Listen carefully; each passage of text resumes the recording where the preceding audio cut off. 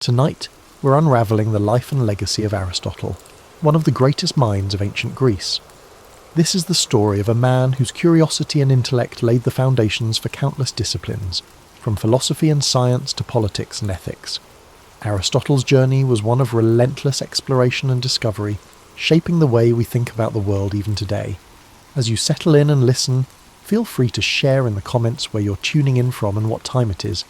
It's always amazing to see how stories like this connect us across time zones and borders. If you enjoy thoughtful explorations of history and the lives of extraordinary individuals, don't forget to subscribe to History and Sleep for more. Now take a deep breath. Let the calmness of the night embrace you, and allow this extraordinary story to guide you into a world where knowledge and wonder illuminate the path to understanding.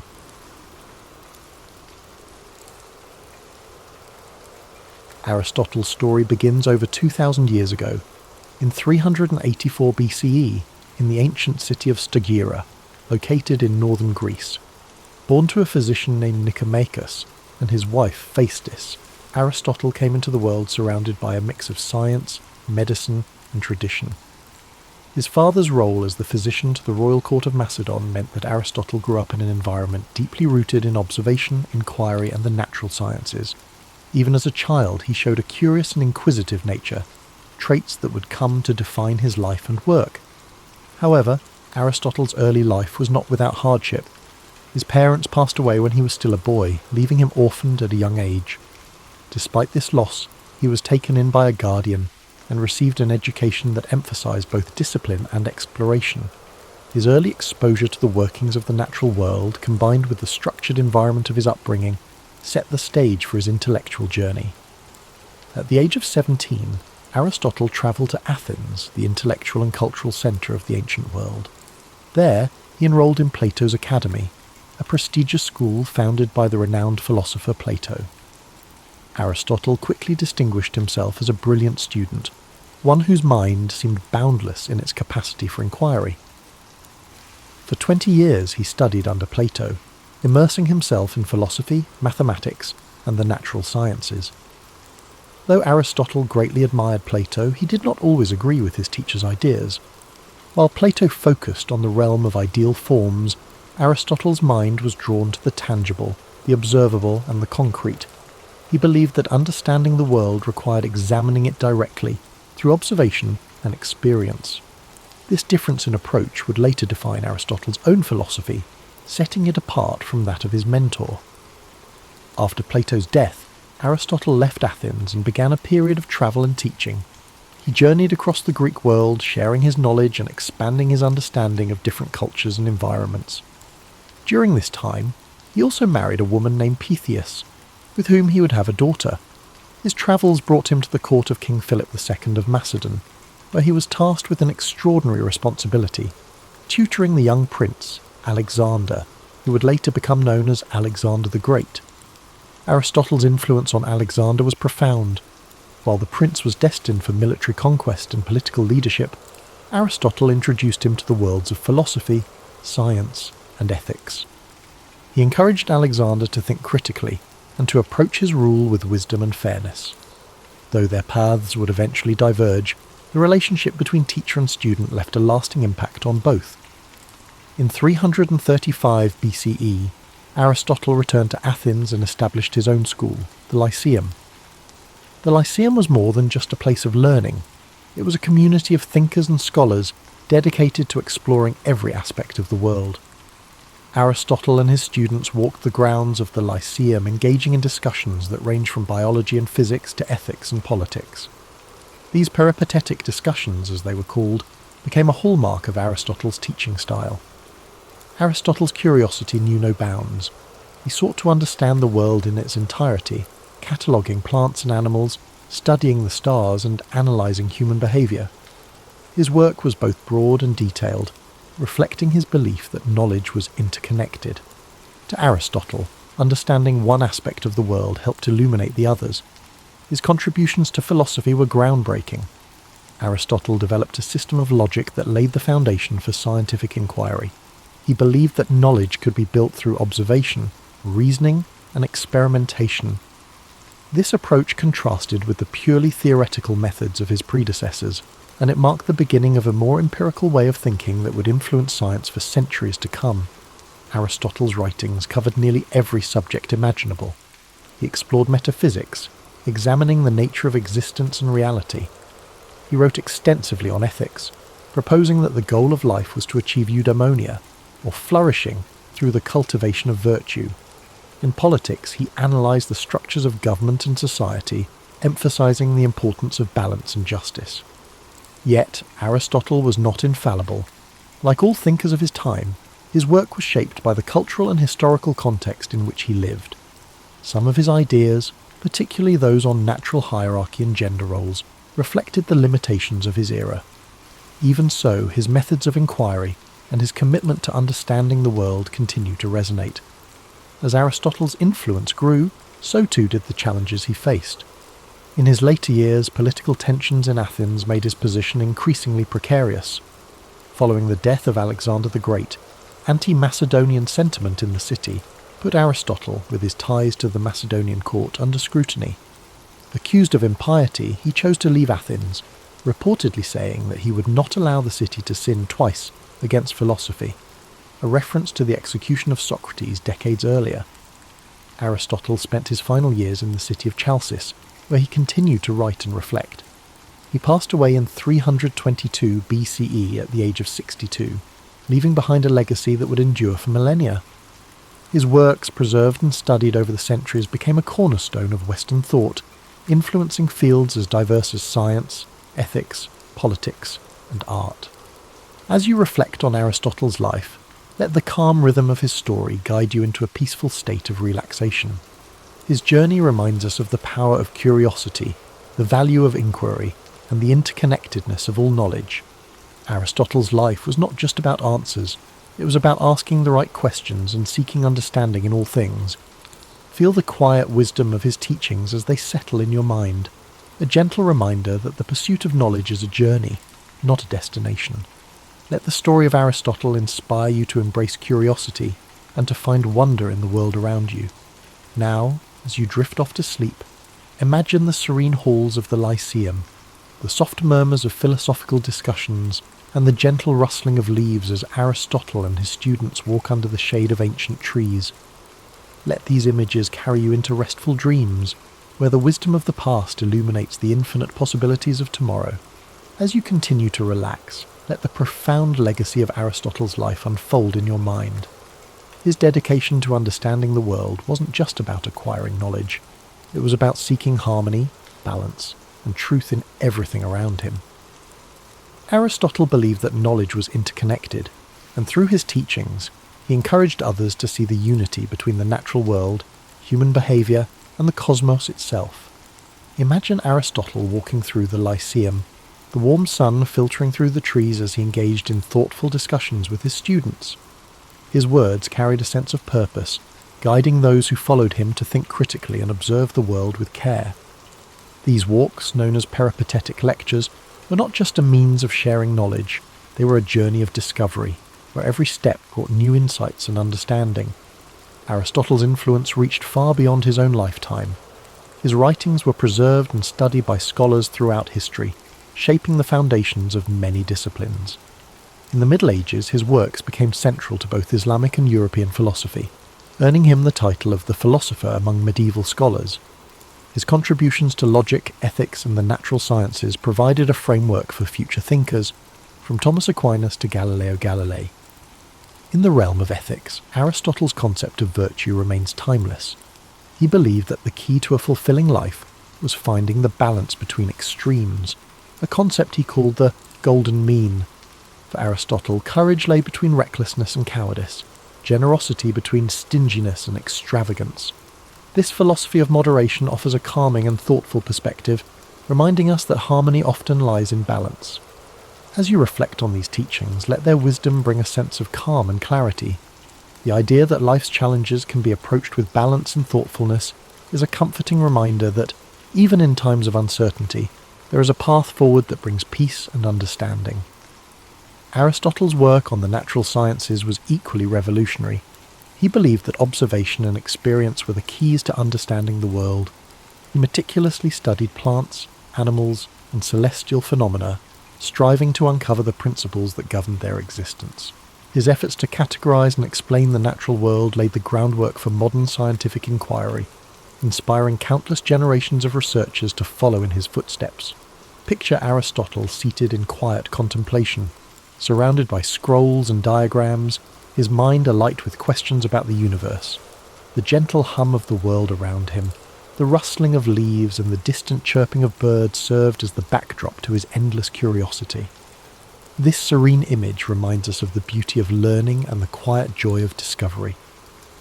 In his exploration of politics, Aristotle emphasized the importance of community and the role of government in promoting the common good.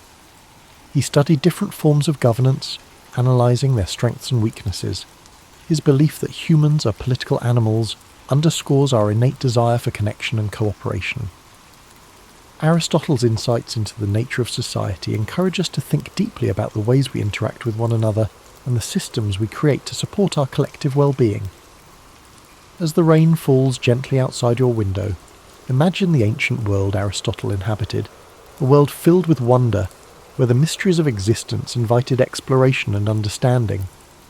Let his story remind you that curiosity is a gift, one that opens the door to endless possibilities. Now, as you drift deeper into relaxation, picture the stars shining above the Lyceum, their light guiding Aristotle and his students as they pondered the mysteries of life. The gentle rhythm of their footsteps, the soft murmur of their voices, and the stillness of the night create a peaceful atmosphere, one that invites you to find rest and serenity in your own journey. Aristotle's life was a testament to the power of inquiry, the joy of discovery, and the interconnectedness of all things. His teachings remind us that knowledge is not just about understanding the world, it's about finding our place within it and striving to live in harmony with ourselves and others. Let the quiet wisdom of Aristotle's journey settle into your thoughts as you rest. His legacy is not just one of intellectual brilliance, but of a life deeply dedicated to understanding the beauty and complexity of existence. Aristotle saw the world not as a collection of separate pieces, but as an intricate tapestry, where each thread is connected to the others in profound and meaningful ways. Imagine the calm serenity of ancient Greece, the golden sunlight cascading over the white stone columns of the Lyceum as Aristotle strolled its pathways, surrounded by students eager to learn. They debated, questioned, and explored every aspect of life, from the nature of the stars above to the behaviour of the animals in the fields nearby. Their conversations were filled with curiosity and wonder, a reflection of Aristotle's belief that every question, no matter how simple or complex, was worth pursuing. Aristotle's ability to bridge different disciplines was one of his greatest strengths. He saw no boundary between science and philosophy, ethics and politics, or art and nature. To him, everything was interconnected, part of a greater whole that deserved to be studied and understood. This holistic view of the world is a reminder of the beauty that lies in seeing the bigger picture, in understanding that each small piece contributes to something far greater than itself. As you drift further into relaxation, let the harmony of Aristotle's teachings bring you peace. His philosophy of balance and moderation encourages us to find calm in the chaos, to seek the middle ground where we can flourish.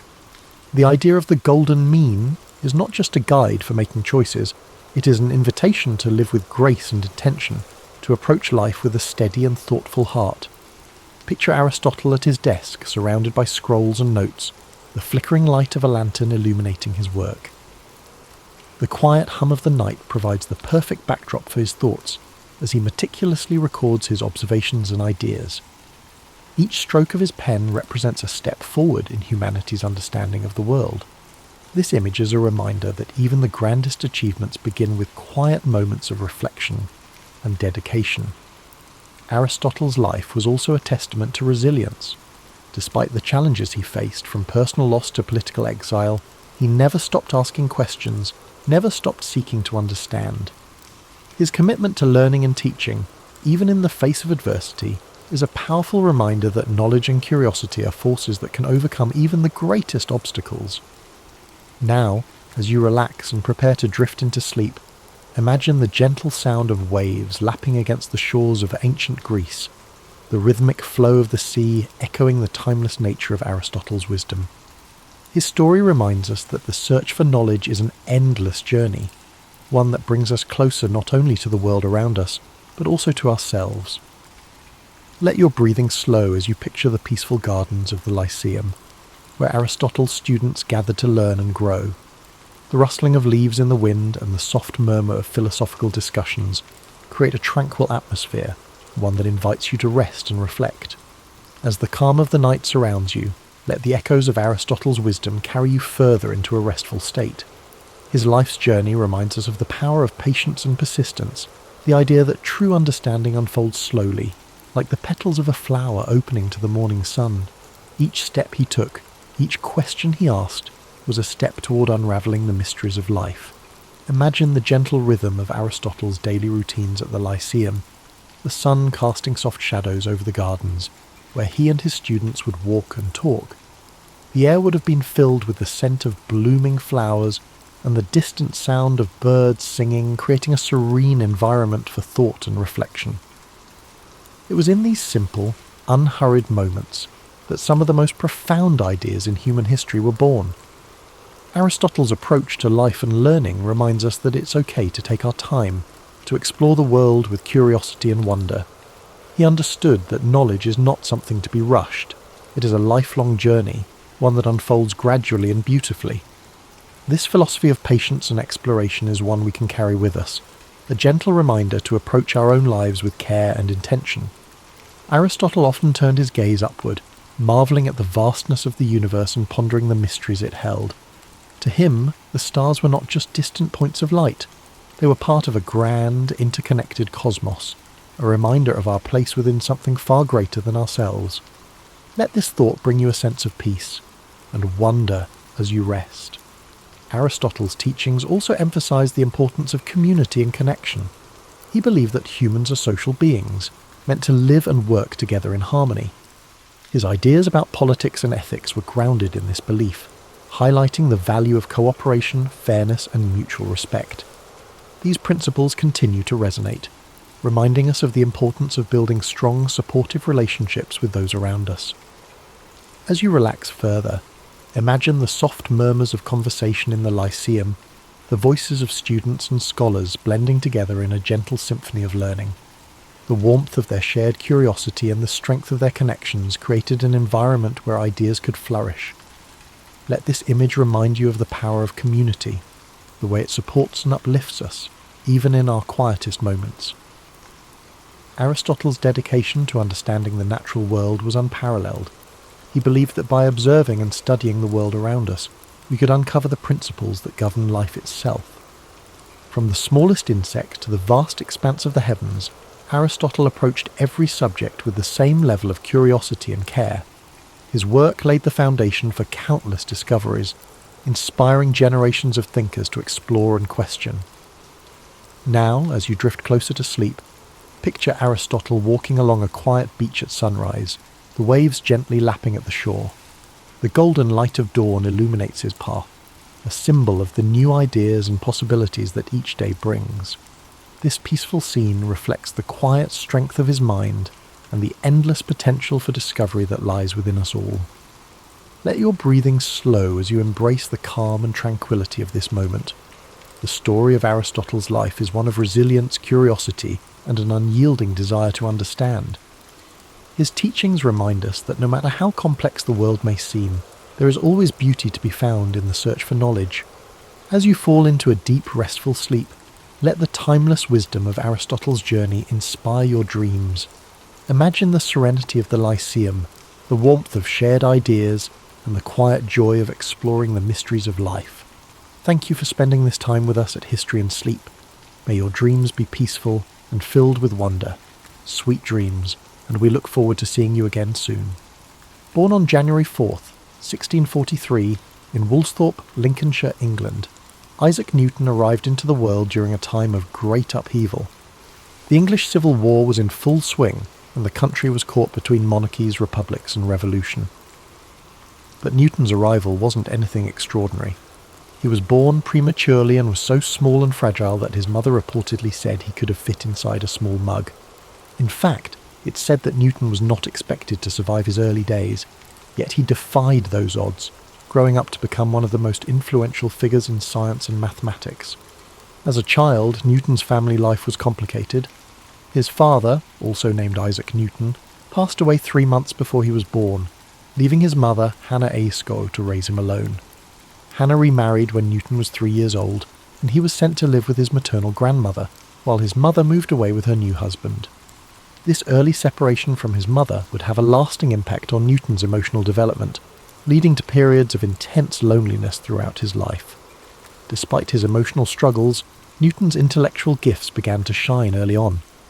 As a young boy, he attended the King's School in Grantham, where he was known for being solitary and deeply engrossed in his studies.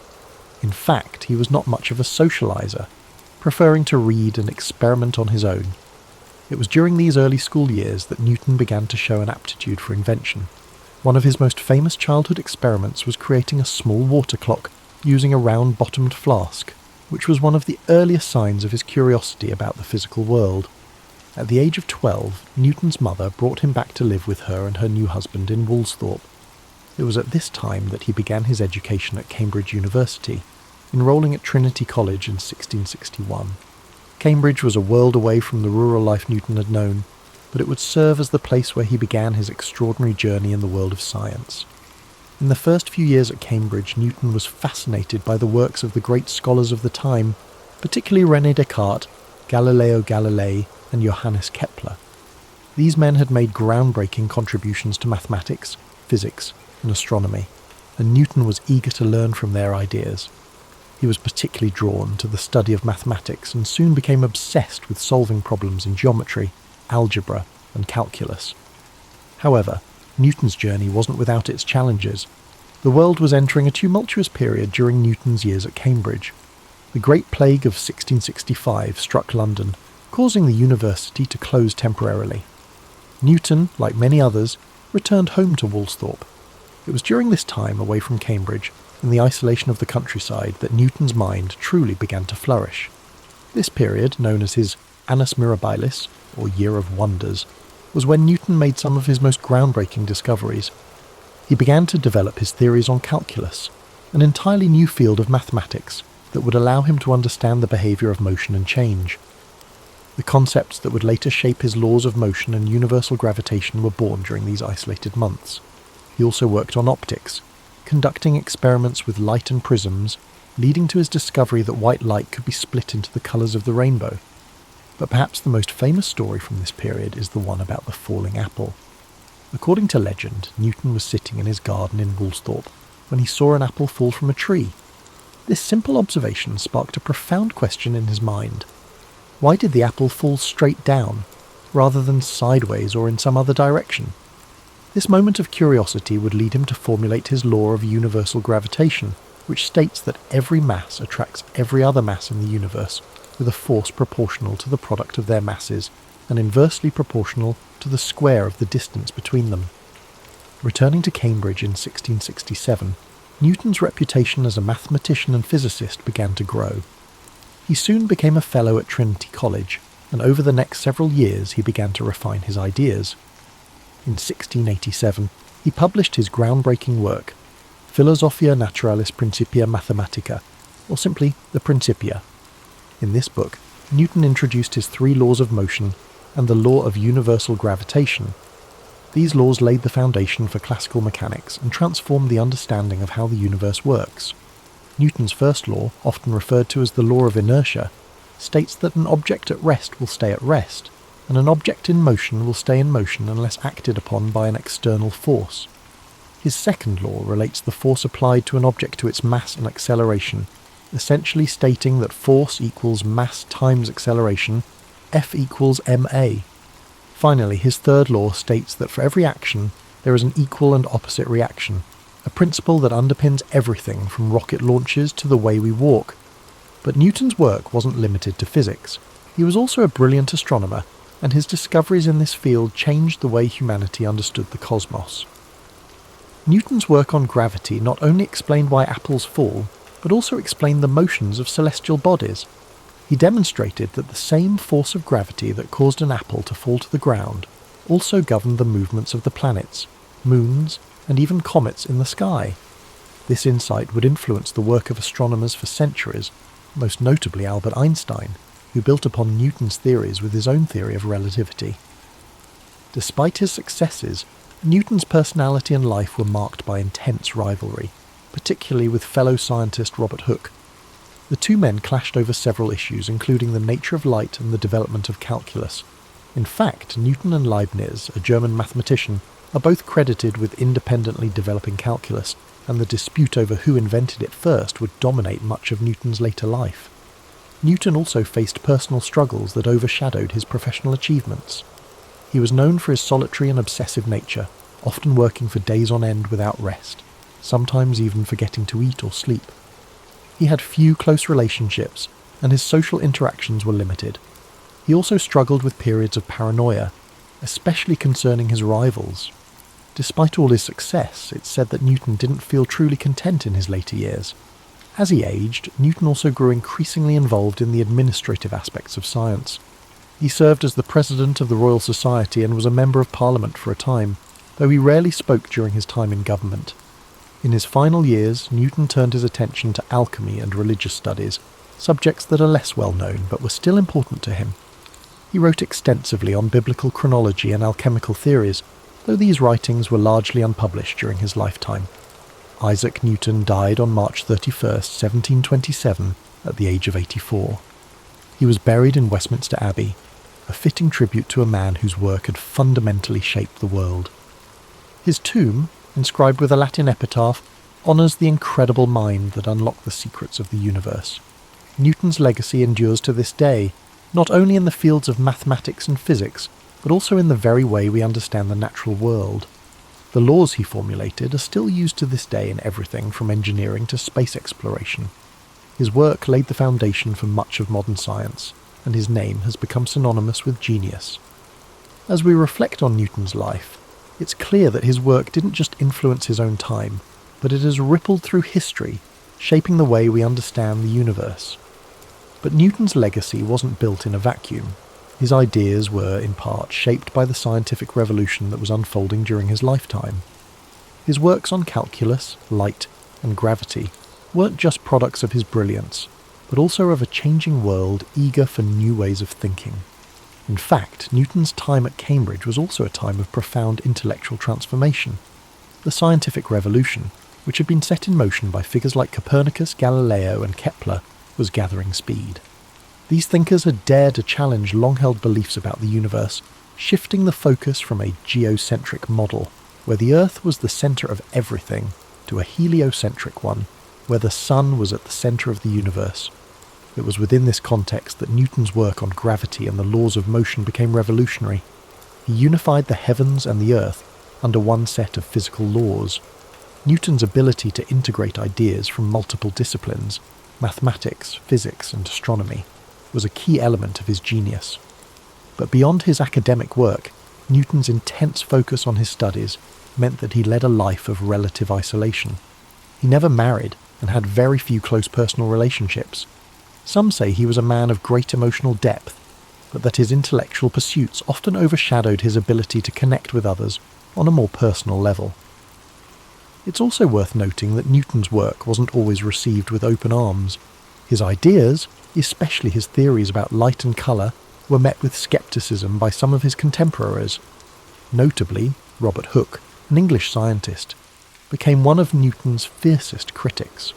Hooke's contributions to the understanding of light and elasticity were significant, but Newton's more developed ideas on optics put him in direct conflict with Hooke, creating a rivalry that would last for many years. Newton's battle for intellectual supremacy didn't end there. His dispute with Gottfried Wilhelm Leibniz over the invention of calculus was one of the most bitter and drawn-out academic feuds in history. Both men independently developed the theory of calculus, and the ensuing conflict over who deserved credit for it led to years of acrimony. The battle was not just personal, it had a significant impact on the development of mathematics in Europe. Despite these controversies, Newton's work would ultimately be validated by history. By the time of his death in 1727, he had already established himself as one of the foremost intellectual figures of the Western world. His contributions to mathematics, physics, and astronomy became foundational to the development of modern science, and his Principia is still considered one of the greatest works ever published in the history of science. Now, when we think about Newton's lasting legacy, we cannot overlook the sheer scale of his influence on the way we live today. His laws of motion and the law of universal gravitation are still applied in everything from engineering to space exploration. The space missions that carry astronauts and satellites into orbit rely heavily on Newton's work. The trajectory calculations used to send spacecraft to distant planets, such as the Mars rovers, are based on his principles. His equations have been the bedrock upon which countless scientific advancements have been built. And even though Newton's theories on gravity have been refined and expanded upon by later scientists, such as Albert Einstein with his theory of general relativity, the core ideas about the forces that govern motion and the behaviour of celestial bodies are still grounded in Newtonian mechanics. In a sense, Newton's work provides the framework within which later theories are tested and developed. In addition to his scientific contributions, Newton's influence extended into philosophy, religion, and even the political sphere. As president of the Royal Society, he played a significant role in shaping the direction of scientific research in England. Newton's work helped elevate science to a position of great prestige, laying the groundwork for the Enlightenment, a period in history marked by an emphasis on reason, logic, and scientific inquiry. But despite his global fame, Newton remained a man of contradictions. He was intensely private and could be quite bitter towards those who challenged his ideas. He was known to be secretive, often withholding his work until he felt it was perfect, and sometimes even to the point of being paranoid about rivals. There are stories of him working for days on end without sleep, consumed by his theories, losing touch with reality. This obsessive nature also manifested in his work on alchemy and biblical chronology, fields which seem unrelated to his scientific work but were important to him nonetheless. His pursuit of alchemy, for instance, is one of the lesser-known aspects of his life. Alchemy, an ancient practice that combined elements of chemistry, metallurgy, and mystical thought, was a passion of Newton's. He wrote hundreds of thousands of words on the subject, but his alchemical works remained largely unpublished during his lifetime. It's said that he viewed the pursuit of alchemy as a way to unlock deeper truths about the universe, but this side of his personality was overshadowed by his more well-known scientific work. In the realm of religion, Newton spent considerable time studying the Bible, attempting to decode its messages and understand the natural world through a spiritual lens. While many of his contemporaries were devoutly religious, Newton's religious views were a mix of traditional Christianity and personal, unorthodox beliefs. He believed that the natural world was a reflection of God's design, and that studying the laws of nature was a way to understand the divine order of the universe. Newton's later years were marked by a mixture of public service and intense personal reflection.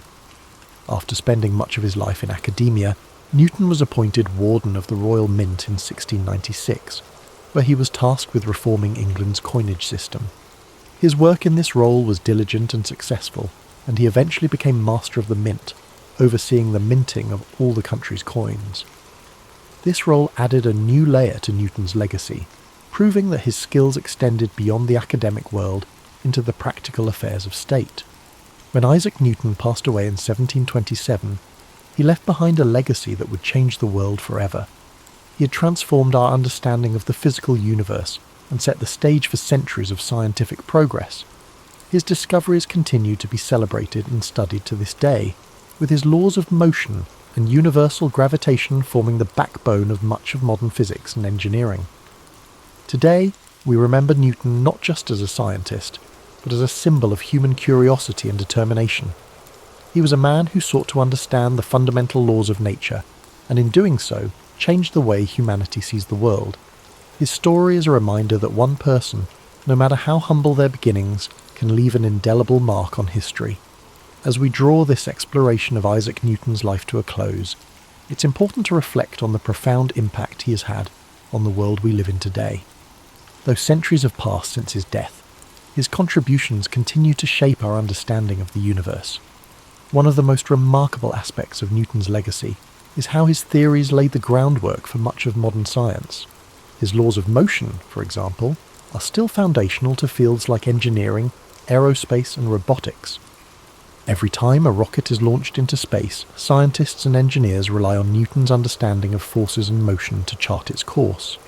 His ideas allow us to send satellites to orbit, predict the trajectory of asteroids, and calculate the velocity of objects moving at incredible speeds. Without his work, our modern technological advancements, especially in fields like space exploration, would not have been possible. Even beyond physics, Newton's influence extends to a variety of other disciplines. His work in mathematics led to the development of calculus, a tool that's now used in everything from economics to medicine. Calculus is indispensable in understanding rates of change, making it essential in fields like biology, chemistry, and even social sciences. It's amazing to think that these equations, developed over 3 centuries ago, are still used by scientists, mathematicians, and economists to solve real-world problems. Newton's discoveries about light and optics, too, paved the way for our modern understanding of vision, colour, and even the development of technologies like telescopes and microscopes. His experiments with prisms demonstrated that light is made up of different colours, fundamentally changing our approach to the study of light waves. His theories on optics played a key role in the development of modern physics, and they still inform cutting-edge research in areas like quantum mechanics and wave theory. But Newton's influence isn't confined to the realm of science and mathematics. His work in establishing a more rigorous, methodical approach to inquiry laid the foundations for the scientific method we rely on today. The idea that the universe operates according to predictable, natural laws that can be understood through observation, experimentation, and reasoning is something we take for granted now, but it was revolutionary in Newton's time. We can also see Newton's impact in the way we approach intellectual problems. His relentless drive to solve complex questions, his commitment to challenging the status quo, and his deep curiosity about the world around him have inspired countless individuals throughout history. Newton's life serves as a reminder that sometimes the pursuit of knowledge requires patience, perseverance, and an unshakable belief that there are answers to be found. Yet, for all of his groundbreaking discoveries, Newton's life was far from perfect. He lived in an era that was often hostile to new ideas, and his own struggles with isolation and personal conflict are a testament to the challenges that even the greatest minds face. Newton was deeply introspective, sometimes to the point of obsession. He had a tendency to push people away, focusing all his energy on his work, which left him with few close relationships. Even in his personal life, Newton found that achieving greatness often came at the cost of emotional fulfillment. In many ways, though, Newton's journey can offer us comfort. His story reminds us that greatness is not always defined by ease or popularity. Sometimes, it's the quiet, solitary pursuit of understanding that leads to the most profound discoveries. Newton's legacy teaches us that the road to success is often winding and full of obstacles, but those who stay dedicated to their vision can leave a mark on history. As you reflect on Newton's life tonight, consider how his story connects to your own. We all have our own struggles, and sometimes the world may not understand us right away. But like Newton, we can find solace in our curiosity and passion. We may not discover the laws of motion or unlock the secrets of the cosmos, but we all have something to contribute to the world in our own unique way. And just like Newton, we must embrace the process of discovery, whether it's scientific, personal, or emotional. Every question we ask, every challenge we face, is part of a larger journey, one that connects us to the great minds who have shaped history and the ones who will come after us. William Shakespeare was born in the spring of 1564 in the small town of Stratford-upon-Avon, England. Though the exact date of his birth is not known, tradition holds it to be April 23rd. The streets of Stratford were quiet, lined with timber-framed houses, their white plaster walls crisscrossed by dark wooden beams. The gentle flow of the River Avon had meandered through the town, reflecting the sky in its soft, rippling waters. William was the third child of John Shakespeare, a glove maker and local merchant, and Mary Arden, who came from a respected farming family. Their home on Henley Street was modest, but comfortable, filled with the sense of leather and parchment from his father's work. In those early days, William's world was shaped by the sounds of bustling markets, church bells, and the hum of conversation among townsfolk. The air in Stratford was filled with the rhythms of everyday life, the changing seasons, and the echoes of a world on the brink of cultural awakening. As a boy, William likely spent time exploring the fields and woods beyond the town, where wildflowers bloomed and the calls of birds filled the air. He may have wandered along the banks of the Avon, his curious eyes taking in the flowing water, the shifting light, and the small wonders of nature. William attended the King's New School, where he received a solid education in reading, writing, and classical literature. He studied the works of Roman poets like Ovid and playwrights like Plautus and Seneca. These ancient stories of gods, heroes, and tragic fates ignited his imagination, giving him a foundation that would later blossom into his own masterpieces. The days at school were long, filled with the scratch of quills on parchment, the low hum of Latin recitations, and the occasional creak of wooden benches. William learned not only the rules of language, but also the power of storytelling, the ability to capture the human experience in words. When William was 18, he married Anne Hathaway, a farmer's daughter who lived in a small cottage outside of Stratford. Their marriage was a quiet affair, held in the local church, surrounded by family and friends. A year later, they welcomed their first child, Susanna, followed by twins, Hamnet and Judith. The small house they shared was filled with the sounds of children's laughter and the simple comforts of family life. Yet, even as a young man with a family, William's mind seemed to yearn for something more. Somewhere within him, the seeds of creativity were beginning to sprout. By the late 1580s or early 1590s, Shakespeare left Stratford and made his way to London, a city alive with energy, opportunity, and artistic expression. London in the 1590s was a place of contrasts, cobblestone streets filled with carriages, merchants selling their wares, and the hustle and bustle of a growing metropolis. It was a city where theatres were becoming centres of cultural life, drawing people from all walks of society. Amidst this vibrant chaos, William Shakespeare found his place in the world of theatre. He began his career as an actor and playwright, with a company called the Lord Chamberlain's Men.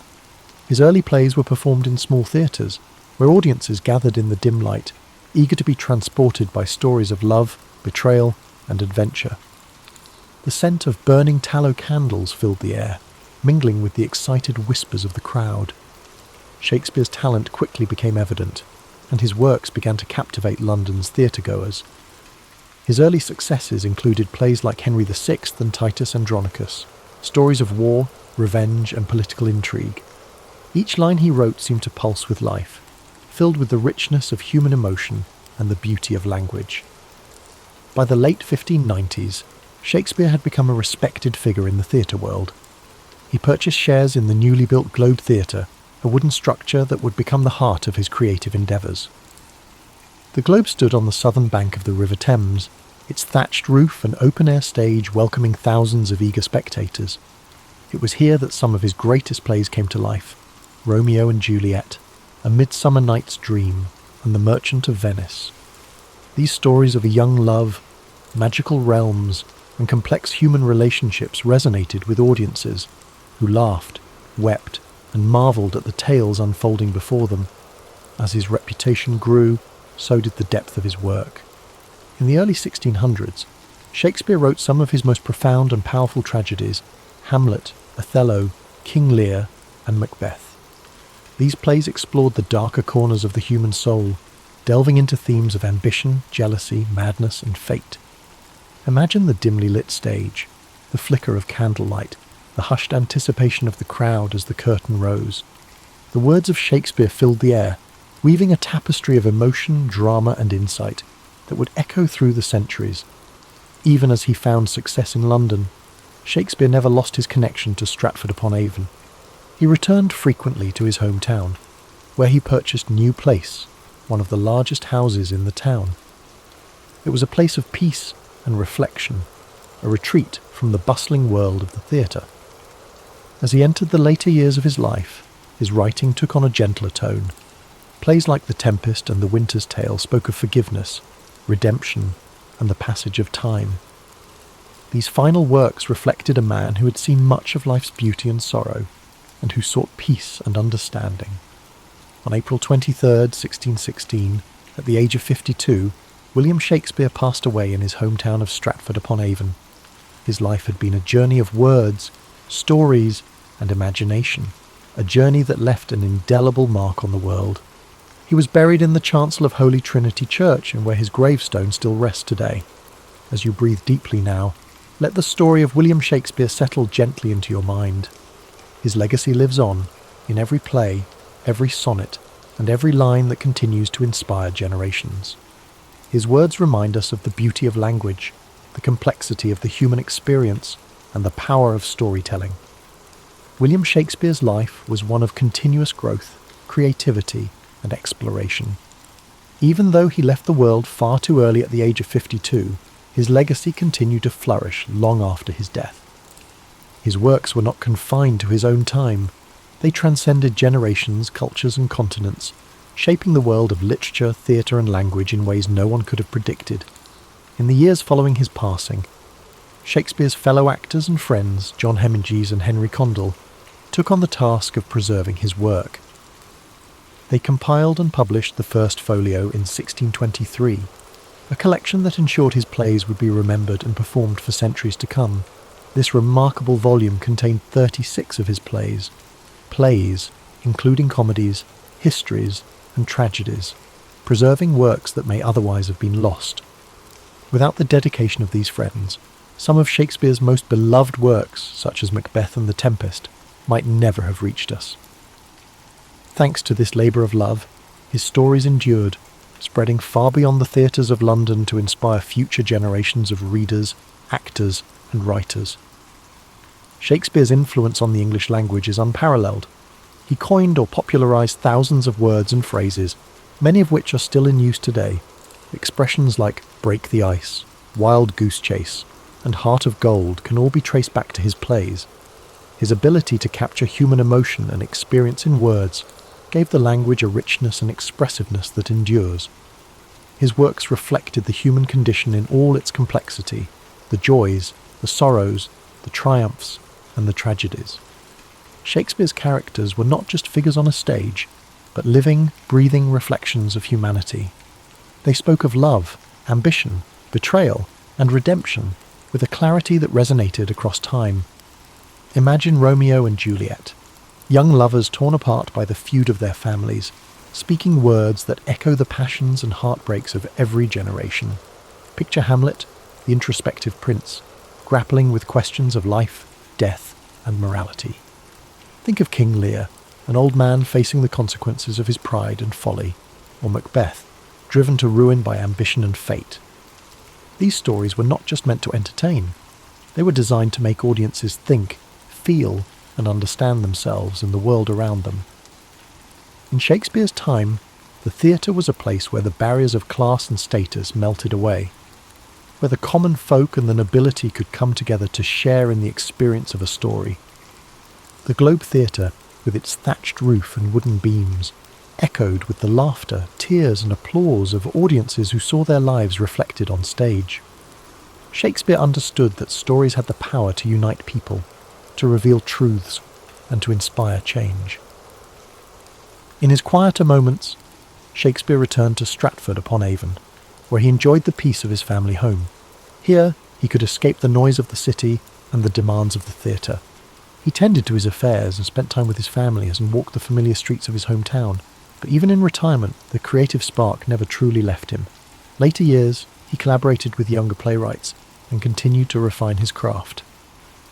The serenity of Stratford offered him a chance to reflect on his life's work, to find peace in the knowledge that he had given the world something timeless and extraordinary. Though his life ended on April 23, 1616, his impact was only just beginning. Over the centuries, Shakespeare's works were performed in countless theatres, translated into every major language, and adapted into countless forms. His stories found new life in operas, films, novels, and modern reinterpretations that brought his characters into new settings and contexts. Generations of actors, from humble players to celebrated stars, found their voices through Shakespeare's words. Directors reimagined his plays in endless ways, setting them in modern cities, distant futures, and war-torn landscapes. Each interpretation shed new light on his timeless themes. In schools and universities, students continue to explore his plays, discovering the brilliance and depth of his writing. His sonnets, with their delicate beauty and insight into the nature of love and time, continue to touch the hearts of readers across the globe. Shakespeare's legacy is not just in the pages of books or on the stages of theatres. It lives in the way we use language, the way we tell stories, and the way we understand ourselves. His genius lies in his ability to capture the full spectrum of human experience, from the lightest moments of comedy to the darkest depths of tragedy. As you lie here, feeling the weight of sleep gently pressing upon you, know that Shakespeare's story is one of inspiration, creativity, and boundless imagination. He reminds us that even the simplest beginnings can lead to extraordinary journeys, that the world is full of stories waiting to be told, and that words have the power to change hearts and minds.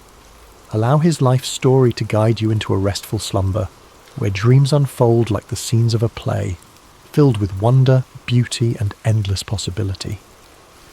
Let the words of the past wrap around you like a soft blanket, comforting and timeless.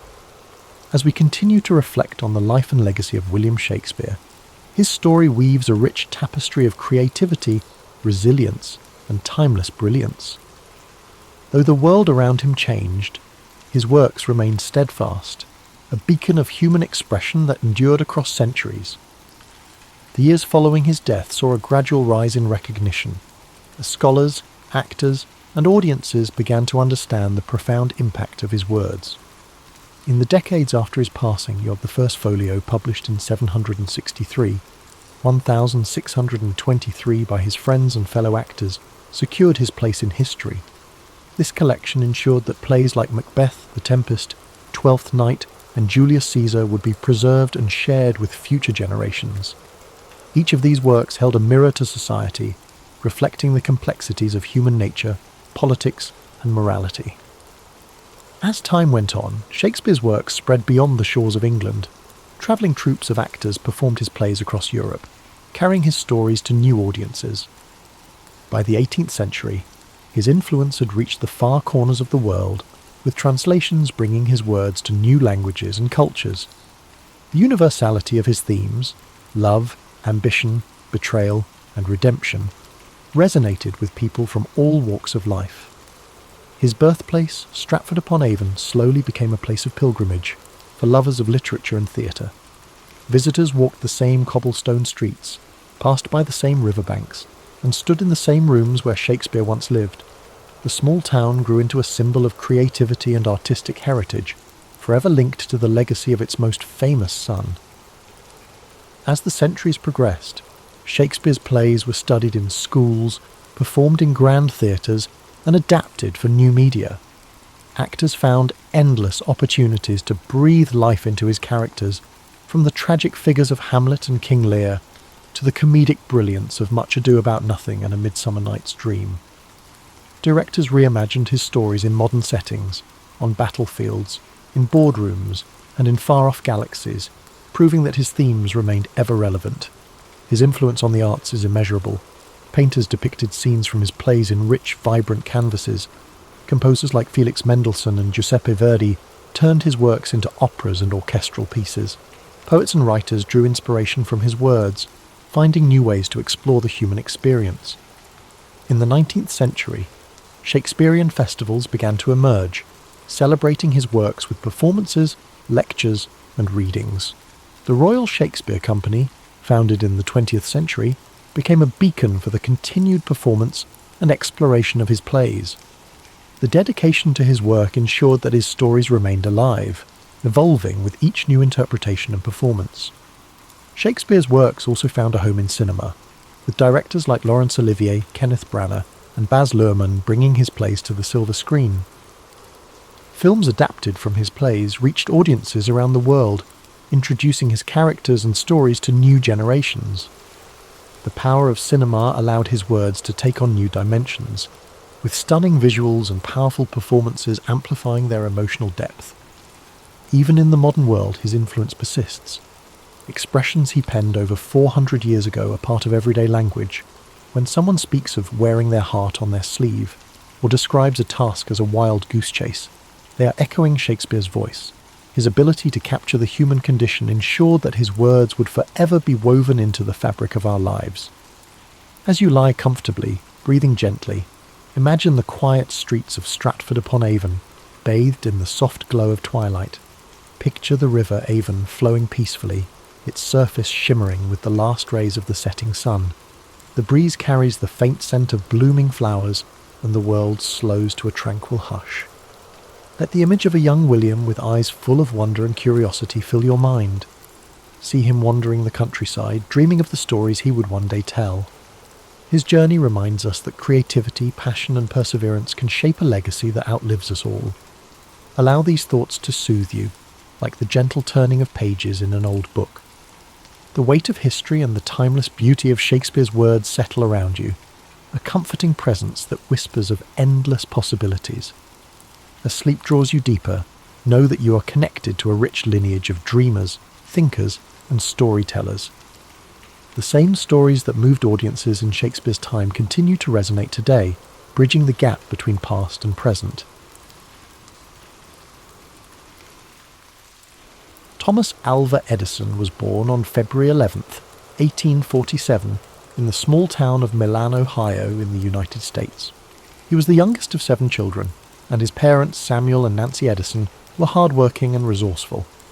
Samuel was a political activist and entrepreneur, while Nancy was a former schoolteacher who nurtured her children's curiosity and learning.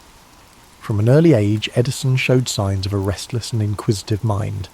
However, his education was far from conventional. He attended school for only a few months before his teacher labelled him as addled, a term used at the time to describe someone with a scattered or confused mind. This harsh judgment prompted his mother to take his education into her own hands. Nancy Edison believed in her son's potential and homeschooled him, instilling a love of reading and self-directed learning that would stay with him for life. Edison's childhood was marked by curiosity and experimentation. He set up a small laboratory in the family basement, where he conducted simple experiments and explored the wonders of chemistry. However, his thirst for knowledge extended beyond science. He devoured books on a wide range of topics, including history, philosophy, and mechanics. This eclectic education laid the foundation for the inventor he would become. At the age of 12, Edison took a job as a newsboy and candy seller on the Grand Trunk Railway. This job allowed him to earn money while observing the workings of the industrial world. He used part of his earnings to buy chemicals and equipment for his experiments. Edison even set up a small laboratory in the baggage car of the train, where he conducted experiments during downtime. His early ventures were not without mishaps. One experiment caused a fire, earning him a reprimand and forcing him to move his activities elsewhere. Edison's life took a significant turn when he became partially deaf, a condition that began in childhood and worsened over time. Although he later offered various explanations for his hearing loss, including a train conductor pulling him onto a moving train by his ears, the exact cause remains uncertain. Instead of viewing his deafness as a limitation, Edison considered it an advantage, allowing him to focus deeply on his work without distractions. As Edison grew older, his fascination with telegraphy opened new doors. He learned Morse code and became a skilled telegraph operator, taking on jobs across the Midwest. The telegraph was one of the most advanced technologies of the time, and working with it gave Edison valuable experience in electrical systems and communication. During this period, he began to develop his first inventions, including an automatic repeater that improved the efficiency of telegraph transmissions. Empty brackets. In 1868, at the age of 21, Edison moved to Boston, a hub of innovation and industry. It was here that he created his first patented invention, an electric vote recorder designed to speed up the voting process in legislative bodies. Unfortunately, the device failed to gain traction, teaching Edison a valuable lesson about the importance of creating inventions that met practical needs. This setback did not deter him. Instead, it fueled his determination to succeed. Edison's career really took off in 1876 when he established his first research laboratory in Menlo Park, New Jersey. This facility became a centre of creativity and innovation, earning Edison the nickname the Wizard of Menlo Park. Here, he assembled a team of talented assistants who collaborated on a wide range of projects. Edison's approach to invention was systematic and collaborative, a stark contrast to the solitary inventor stereotype. One of Edison's most famous inventions emerged from this period, the phonograph. In 1877, he developed a device that could record and reproduce sound, a groundbreaking achievement that amazed the public. The phonograph earned Edison international acclaim and cemented his reputation as a leading innovator. The following years saw Edison tackle one of the greatest challenges of his career, creating a practical and affordable electric light system. While others had experimented with electric lighting, Edison was determined to develop a complete system, including generators, wiring and light bulbs that could bring electricity to homes and businesses. In 1879, after countless experiments, he unveiled a carbon filament incandescent light bulb that could burn for extended periods. This invention revolutionized daily life and marked the beginning of the electrification era. Edison's work in electric lighting led to the formation of the Edison Electric Light Company, which later evolved into General Electric, one of the largest corporations in the world. However, his success was not without challenges. The late 19th century saw fierce competition between Edison's direct current, DC, electrical system and the alternating current, AC system, championed by Nikola Tesla and George Westinghouse. This war of the currents was a bitter rivalry, but ultimately AC became the dominant method of electrical distribution due to its efficiency over long distances. Despite this setback, Edison continued to innovate in a wide range of fields. He improved motion picture technology, developing the kinetoscope and contributing to the early days of the film industry. His laboratories also worked on advances in batteries, cement and mining technologies. By the time of his death, Edison held over 1,000 patents, a testament to his relentless creativity and work ethic. Edison's personal life was as eventful as his professional one. He married Mary Stilwell in 1871, and the couple had 3 children. After Mary's untimely death in 1884, Edison married Mina Miller in 1886, with whom he had 3 more children. Mina played a significant role in managing Edison's affairs and supporting his work, providing stability in a life often consumed by invention. As we reflect on Thomas Edison's life, it's clear that his contributions went far beyond individual inventions.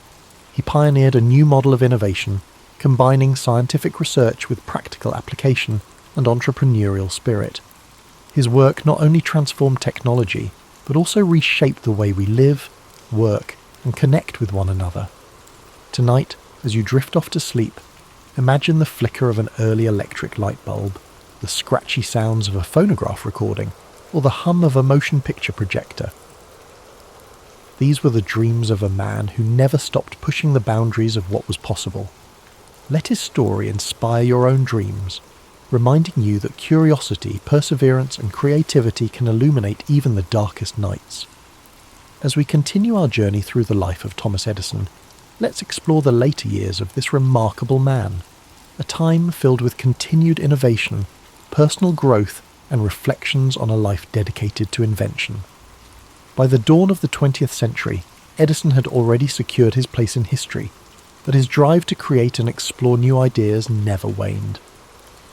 His laboratory at Menlo Park had given way to a larger, more advanced facility in West Orange, New Jersey, which became his new center of operations. This expansive complex allowed Edison to work on multiple projects simultaneously and provided a space where ideas could flourish on a grand scale. The West Orange laboratory was a bustling hub of activity, where Edison and his team of assistants worked tirelessly on inventions that would shape the future. This facility housed not only research areas but also manufacturing spaces, making it a model for modern industrial research. Here, Edison's vision for invention as a collaborative process continued to thrive. During this period, one of Edison's key focuses was improving battery technology. He believed that rechargeable batteries held the potential to revolutionize transportation and energy storage. After years of experimentation, he developed the nickel-iron storage battery, which proved to be more durable and long-lasting than its predecessors. These batteries were used in electric vehicles, signaling Edison's foresight into the future of sustainable transportation. Edison's interest in motion pictures also continued to evolve. His work on the kinetoscope and the development of early film projectors played a crucial role in the birth of the motion picture industry. Although his methods and equipment were eventually surpassed by newer technologies, Edison's contributions laid the groundwork for the film industry's rapid growth. He saw movies not just as entertainment, but as a powerful medium for education and communication. In addition to his inventions, Edison had a keen sense of business and industry.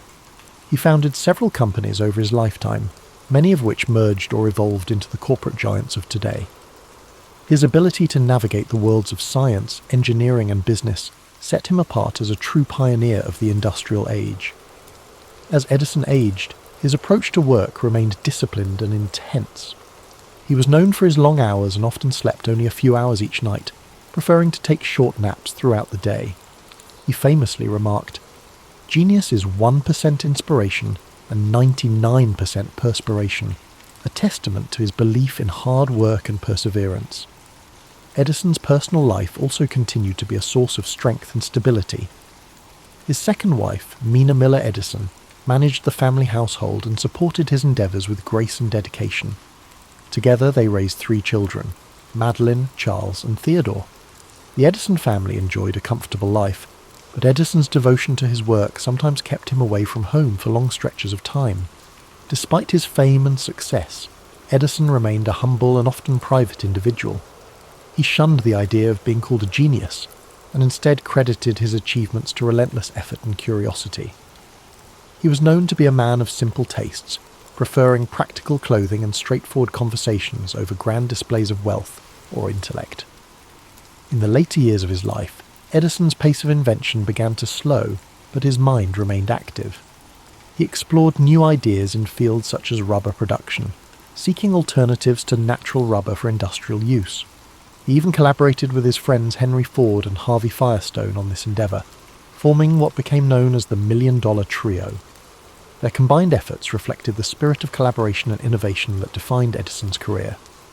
As he approached his twilight years, Edison became more reflective about the changes he had witnessed. Born before the widespread use of electricity, he lived to see a world transformed by his inventions. The cities of his youth, once dimly lit by gas lamps and candles, now gleamed with electric lights. The hum of machines, powered by electricity, filled factories and homes alike. The world had grown smaller through communication technologies like the telegraph, the telephone and motion pictures, all fields where Edison had left his mark. In 1929, to celebrate the 50th anniversary of the electric light bulb, a grand event was held in Edison's honour at his laboratory in West Orange. Attended by prominent figures such as President Herbert Hoover and industrialists like Henry Ford, the event was a tribute to a man whose ideas had changed the world. Despite the accolades, Edison remained modest, focusing instead on the future and the possibilities yet to be explored. On October 18, 1931, at the age of 84, Thomas Edison passed away in his home in West Orange, New Jersey. His death marked the end of an era, but his legacy lived on.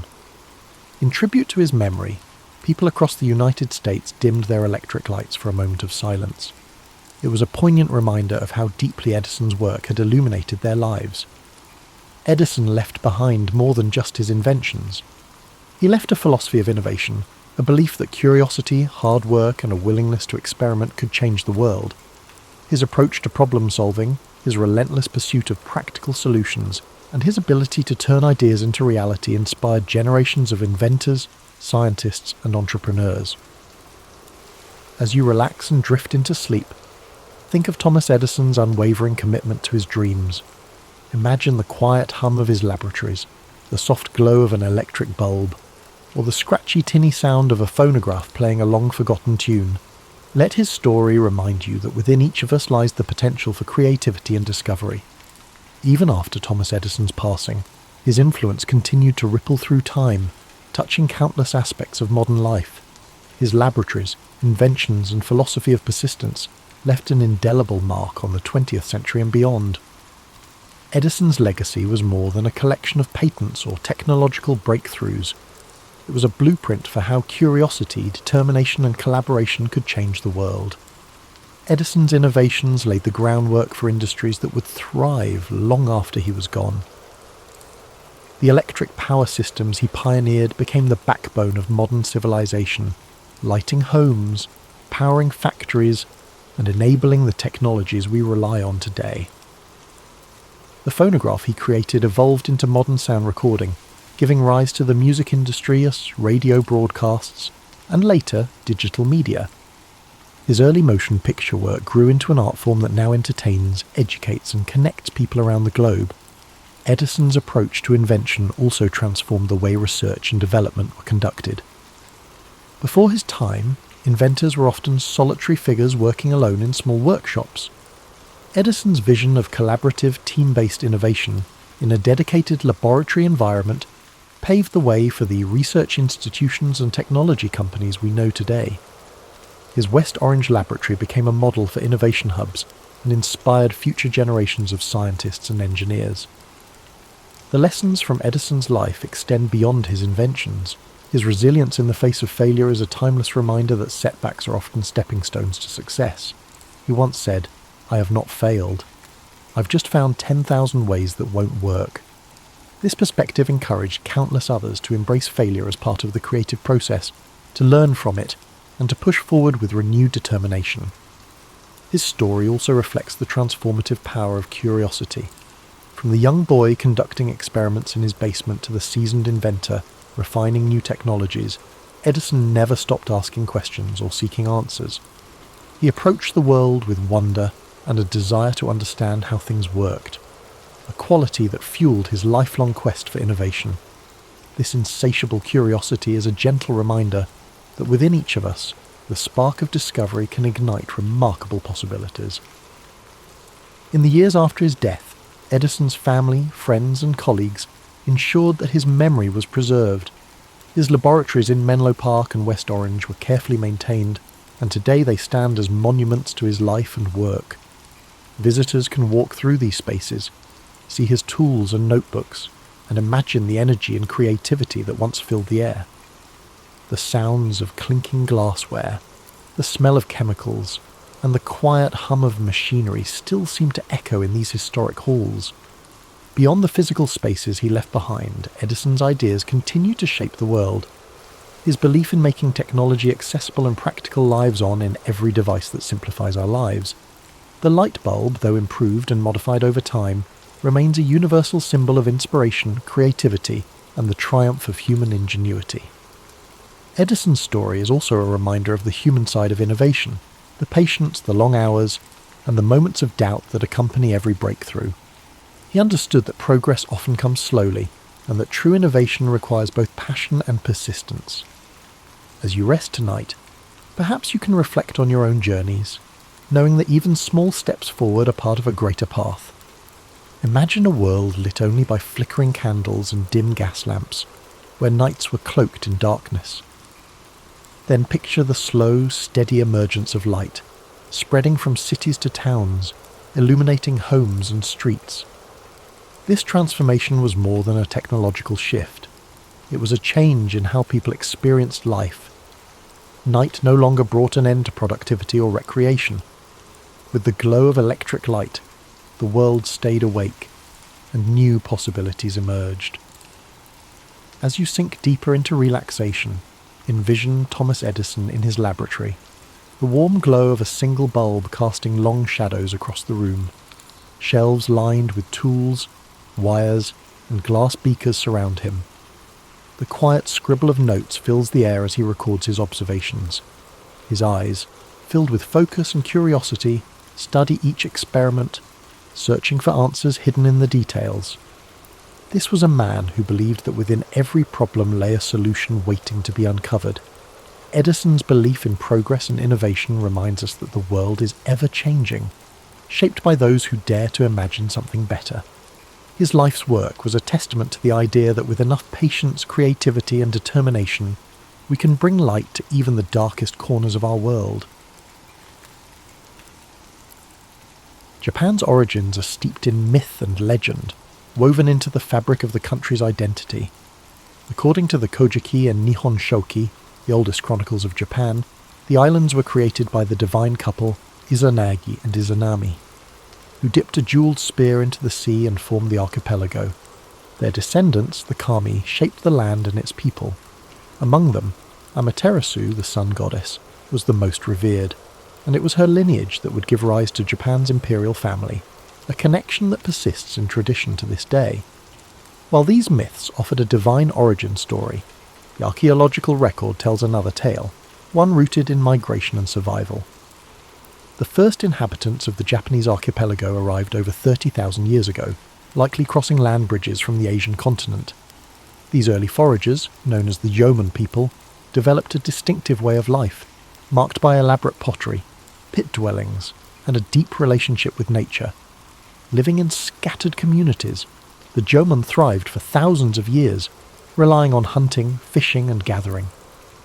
Over time, a new wave of migrants, the Yayoi, arrived from the Korean peninsula around 1000 BCE, bringing advanced agricultural techniques, metal tools, and a more structured society. The Yayoi introduced rice farming, which transformed the landscape and led to the rise of settled villages, social hierarchies, and territorial disputes. This era laid the foundation for the first centralized political structures in Japan, as powerful clan leaders, known as uji, competed for control. Among them, one lineage, the Yamato, gradually emerged as the most dominant, consolidating power and setting the stage for an imperial dynasty. While the lines between history and myth blur in Japan's earliest narratives, these formative centuries shaped the cultural, spiritual and political DNA of the nation. The balance between divine legitimacy and earthly rule became a defining feature of Japan's rulers, a theme that would persist through centuries of samurai governance, shogunate control, and imperial restoration. The echoes of these ancient times still resonate in modern Japan, where traditions, shrines, and rituals continue to honour the distant past, maintaining a tangible link to the country's mythological and historical roots. As the Yayoi period gave way to the Kofun era circa 250 to 538 CE, Japan saw the rise of powerful clans that vied for dominance, each commanding vast agricultural territories and fortified settlements. Among these rival factions, the Yamato clan gradually asserted its influence over much of central and western Japan, cementing itself as the dominant force. Unlike the decentralized power structures of earlier centuries, the Yamato rulers established a centralized authority, one that derived legitimacy from both military strength and divine ancestry. They claimed descent from Amaterasu, the sun goddess, an assertion that reinforced their divine right to rule and set a precedent for Japan's imperial institution. As the Yamato extended their control, they adopted new governing strategies, incorporating rival clans into their administration rather than outright destroying them. This tactic allowed them to unify a fragmented land while keeping powerful regional families invested in their rule. Large keyhole-shaped burial mounds, known as kofun, began dotting the landscape, serving as massive tombs for Yamato rulers and symbolizing their growing authority. These colossal structures, some stretching over 400 meters, contained elaborate grave goods, including bronze mirrors, iron weapons, and Chinese-style artifacts, signaling Japan's increasing interaction with the continent. Diplomacy and warfare both played critical roles in the Yamato's consolidation of power. They maintained close ties with the Korean peninsula's three kingdoms, Baekje, Silla, and Goguryeo, exchanging military assistance and cultural knowledge. This relationship introduced advanced ironworking, Buddhism, and Chinese writing, innovations that would profoundly shape Japan's social and political evolution. By the 6th century, the Yamato rulers had firmly established themselves as the sovereign power of the land, transitioning from mere chieftains to imperial monarchs. This period also saw the emergence of the term Tenno, meaning heavenly sovereign, which became the official title of the emperor, reinforcing the dynasty's divine mandate. However, true centralized rule was still in its infancy, and the emperor's power often depended on alliances with influential aristocratic families, particularly the Soga clan.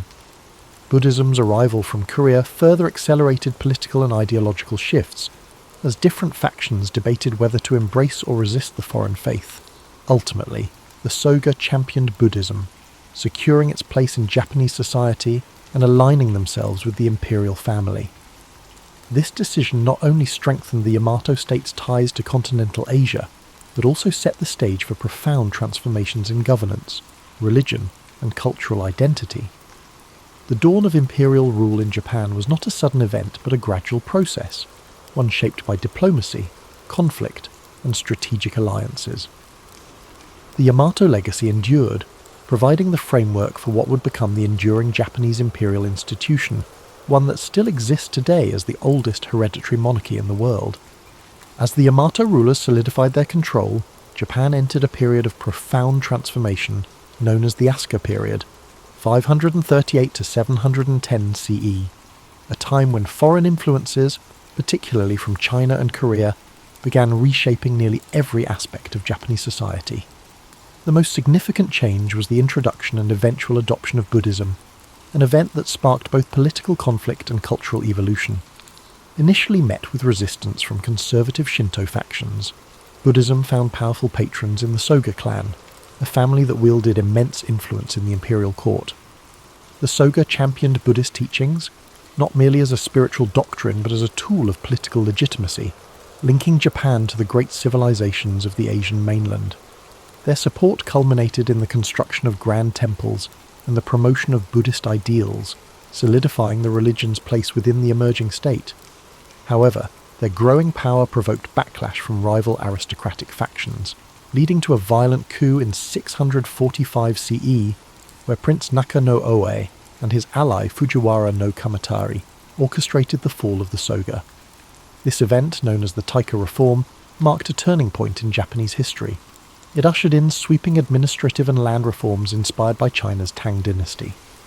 The reform sought to centralize power under the emperor, replacing the old clan-based governance system with a structured bureaucratic state. Land ownership was redefined, with all land technically belonging to the emperor and distributed to farmers in exchange for tax obligations. A new legal code, the Ritsuryo system, was established.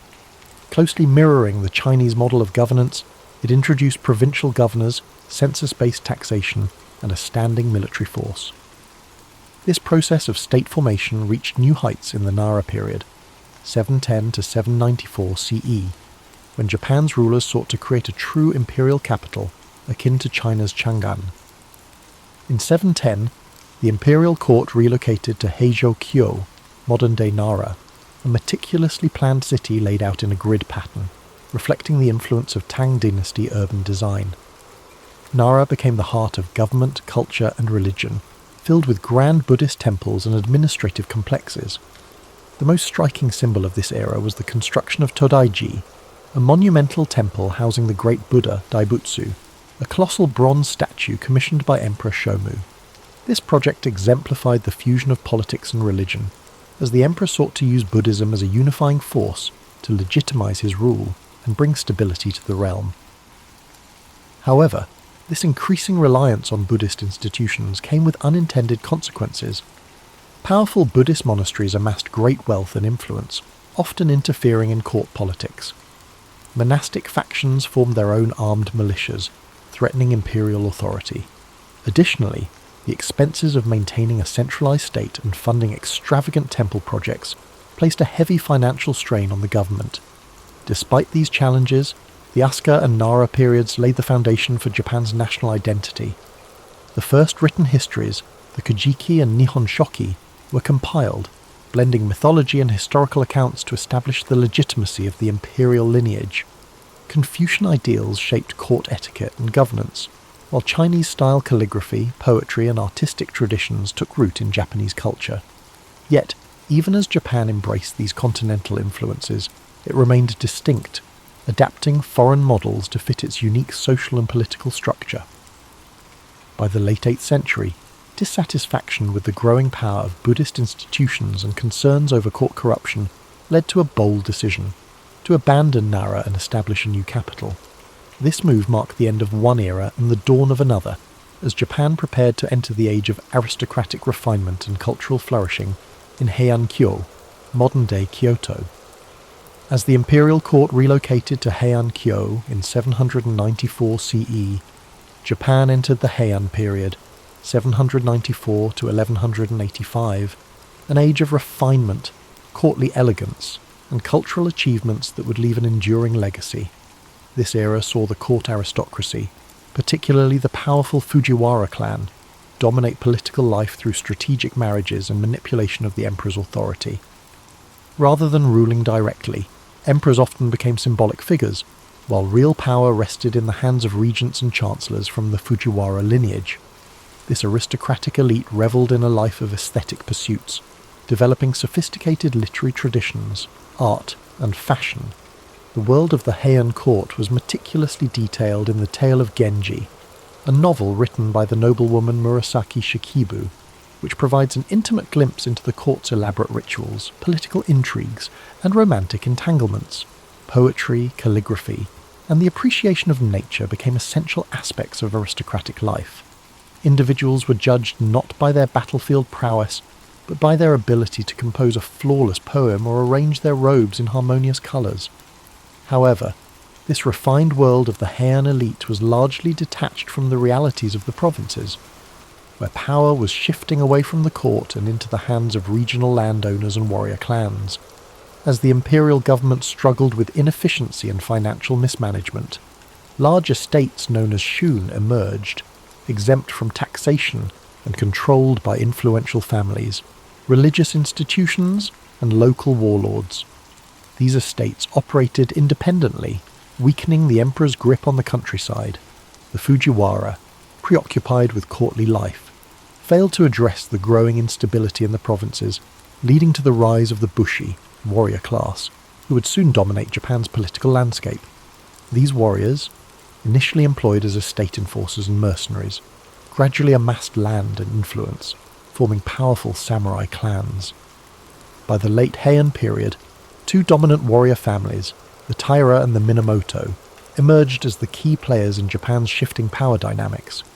Their rivalry culminated in a series of violent conflicts, known as the Genpei War, 1180 to 1185, which would decide the fate of the nation.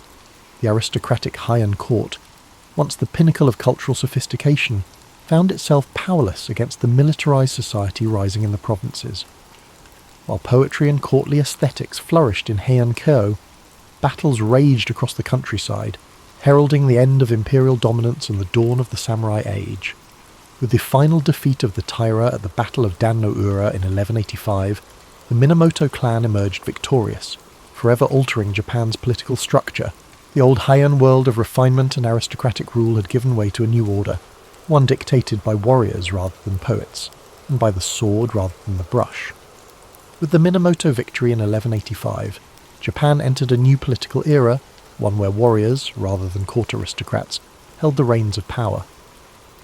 In 1292, Minamoto no Yoritomo formally established the Kamakura shogunate, marking the beginning of samurai rule that would last for nearly 7 centuries. Unlike the emperors of old, who were largely ceremonial figures, Yoritomo wielded actual political and military authority as shogun, a title that would become synonymous with de facto rulership in Japan.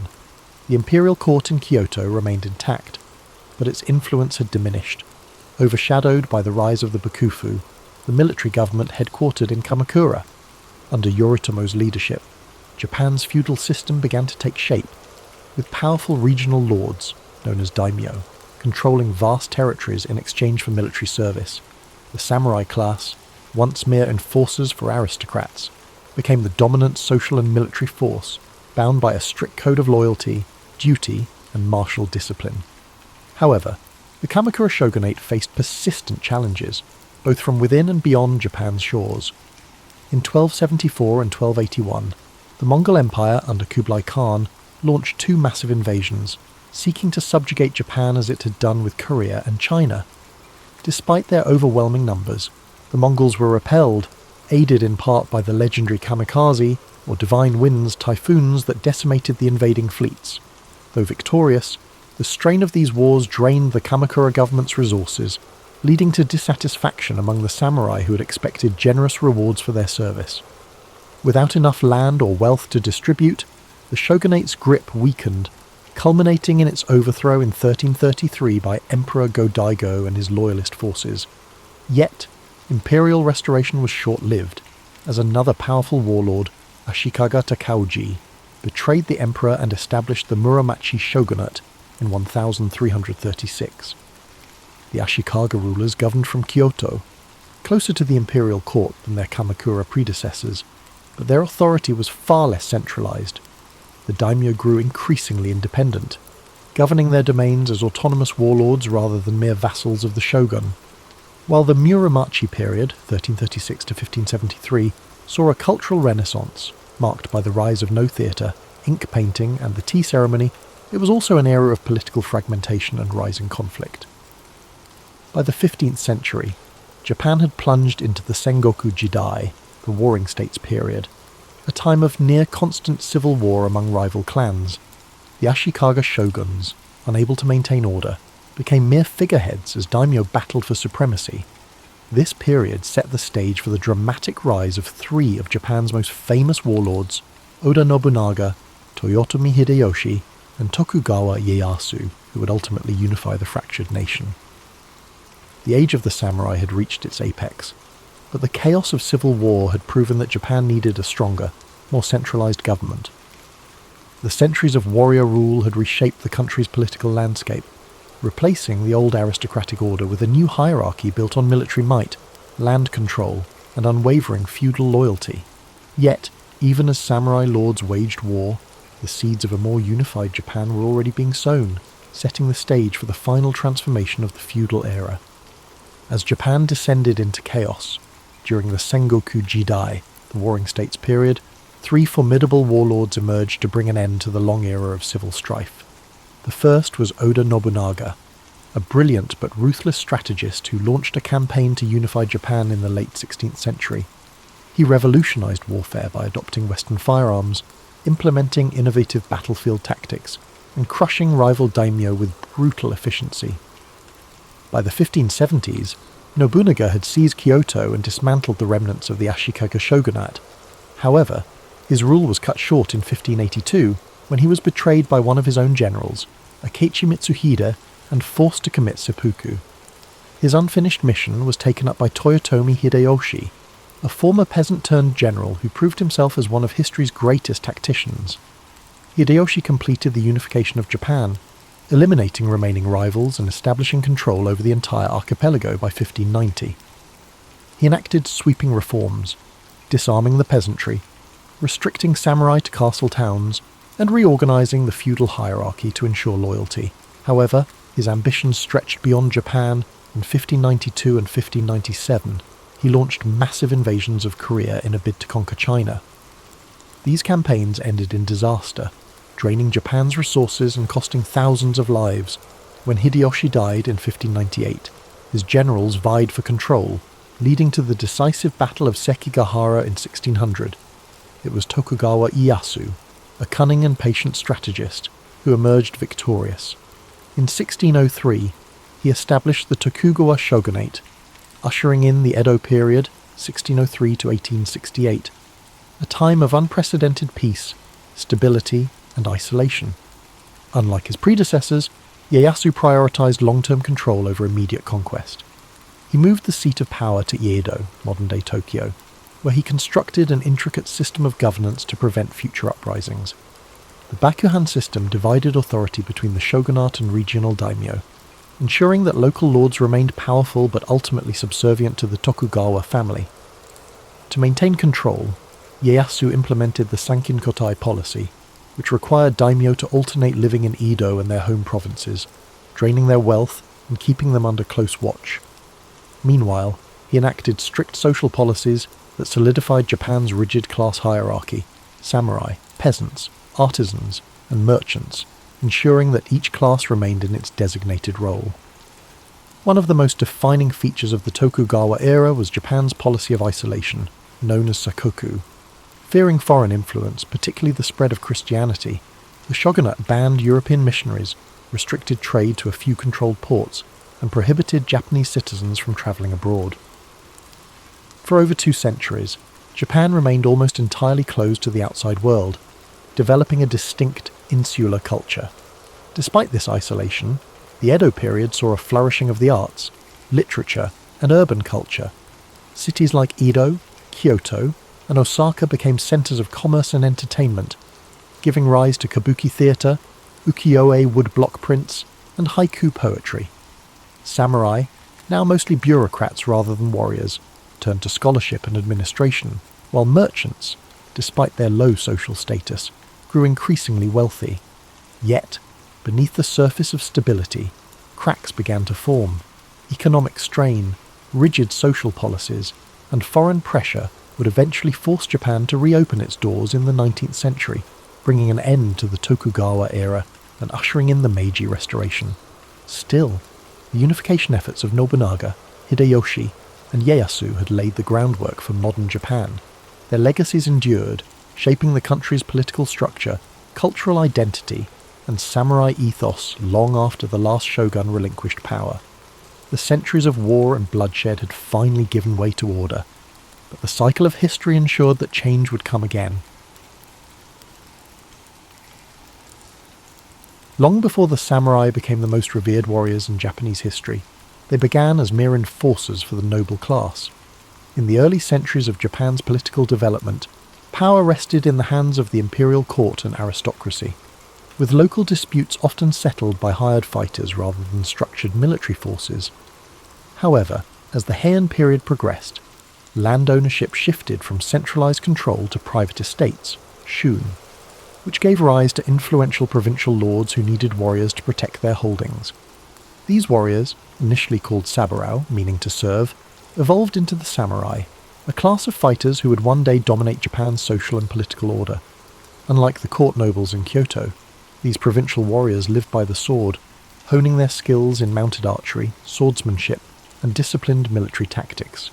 They were not just fighters, but strategists, trained in loyalty, duty, and honour, principles that would later be enshrined in Bushido, the code of the samurai. The imperial government's decline in the late Heian period accelerated the rise of the samurai, as noble families began relying more on military clans for protection.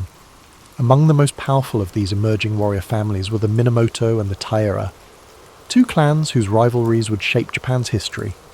Initially, these samurai were still seen as servants of the court, their status subordinate to the aristocracy. But that perception began to change as warriors gained influence through both battlefield prowess and political manoeuvring. By the 12th century, samurai were no longer just defenders of noble estates. They were power brokers in their own right, leading vast armies and commanding immense respect. The shift from noble rule to warrior rule was not sudden, but rather a gradual process driven by the failures of the imperial government to maintain order. As regional conflicts escalated and lawlessness spread across the provinces, the need for strong military leadership became undeniable. This transformation reached its climax in the Genpei War, 1180 to 1185, a brutal conflict between the Taira and Minamoto clans that determined the fate of Japan. The war was more than just a struggle for dominance. It marked the end of aristocratic rule and the beginning of samurai governance. The final battle at Dan-no-ura saw the complete destruction of the Taira, solidifying the Minamoto clan's control over Japan. In its aftermath, Minamoto no Yoritomo seized power and established the Kamakura shogunate in 1192, officially shifting Japan into a military government led by a shogun, a supreme warlord who ruled in the emperor's name. This event marked the true emergence of the samurai as the ruling class of Japan, their influence stretching beyond warfare into governance, law, and culture. No longer mere warriors in service to the court, they had become the backbone of the nation's power structure. But with power came responsibility, and the samurai soon found themselves navigating a delicate balance between loyalty, honour, and political ambition. The rise of the shogunate brought new challenges: clan rivalries, internal betrayals, and shifting allegiances that would test the samurai's resilience over the centuries. What had begun as a class of armed retainers had transformed into a military elite, shaping the destiny of Japan for generations to come. Their journey had only just begun, and the centuries ahead would see them not only rule Japan, but fight to keep their place at the top. With Minamoto no Yoritomo's rise to power in 1192, Japan entered the Kamakura period, 1185–1333, an era where the samurai became the governing class for the first time in history. Unlike the imperial court in Kyoto, which relied on bureaucracy and aristocratic privilege, the Kamakura shogunate was a military government that prioritized discipline, loyalty, and strength. Yoritomo's leadership introduced a new structure to Japan's political system, establishing a warrior-led government known as the Bakufu, where the shogun held supreme authority while the emperor remained a symbolic figure. This system formalized the samurai's dominance, granting them land in exchange for military service, creating a feudal order where loyalty between a samurai and his lord became the foundation of governance. However, maintaining control over a country filled with ambitious warlords and noble families was no easy task. To solidify his grip, Yoritomo established the Shugo and Jito, military governors and estate stewards, who ensured the shogunate's rule extended to the farthest reaches of Japan. Despite Yoritomo's careful planning, internal struggles soon threatened the stability of the Kamakura shogunate. After his death in 1199, his widow Hojo Masako maneuvered her family into power, ensuring that real authority rested with the Hojo regents rather than the shogun himself. Under Hojo rule, the shogunate became more of an oligarchy, where the regents controlled political decisions while the puppet shoguns remained figureheads. Though this system maintained stability for a time, it created resentment among rival samurai clans who felt excluded from power. However, just as internal divisions threatened to weaken Japan's new military government, an even greater threat loomed on the horizon: the Mongol Empire. By the mid-13th century, the Mongols, under Kublai Khan, had conquered China and Korea, setting their sights on Japan. In 1274, they launched the first Mongol invasion, sending a massive fleet of warships and warriors to the shores of Kyushu. The Mongols fought unlike anything the samurai had ever encountered, using coordinated cavalry charges, massed archery, and explosives to disrupt traditional Japanese combat styles. The samurai, accustomed to one-on-one duels and honor-driven warfare, struggled against the Mongols' brutal efficiency. However, before the Mongols could achieve total victory, a typhoon struck their fleet, destroying many of their ships and forcing them to retreat. This storm, later called kamikaze, or divine wind, was seen as divine intervention, a sign that the gods had protected Japan. Undeterred, Kublai Khan launched a second invasion in 1281, this time with an even larger force of over 140,000 soldiers. For months, the samurai defended Japan with relentless determination, holding back the Mongols in grueling coastal battles. Once again, nature intervened. Another powerful typhoon struck, sinking much of the Mongol fleet and drowning thousands of invaders. The Mongols retreated, never attempting another invasion of Japan. These events solidified Japan's belief in divine protection, reinforcing the idea that the samurai were not only warriors, but guardians of a sacred land. However, the victory came at a cost.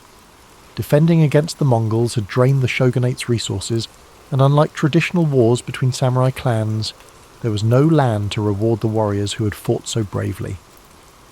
Discontent spread among the samurai, many of whom felt their service had gone unrewarded. The financial strain and growing unrest began to unravel the Kamakura shogunate. Samurai clans, once loyal to the Hojo regents, turned against them, culminating in Emperor Go-Daigo's rebellion in 1331. With the help of powerful warriors like Ashikaga Takauji, the imperial forces overthrew the Kamakura government in 1333, bringing an end to the first shogunate. However, this was not a return to imperial rule. Instead, it paved the way for a new warrior dynasty, the Ashikaga shogunate, which would rule Japan in an even more fragmented and chaotic age. The samurai had proven they were the undisputed rulers of Japan, but the battle for supremacy among them was far from over. As the Kamakura shogunate crumbled, Japan drifted into a period of uncertainty, much like a restless night where stability fades into shadow. In 1336, Ashikaga Takauji, once a loyal general of Emperor Go-Daigo, turned against the imperial forces and seized control, establishing the Ashikaga shogunate. Unlike the Kamakura government, which had ruled with a firm military grip, the Ashikaga sought to balance power between the shogunate and the imperial court.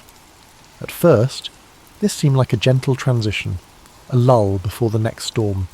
Kyoto became the political and cultural heart of Japan once more, and the capital's refined atmosphere encouraged the flourishing of art, poetry, and Zen Buddhism. The Muromachi period, 1336 to 1573, saw the rise of No theatre, elegant ink paintings, and the tea ceremony, a practice designed to bring a sense of serenity and mindfulness to those who participated.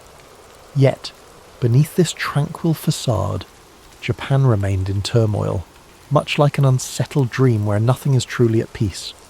The Ashikaga rulers, unlike the tightly controlled Kamakura regime, struggled to maintain unity among the daimyo, the powerful warlords who controlled vast territories across the country. The Bakufu had established its rule, but it was weaker than before, relying on fragile alliances that could crumble at any moment. The Onin War, 1467 to 1477, proved to be the breaking point, shattering the illusion of stability and plunging Japan into over a century of near-constant warfare. The once orderly world of feudal loyalty began to dissolve as samurai lords turned on one another in an unending battle for dominance. During this time of unrest, the samurai class continued to evolve, not just as warriors, but as enforcers of order in a world that had lost its balance. Their devotion to Zen Buddhism offered moments of quiet introspection amid the chaos, emphasizing meditation and mindfulness, much like the steady rhythm of breathing before sleep. Samurai sought peace within themselves even as war raged around them, practicing the art of the sword with the same precision and calmness as a monk arranging a rock garden. However, this inner tranquility could not prevent the collapse of the Ashikaga shogunate, which had become little more than a hollow shell of power. By the late 1500s, Japan had drifted into the Sengoku Jidai, the Warring States period, where no ruler held true control, and samurai warlords battled endlessly for supremacy. As the nights grew longer with uncertainty, the people of Japan awaited a leader strong enough to bring an end to the strife. The age of elegant courtly politics had faded, replaced by a time of battle, ambition, and relentless struggle. The country had become a storm-tossed sea, searching for the stillness of dawn. And soon, three remarkable figures, Oda Nobunaga, Toyotomi Hideyoshi, and Tokugawa Ieyasu, would rise from the chaos to forge a new era. But before peace could be restored, Japan would have to endure its most turbulent dreams of war.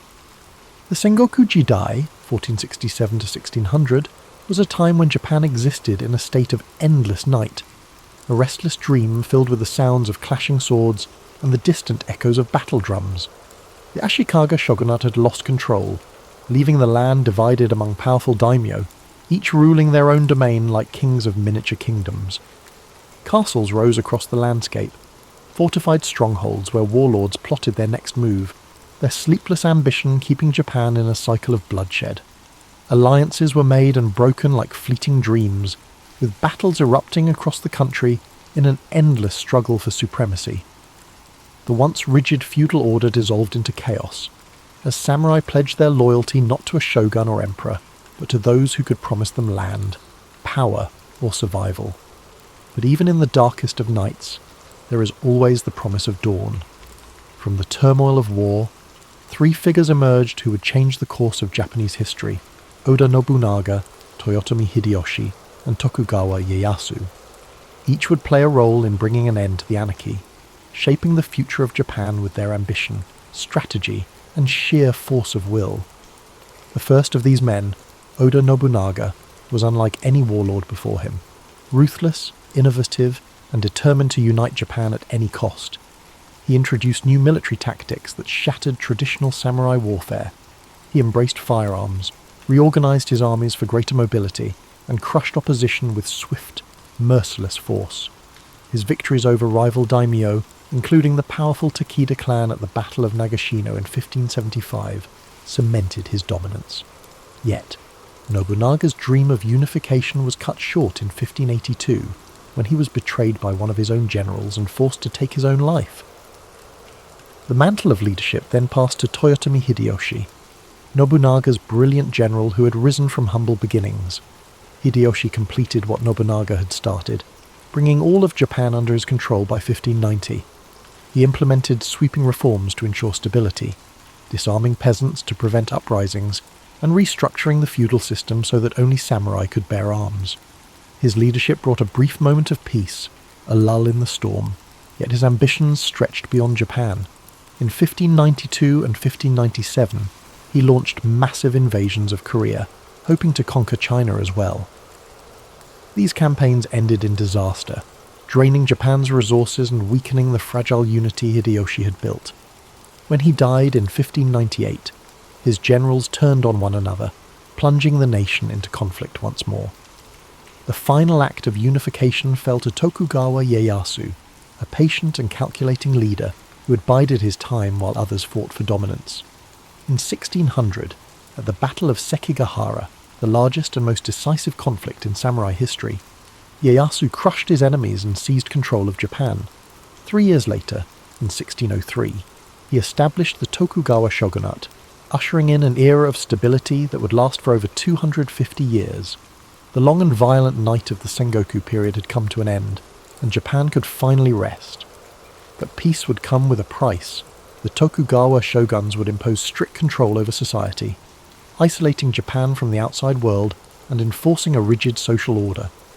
The samurai, who had once fought for honour and ambition, would find themselves in a different world, where the battlefield was replaced by politics, and swords were more for display than war. As the country drifted into a new age of order, the samurai would have to adapt or fade into history like a forgotten dream. For now, though, the land could finally breathe, wrapped in the quiet embrace of a newfound peace. With Tokugawa Ieyasu's victory at Sekigahara in 1600 and his formal appointment as shogun in 1603, Japan entered a new era of stability, one that would last for more than 250 years. After centuries of chaos, the land could finally sleep. But this peace came at a cost. The Tokugawa shogunate established a system so controlled, so rigid, that it locked the entire country into a state of stillness, like a dream where time no longer moved forward. Ieyasu and his descendants implemented strict policies to prevent any future wars, ensuring that power remained in the hands of the Tokugawa family. The Bakuhan system divided governance between the central shogunate and the regional daimyo, but all power ultimately rested in Edo, modern-day Tokyo, where the shogunate ruled with an iron grip. To prevent rebellions, the shogunate imposed sankinkotai, a policy that forced all daimyo to spend every other year in Edo, while their families remained there as hostages. This ensured that no warlord could gather enough strength to challenge Tokugawa rule. Samurai, once fierce warriors who had lived and died by the sword, found themselves trapped in an existence of bureaucratic duty, their blades more symbols of rank than tools of war. The class system was strictly enforced. At the top were the samurai, followed by peasants, artisans, and merchants at the bottom. No one could change their place in society. The structure was unshakable, like the walls of Edo Castle itself. One of the most defining aspects of the Tokugawa era was Sakoku, Japan's policy of complete isolation. In 1639, the shogunate banned nearly all foreign contact, allowing trade only through the Dutch and Chinese at the artificial island of Dejima in Nagasaki. Christianity was outlawed, Western books were burned, and any Japanese caught trying to leave the country faced execution. This isolation sealed Japan in a world of its own, a self-contained dream where time seemed frozen. Yet, within these constraints, a unique culture flourished. Cities like Edo, Kyoto, and Osaka became centres of art, literature, and entertainment. The rise of kabuki theatre and ukiyo-e woodblock prints captured the spirit of the era, depicting scenes of pleasure districts, bustling markets, and legendary warriors of the past. The tea ceremony, once a samurai ritual, became a refined art form, offering a rare moment of stillness in an increasingly structured world. Despite this cultural blossoming, the cracks in the system slowly began to show. The samurai class, once noble warriors, struggled under economic strain, as their stipends remained fixed while merchant wealth grew. The once lowly merchants, despite their social status, accumulated great fortunes, funding theatres, art, and literature. With no wars to fight, many samurai fell into debt, forced to marry into merchant families or take up menial bureaucratic work to survive. Meanwhile, the peasantry, burdened with heavy taxes, faced famine and unrest. Though the Tokugawa rule was firm, beneath its surface, dissatisfaction simmered, like a restless sleeper waiting to wake. By the mid-19th century, foreign ships began appearing on Japan's shores, their presence an omen of change. The stillness of the Edo period could not last forever. Like the dawn breaking after a long and dream-filled night, a new era was approaching, one that would shake Japan from its slumber and thrust it into the modern world. For more than 250 years, Japan existed in a state of carefully maintained stillness, as if wrapped in an unbroken dream. The Tokugawa shogunate had built a fortress of peace, isolating the country from foreign influence and keeping strict order within its borders. But no dream lasts forever. By the mid-19th century, change loomed on the horizon as black ships appeared in Japanese waters, ominous and foreign, like shadows breaking through the quiet of night. These were the vessels of Commodore Matthew Perry, an American naval officer who arrived in 1853 with demands that Japan open its ports to trade. The shogunate, so accustomed to control, found itself powerless against the superior firepower and technology of the Western world. The illusion of stability began to crack. In 1854, under pressure from Perry's fleet, the shogunate signed the Treaty of Kanagawa, officially ending Japan's policy of sakoku. For the first time in over 2 centuries, foreign influence poured in, bringing modern weapons, new technologies, and unfamiliar ideas. Japan's people, once lulled into the predictability of Tokugawa rule, suddenly found themselves in an unfamiliar landscape. Western-style clothing and steamships appeared in the harbours. Telegraphs and railways disrupted the old rhythms of life. The samurai, once the unquestioned rulers of the land, now found themselves staring into an uncertain future, their way of life becoming obsolete. The cracks turned into fractures as discontent spread across the nation. The shogunate's inability to resist foreign pressure angered many, including powerful daimyo and young samurai who longed for a return to Japan's former strength. 2 factions emerged, those who wished to reform the shogunate and those who sought to restore the emperor as the true ruler. The conflict escalated into the Boshin War, 1868 to 1869, a final struggle between the forces of the Tokugawa and the imperial loyalists. At the Battle of Toba-Fushimi, the modernized imperial army, armed with rifles and Western artillery, overwhelmed the traditional samurai warriors, proving that the age of the sword had come to an end. In 1868, the victorious imperial forces declared the Meiji Restoration, and with it, the fall of the Tokugawa shogunate. The emperor was reinstated as the central figure of government, but this was no return to the past. Japan rapidly modernized, adopting Western-style governance, industry, and military tactics. In 1876, one of the final blows came, a law banning samurai from carrying swords in public, a symbol of their fading status. Many warriors, unable to accept a life without battle, joined uprisings against the government, the most famous being the Satsuma Rebellion of 1877, led by Saigo Takamori, one of the last true samurai. But the rebellion was crushed by the imperial army, armed with Gatling guns and modern rifles, and with it the last flicker of the samurai era was extinguished. Though the samurai as a warrior class had disappeared, their spirit remained woven into Japan's identity. Bushido, the samurai code of honor and discipline, influenced Japan's military and cultural values well into the 20th century. Their legacy lived on in literature, cinema, and philosophy, a reminder of a time when honor was currency and the sword was law. The great warriors who once shaped Japan had become legends, their names whispered in history, much like distant echoes of a dream that fades with the morning light. This concludes tonight's journey through the rise and fall of the samurai, but there are more stories to come. The mythological birth of Japan, from the gods to the first emperors. Before the first samurai drew their blades, and before the great shoguns ruled from their castles, Japan was a land of mystery, its origins veiled in legend. The story of Japan's creation begins not with humans but with gods, the kami, divine spirits who shaped the very essence of the islands.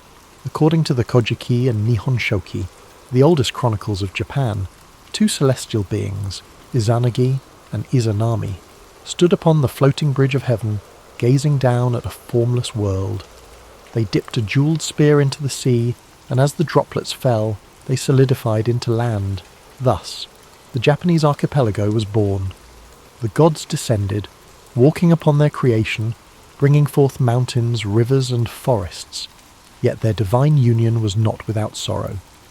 In giving birth to the fire god, Izanami perished, descending into the underworld, leaving Izanagi stricken with grief.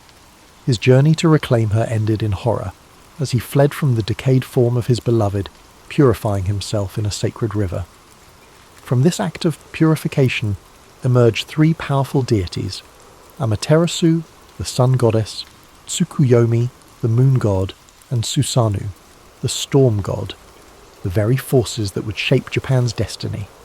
Amaterasu, radiant and benevolent, was entrusted with the heavens, while her brother Susanoo, wild and uncontrollable, was cast down to earth. In a fateful moment, their rivalry erupted into chaos. Susanoo, in a fit of rage, stormed through the celestial plains, destroying Amaterasu's rice fields, hurling filth into her palace, and causing devastation wherever he walked. Unable to bear the destruction, Amaterasu retreated into a cave, plunging the world into darkness.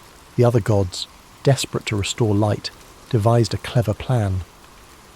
They placed a mirror outside the cave, and as Amaterasu peeked out, drawn by curiosity, they pulled her into the open, bringing light back to the world. This event would forever symbolize the divine right of the Yamato rulers, who traced their lineage directly to the sun goddess herself. From the union of gods and mortals came Ninigi no Mikoto, Amaterasu's grandson, who was sent to rule the land of Japan. He descended from the heavens, carrying the three sacred treasures, the mirror, the sword, and the jewel, symbols of imperial authority that would be passed down through generations. His lineage led to Emperor Jimmu, the legendary first emperor of Japan, who, guided by divine spirits, waged war against rival tribes and established the imperial throne in 660 BCE. Though historical evidence for Jimmu remains elusive, his legacy endures, his name enshrined in myth, his reign marking the beginning of a dynasty that still exists today. While the myths of Japan's creation provided a divine foundation, the reality was far more complex. The archipelago was home to early human settlers long before the first emperors emerged.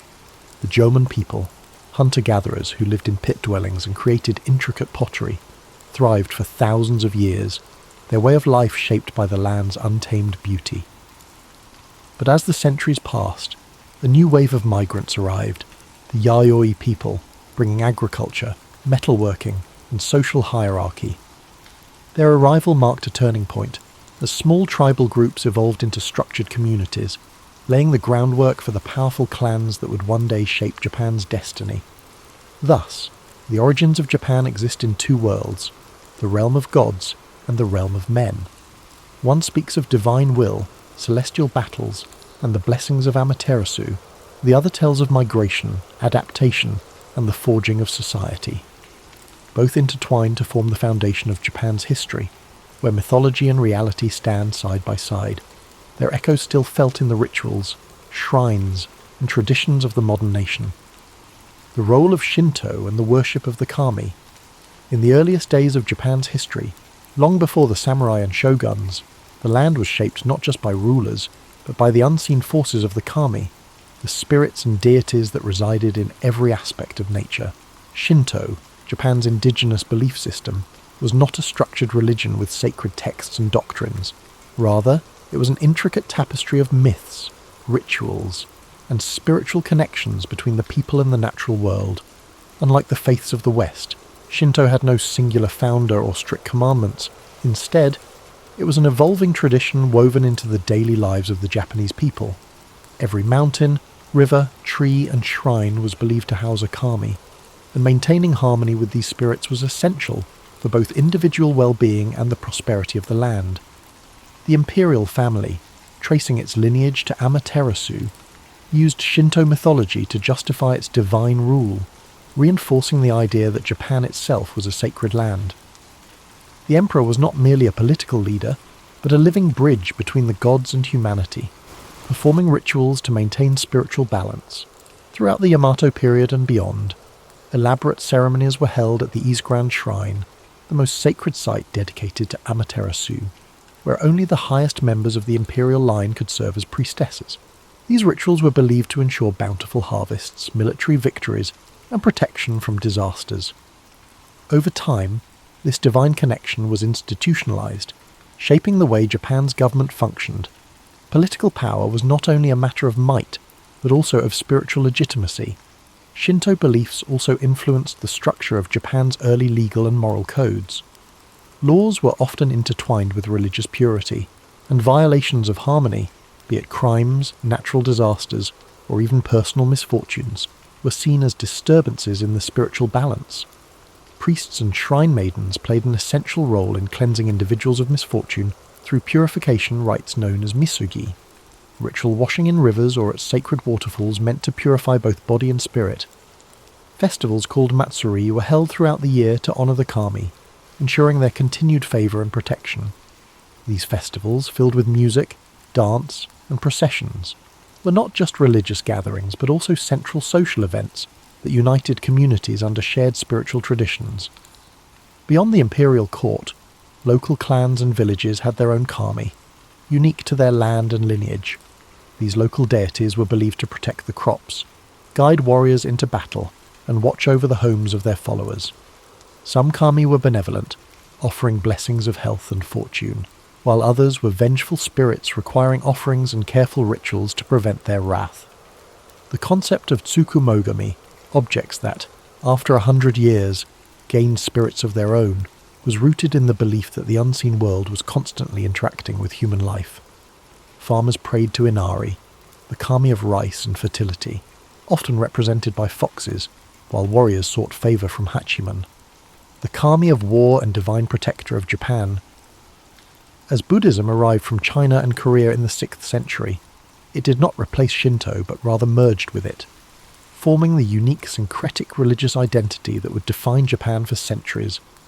Buddhist temples were built next to Shinto shrines, and many kami were identified as manifestations of Buddhist deities, ensuring that the new religion did not erase Japan's indigenous traditions but instead intertwined with them. This seamless blending of spiritual practices reflected the deep-rooted belief that all forces, gods, spirits, ancestors, and natural elements were interconnected in an ever-flowing cycle. Shinto was not merely a religion, it was a way of life, shaping everything from governance to warfare, from agriculture to art. It provided the framework through which Japan's early leaders justified their rule, the means by which communities found unity, and the spiritual force that connected the people to their land. Even in modern Japan, where Shinto no longer dictates the laws of the land, its echoes remain, in the towering torii gates that stand at shrine entrances, in the festivals that still mark the changing seasons, and in the quiet reverence for nature that lingers in the heart of the nation. Sacred sites, rituals, and the power of purification. In ancient Japan, where the natural world and the spiritual world intertwined, sacred sites were more than places of worship. They were living connections between humans and the kami. The most revered among them was the Izigram Shrine, dedicated to Amaterasu, the sun goddess and divine ancestor of Japan's emperors. Nestled deep in the forests of Mie Prefecture, the shrine was rebuilt every 20 years in a centuries-old tradition, symbolizing renewal and the impermanence of all things. Only the imperial family and the highest-ranking priests were permitted to conduct rituals within its sacred grounds, ensuring that the emperor's divine link to the gods remained unbroken. Other major shrines, such as Izumo Taisha, dedicated to the storm god Okuninushi, and Fushimi Inari Taisha, home to the fox spirits of Inari, became centers of devotion, pilgrimage, and seasonal festivals that shaped the rhythm of life across Japan. At the heart of Shinto practice was the idea of purification, the belief that humans accumulated spiritual impurities through daily life and interaction with the physical world. To cleanse themselves, individuals performed misogi, ritual washing in rivers, waterfalls, or the sea. Warriors, before battle, would stand beneath rushing water, clearing their minds and bodies of impurity, believing that a cleansed spirit would ensure victory. In everyday life, purification took place through temizuya, stone basins found at the entrances of shrines, where worshippers would rinse their hands and mouths before praying. This act was not simply about physical cleanliness, but about restoring spiritual harmony, aligning oneself with the natural flow of energy that bound all things together. Beyond personal purification, entire communities participated in grand rituals to appease the kami and ensure their continued blessings. Shinto priests, dressed in flowing white robes, performed ceremonies filled with ancient chants, rhythmic drumming, and offerings of rice, sake, and salt. Kagura, a sacred form of dance, was performed to entertain the kami and invite their presence. During times of drought, priests led processions to summon rain. During harvest festivals, people gathered to give thanks for the rice that sustained them. These seasonal rituals became the heartbeat of Japan's agricultural society, marking the passage of time through sacred observances. Perhaps one of the most enduring traditions was the Shikinen Sengu, the complete rebuilding of major shrines like Ise Grand Shrine. Every 20 years, the entire complex was reconstructed using carefully chosen cypress wood, following the exact design of the previous structure.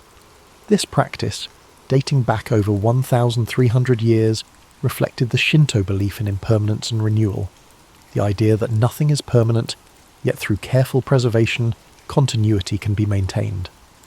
The wood from the old shrine was repurposed in smaller shrines across Japan, ensuring that the divine essence remained within the land. Among the most feared spiritual disturbances were yokai and vengeful spirits, believed to emerge when proper rituals were not observed or when great injustices were left unresolved. The restless spirits of fallen warriors, betrayed lovers, or those who died with strong lingering emotions could transform into onryo, ghosts capable of cursing entire regions. To prevent such supernatural turmoil, elaborate exorcism rituals were conducted by priests to pacify these spirits and restore balance. Stories of these vengeful beings spread across Japan, reminding people of the importance of living in harmony with both the seen and unseen worlds. From the towering torii gates marking the entrance to sacred grounds, to the whispering forests where the kami were said to reside, the rituals and traditions of Shinto defined the spiritual landscape of Japan.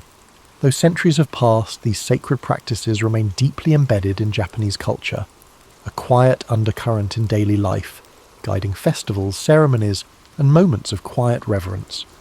Whether through the flickering of lanterns at a shrine, the ringing of a bell before a prayer, or the flowing waters of purification, the ancient connection between humans and the divine endures, like a dream carried through time. The divine mandate. How mythology shaped Japan's rulers and warriors. In the world of ancient Japan, power was not simply taken, it was bestowed by the kami. The legitimacy of rulers was tied to their divine ancestry, their right to govern reinforced by sacred myths and Shinto traditions.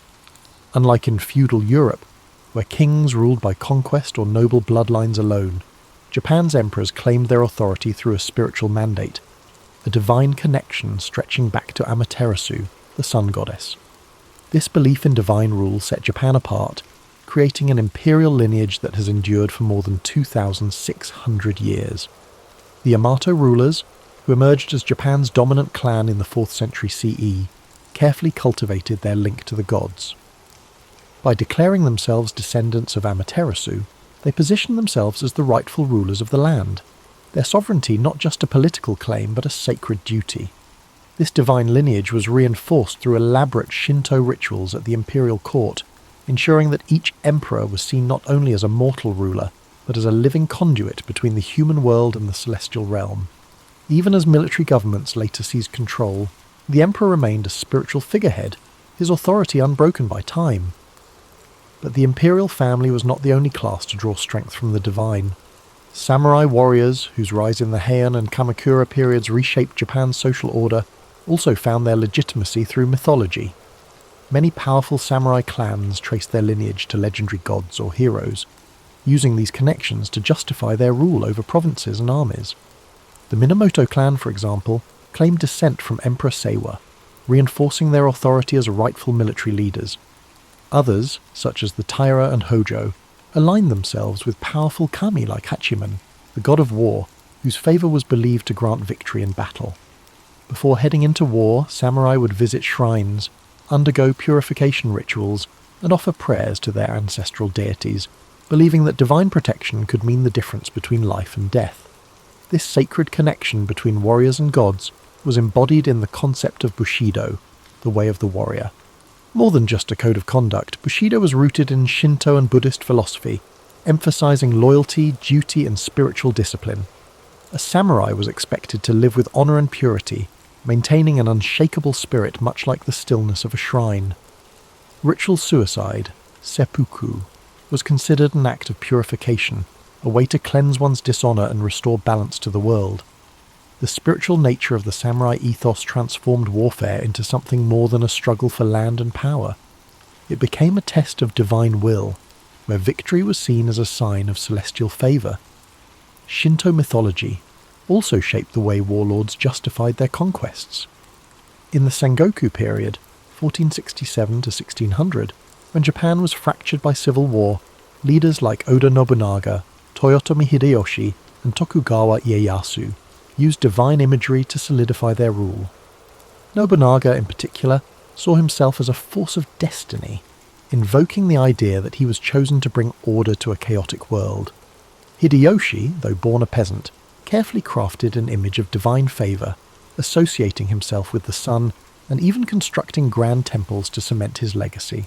Tokugawa Ieyasu, the most patient of the three, aligned himself with the ancestral spirits of the Minamoto clan, ensuring that his shogunate was seen not just as a political institution, but as the rightful continuation of Japan's divine rule.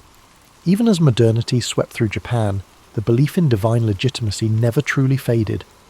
During the Meiji Restoration in 1868, when Japan sought to modernize while preserving its traditions, the emperor's divine status was re-emphasized to unify the nation. The idea that Japan was a sacred land chosen by the gods remained deeply ingrained in the national identity, shaping everything from politics to the arts. Thus, mythology was not simply a collection of ancient stories, it was a foundation of power, a force that shaped Japan's rulers, warriors, and vision of itself as a nation. Whether through the sun goddess's blessings upon the imperial family or the war gods guiding samurai into battle, the echoes of these beliefs carried through the ages, weaving the past into the present like an unbroken thread in the fabric of time. The symbolism of nature, mountains, rivers, and the sacred landscape. In ancient Japan, the land itself was alive with spiritual significance. Every mountain peak, flowing river, and dense forest was believed to house the spirits of the kami, divine forces that shaped the world and guided human destiny. Unlike in other civilizations where deities ruled from distant heavens, Japan's gods lived within the earth, woven into the very fabric of the natural landscape. To the people of early Japan, the land was not just a resource, it was sacred, a place where the divine and mortal worlds intertwined. Among the most revered places in Japan were its mountains. Towering above the land, they were seen as bridges between the heavens and the human world, where gods descended and spirits dwelled. None was more sacred than Mount Fuji, the iconic volcano that became a symbol of purity, beauty, and spiritual enlightenment. Legends tell of Fuji as the dwelling place of Konohana Sakuya Hem, the goddess of blossoming trees, whose fleeting beauty mirrored the delicate and transient nature of life. For centuries, monks and pilgrims ascended its slopes in search of divine wisdom, believing that reaching its summit brought them closer to the gods. Other mountains, such as Mount He and Mount Koya, became centers of religious devotion, home to Buddhist temples and Shinto shrines that further deepened their spiritual aura. Rivers and waterfalls also held profound spiritual importance. Flowing water was seen as a force of purification, a means of washing away physical and spiritual impurities. Ancient purification rituals known as misogi were often performed in cold rivers or beneath waterfalls, where monks, warriors, and common people alike cleansed themselves before engaging in religious ceremonies or battle. One of the most famous sacred waterfalls was Nachi Falls, where Shinto priests conducted elaborate rituals to honor the water spirits. The belief in the purifying power of water remains embedded in Japanese culture to this day, reflected in the practice of temazuya at shrine entrances, where visitors rinse their hands and mouths before offering prayers. Forests were considered the hidden sanctuaries of the kami, dense and untouched groves where spirits roamed freely. Certain trees were believed to be yorishiro, objects capable of housing deities, marked with sacred ropes known as shimenawa to signify their divine presence. The ancient cryptomeria trees of Togakushi Shrine in Nagano, some standing for over 1,000 years, were said to be infused with the spirits of the past. These sacred forests were not places to be disturbed, and even today, Japan maintains a deep respect for nature, preserving these ancient woodlands as places of spiritual retreat and meditation. Beyond individual landmarks, the natural cycles of the seasons were deeply tied to religious observances.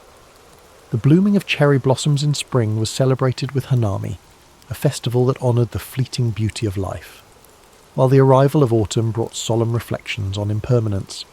Rice, Japan's most sacred crop, was planted and harvested in accordance with seasonal rituals dedicated to Inari, the kami of agriculture. The connection between people and the land was not just practical, but deeply spiritual, as every shift in the natural world was seen as an expression of the god's will. Even the wind was believed to carry divine influence. The legendary kamikaze, or divine wind, that twice repelled Mongol invasions in the 13th century, was seen as a direct intervention from the kami, protecting Japan from foreign conquest. This reinforced the belief that Japan was a chosen land, shielded by the gods themselves, an idea that would persist throughout history. The landscape of Japan was not merely terrain, it was a living, breathing entity infused with the spirit of the divine, whether through the towering presence of sacred mountains, the cleansing waters of flowing rivers, or the whispering groves of ancient forests. The natural world remained an ever-present force in the spiritual lives of the Japanese people. This reverence for nature continues even today, as shrines and temples remain nestled in the quiet embrace of mountains, rivers, and trees, reminders of a time when the world itself was seen as sacred. The eternal influence of mythology, how ancient beliefs shape Japan today. Though centuries have passed since the first emperors claimed divine ancestry and the first warriors sought the favour of the kami, the echoes of Japan's mythological past continue to shape its culture, traditions, and national identity. The stories of Izanagi and Izanami, Amaterasu, and Susanoo are not simply relics of ancient belief. They remain woven into the daily lives of the Japanese people, influencing everything from spiritual practices to modern governance. Even in an era of technological advancement, Shinto rituals persist. Torii gates still stand as silent guardians of the sacred, and the belief in unseen forces continues to influence Japan's cultural landscape. One of the most striking ways mythology endures is through the imperial family. Despite the fall of shogunates, military governments, and the rise of democracy, the Japanese emperor still holds a unique position as a symbol of national unity. Though his political power has faded, his role as the spiritual descendant of Amaterasu remains a fundamental aspect of Japanese identity. Even modern enthronement ceremonies involve ancient Shinto rites, where the emperor offers prayers to the kami and affirms his role as a divine mediator between the gods and the people. The continuity of the imperial line, from the legendary Emperor Jimmu to the present day, reinforces the idea that Japan itself is a sacred land chosen by the gods. Beyond the imperial family, Shinto practices remain deeply embedded in Japanese society. Festivals celebrating the kami, known as matsuri, continue to draw millions of participants each year. During New Year's celebrations, Hatsumoda, people visit Shinto shrines to pray for good fortune, tossing coins into offering boxes and purchasing protective talismans. The Obon festival, dedicated to honouring the spirits of ancestors, mirrors the ancient belief that the dead never truly leave, but instead watch over their descendants. These customs have endured for over 1,000 years, adapting to modern life while maintaining their spiritual significance.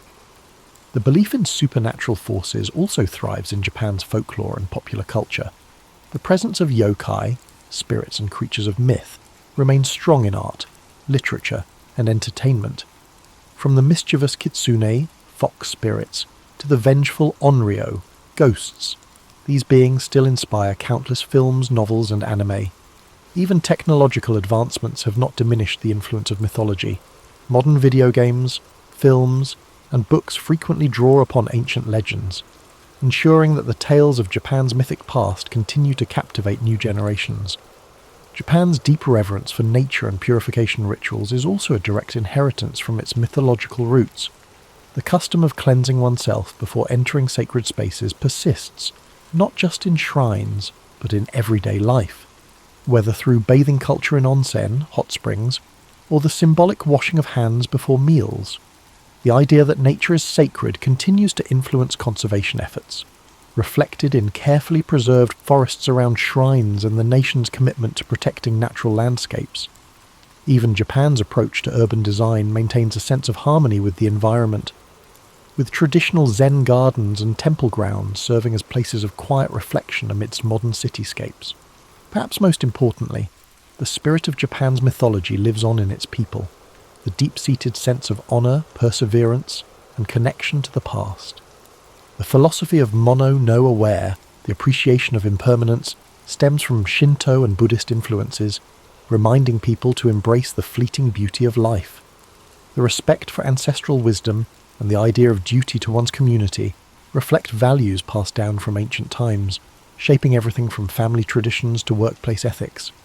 Even as the world changes, the myths of Japan remain, flowing through the nation like an unseen current, shaping its identity in ways both subtle and profound. The spirits of the past are never far, still honoured in whispered prayers at shrines, still present in the towering trees of sacred groves, still guiding the land and its people as they have for millennia. This concludes tonight's journey into Japan's divine origins.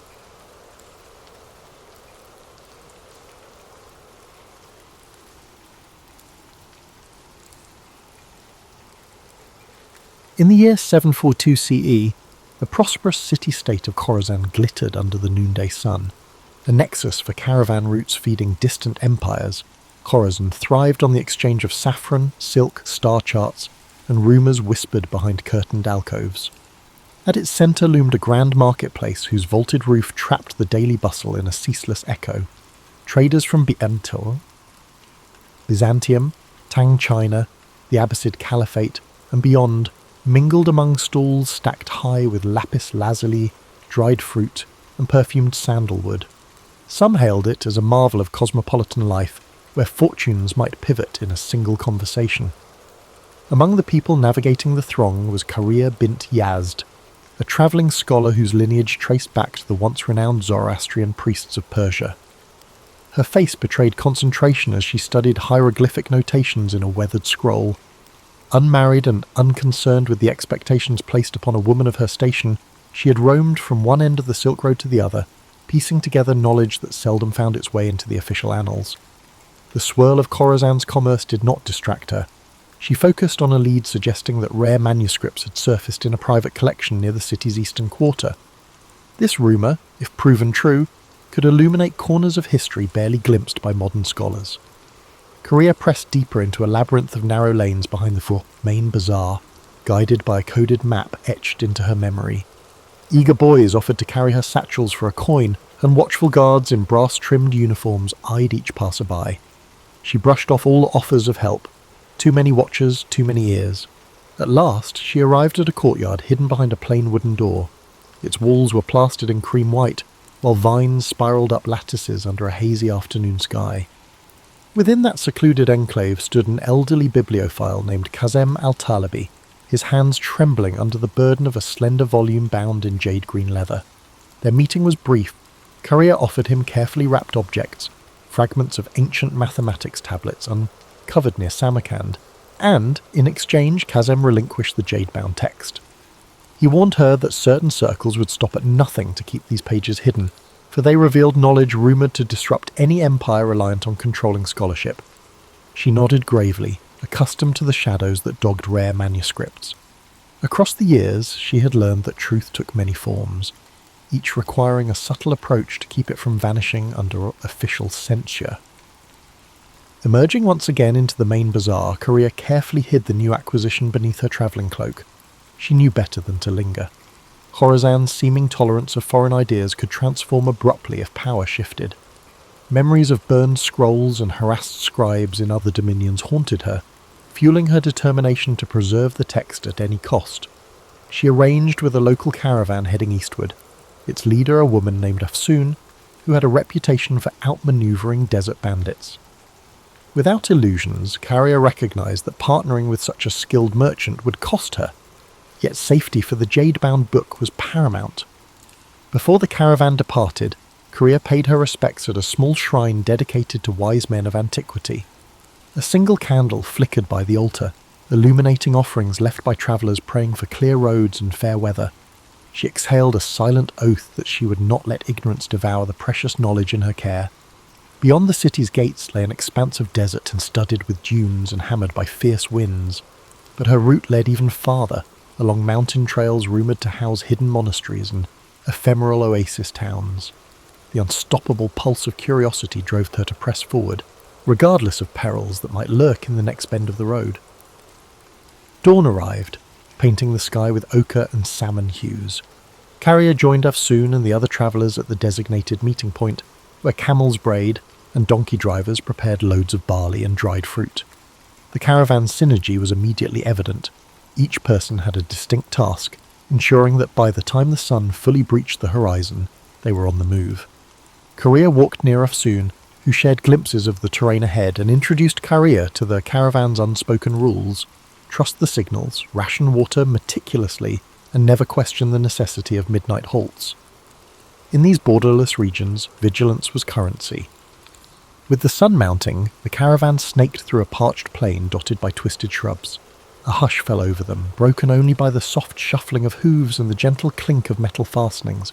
Korea's thoughts drifted to the codex inside her bag. She had only glimpsed a few pages thus far.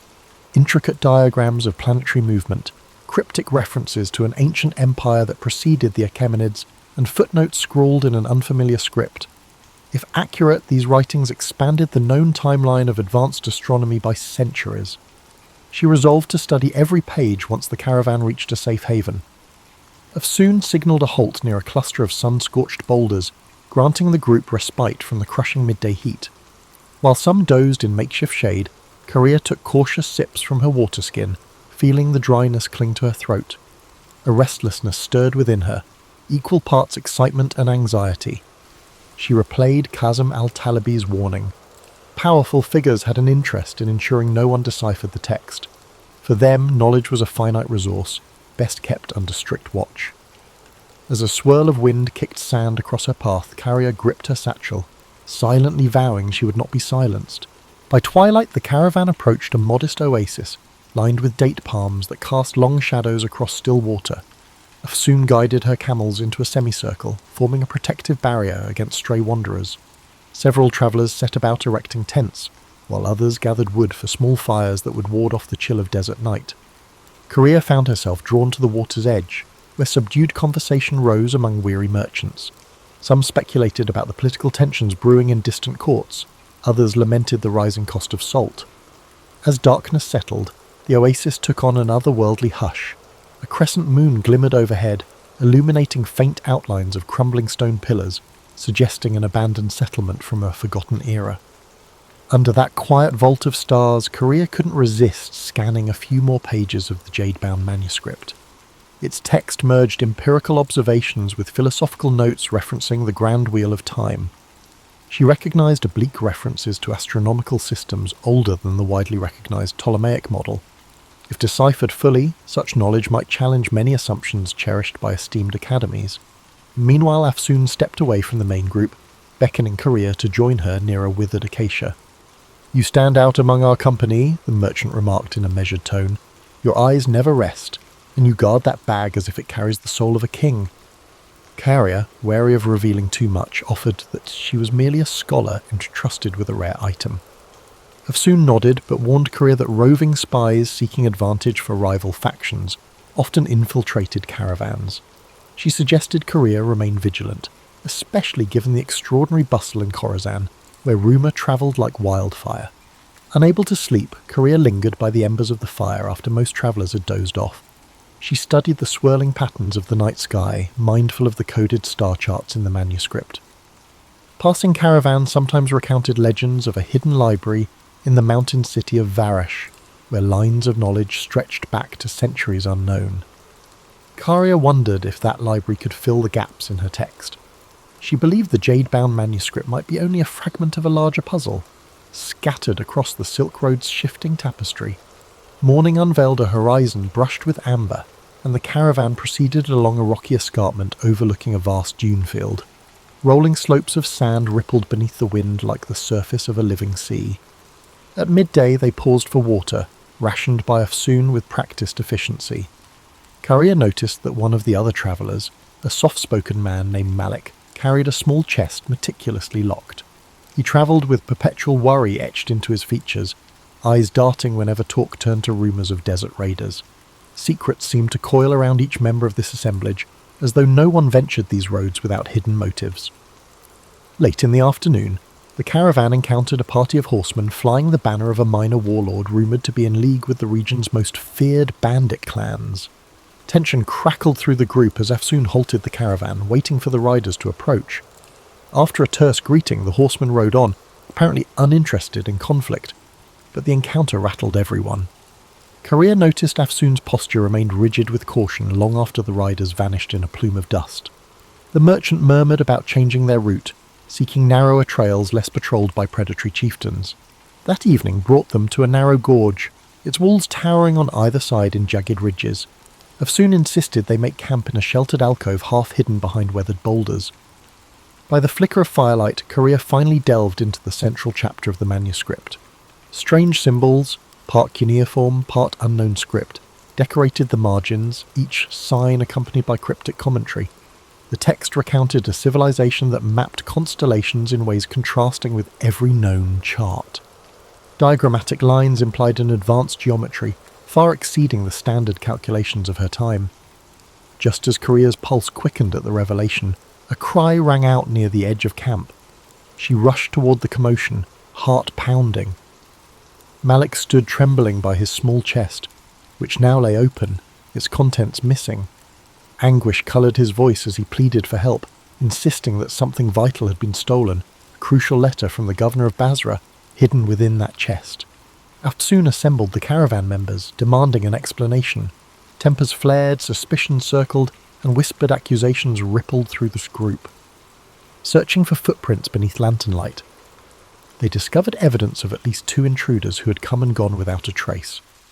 No sign indicated who among them might be an accomplice. The theft underscored Afsoon's earlier warning. In these transitory worlds, secrets attract cunning opportunists. Korea gripped her manuscript more tightly, wishing to vanish inside the labyrinth of lines and symbols that promised an era unbounded by petty intrigue. Yet she remained anchored in the caravan's tense reality. The road ahead felt increasingly perilous, and the cost of preserving knowledge seemed set to rise. The following sunrise found the caravan subdued, each member wary of neighbours who might conceal hidden agendas. Afsoon led them out of the gorge at a brisk pace, aiming to put distance between their group and whoever had orchestrated the nighttime theft. A pale wind carried the scent of flint and dust, stinging eyes and chapping lips. Their route descended along a dry riverbed flanked by stunted tamarisk shrubs, offering scant protection from the intensifying sun. Korea trudged in stolen silence, mindful that trust could be a luxury. As midday drew near, they spotted the remnants of a caravanserai built against the side of a bluff. Its once sturdy walls had caved in and battered archways led into courtyards strewn with fallen timber. Afsoon signalled a cautious approach, uncertain whether travellers or outlaws might be occupying the ruins. The group explored in pairs, stepping over cracked tiles littered with scorpion husks. No living presence emerged, though evidence of a hasty departure. Scattered coals, torn blankets, suggested someone had sheltered there not long before. Since water was available from a half-collapsed cistern, Afsoon decided they would rest under what remained of the caravanserai's roof. Malik hovered by his broken chest, sifting through remnants of cloth as though searching for any clue. Korea drifted away from the group, drawn to an overgrown courtyard where a dried fountain stood. Vines draped its cracked basin, trailing over carved motifs of intertwined serpents. Time and neglect had worn away the finer details, yet a mysterious energy lingered, as though the place once echoed with conversation about cosmic truths beyond mortal comprehension. She pulled out the jade-bound book to scrutinize a passage describing the 4 points beyond the boundary of earthly measure. The text postulated that certain alignment patterns, stars in specific conjunctions, allowed glimpses into knowledge unattainable through ordinary means. This notion was not entirely foreign, given that many mystical traditions in Persia and India spoke of cosmic gates. Still, the clarity of these instructions startled her. The manuscript seemed less a mere curiosity, and more a carefully constructed key. She wondered if others who sought it might comprehend its significance. Meanwhile, Afsoon prepared spiced lentils and shared them among the group, her gestures calm yet determined to maintain unity. Tension still hovered like a low cloud, with suspicions that the thieves might be part of a larger plot. Over a sparse meal, Korea gleaned fragments of each traveller's story. A textile merchant returning from Cairo, a widower heading to Samarkand to meet his estranged son, an amateur scribe hoping to gain employment in the libraries of Nishapur. Layer by layer, she sensed each person guarded secrets born of loss, ambition, or desperation. As dusk fell, moonlight filtered through the caravanserai's gaps, accentuating outlines of shattered pillars. The group huddled around small fires. Soft conversation revolved around the abrupt shift in weather, the possibility of encountering warlord patrols, and whether rumours of a plague in the western provinces were exaggerated. Though the chatter seemed ordinary, Korea felt a current of urgency running beneath it. Everyone understood the precariousness of travelling these routes. At any moment, violent storms or human treachery could obliterate the careful calculations of even the most disciplined merchant. Restless, Korea ventured into the courtyard once more. She ran her fingertips over the carved serpents, musing that knowledge itself often took the shape of something fearsome and winding, capable of enlightenment but also of destruction, depending on who wielded it. Before she could lose herself in speculation, a subtle motion in the archway drew her attention. She turned to see Malik shadowed in moonlight. His face still wore traces of anguish. He approached and in hushed tones apologized if his panic had disrupted the caravan's stability. Then he posed a startling question. "Is your book truly worth risking your life?" Korea hesitated, contemplating her answer. She confessed that its pages might safeguard insights from an older civilization, knowledge that could enrich the world if studied openly. Yet she recognized the hazards. No single text was worth a life, unless it also contained the means to prevent greater harm. Malik nodded, revealing that his lost letter held the potential to end a trade blockade strangling his hometown. Without it, he feared entire families would starve. They shared a poignant silence, realizing each bore a heavy burden for reasons that extended beyond self-interest. Their exchange was interrupted by a faint shout from Afsoon, who was patrolling the perimeter. A silhouette darted across the ruins, then vanished behind a crumbling wall. Alarmed, Carrier and Malik hurried back to the main courtyard, only to find the rest of the travellers on their feet. The intrusion lasted mere seconds, but it confirmed the presence of watchers trailing them. The memory of the stolen letter flared in every mind. Gathering her satchel close, Carrier recognised that pursuit was inevitable. She could only hope that what she carried would outlast the desert's shifting alliances and the relentless greed of unknown adversaries. Early the next day, Afsoon insisted they abandon the ruin before sunrise. Lanterns swinging from camel saddles cast flickering halos in the pre-dawn gloom. Korea walked at the caravan's rear, scanning the horizon for silhouettes. She felt more exposed than ever, especially with the manuscript drawing unseen eyes. A swirl of wind rustled the sparse vegetation, carrying the forlorn call of a distant jackal. Although no further intruder appeared, the caravan's collective nerves remained raw. Their route now wound through a series of rocky badlands. Eroded hills, tinted red and ochre, rose around them in jagged formations reminiscent of a broken amphitheatre. At times the path was scarcely wide enough for 2 camels to pass. Dust coated every surface, clinging to clothes and creeping into waterskins. The travellers advanced in single file, each footstep measured. Malik, no longer shy, kept pace with Korea, forging an unspoken alliance based on empathy rather than shared purpose. By noon they reached an outcropping that afforded a sweeping view of the surrounding valleys. Afsoon pointed to a distant caravan crossing a ridge, its figures small as insects against the harsh light. "Better to let them move on without our paths intersecting," she murmured, concerned they might be bandits or rival merchants. She had planned a side route that skirted known bandit strongholds, though it meant trudging through more challenging terrain. No one objected. Safety trumped speed in these uncertain wilds. As the day wore on, the punishing sun pressed down. Some travellers began to show signs of heat exhaustion. Afsoon allotted extra water rations, mindful that supplies were finite. Korea's thoughts swirled with calculations. How many days until they reached an established town? Would the manuscript's possible revelations be worth the perils? She reminded herself that knowledge had never come cheap, especially not the kind that might undermine established systems of power. Still, she felt an undercurrent of apprehension. Unseen forces seemed determined to intercept their path. Twilight offered a brief respite. They pitched camp at a plateau peppered with hearty desert shrubs. Wind wove through the stony hollows, producing a low moan that set everyone on edge. This time, Afsoon posted watches in rotating pairs. Korea volunteered for the midnight shift, hoping to glean some solitude for reading. When her turn arrived, she positioned herself near a small fire, scanning the starlit horizon, while carefully turning pages of the jade-bound codex. A diagram, carefully inked, depicted a swirling cosmos dotted with unfamiliar constellations. The accompanying text mentioned a geometry bridging mind and universe, though the specifics remained cloaked in archaic jargon. She sensed movement at the edge of the firelight and gripped the book protectively, but it was only an elderly trader from their group, awakened by coughing. He approached, nodding politely.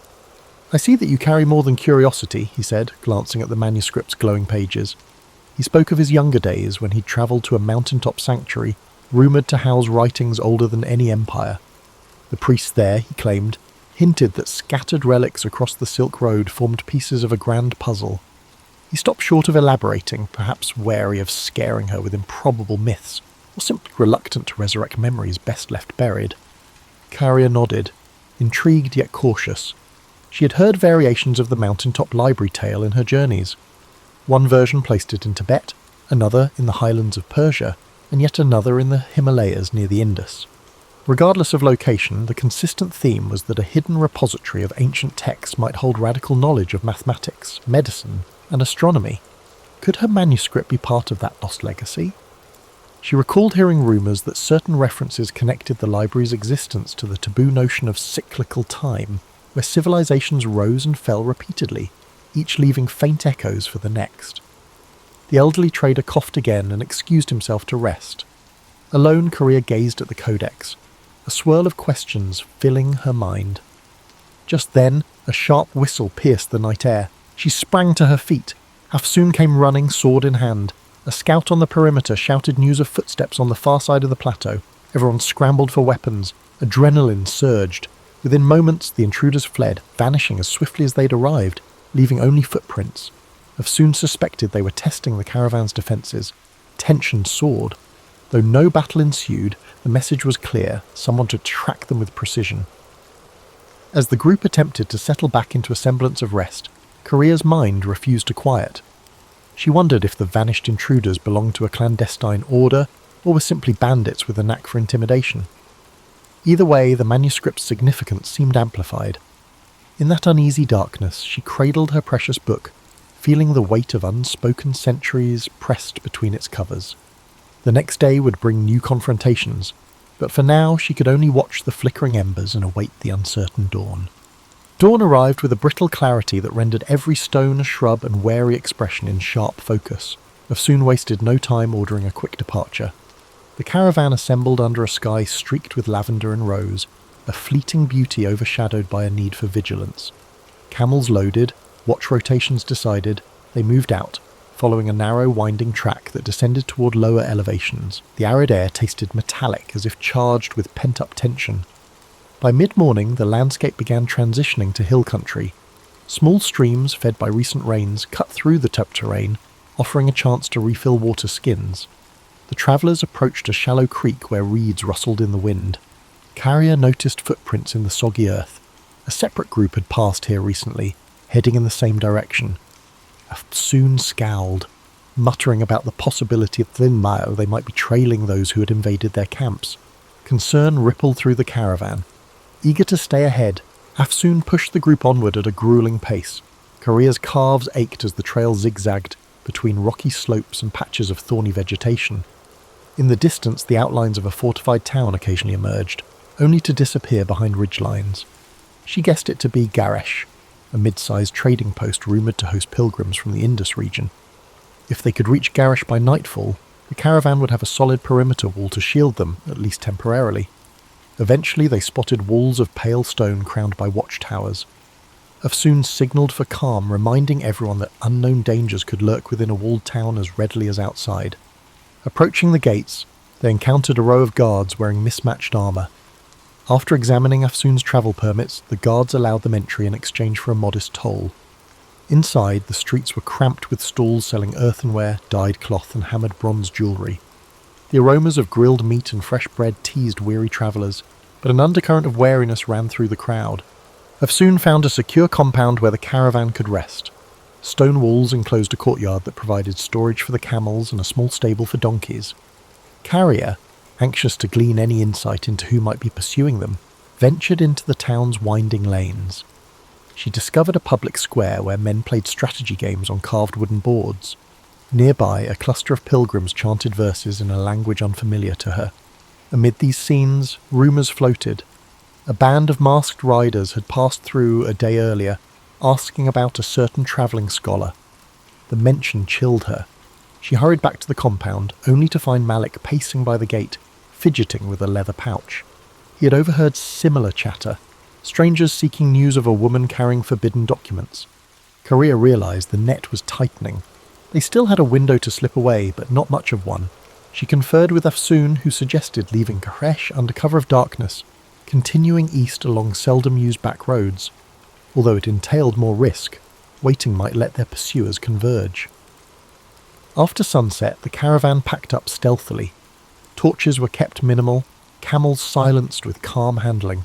A hush enveloped them as they slipped through Goresh's secondary gate, bribing a night watchman who scarcely looked at their faces. Outside the walls, moonlight glimmered on the grassland. Korea clutched the manuscript, absorbing the night's chill.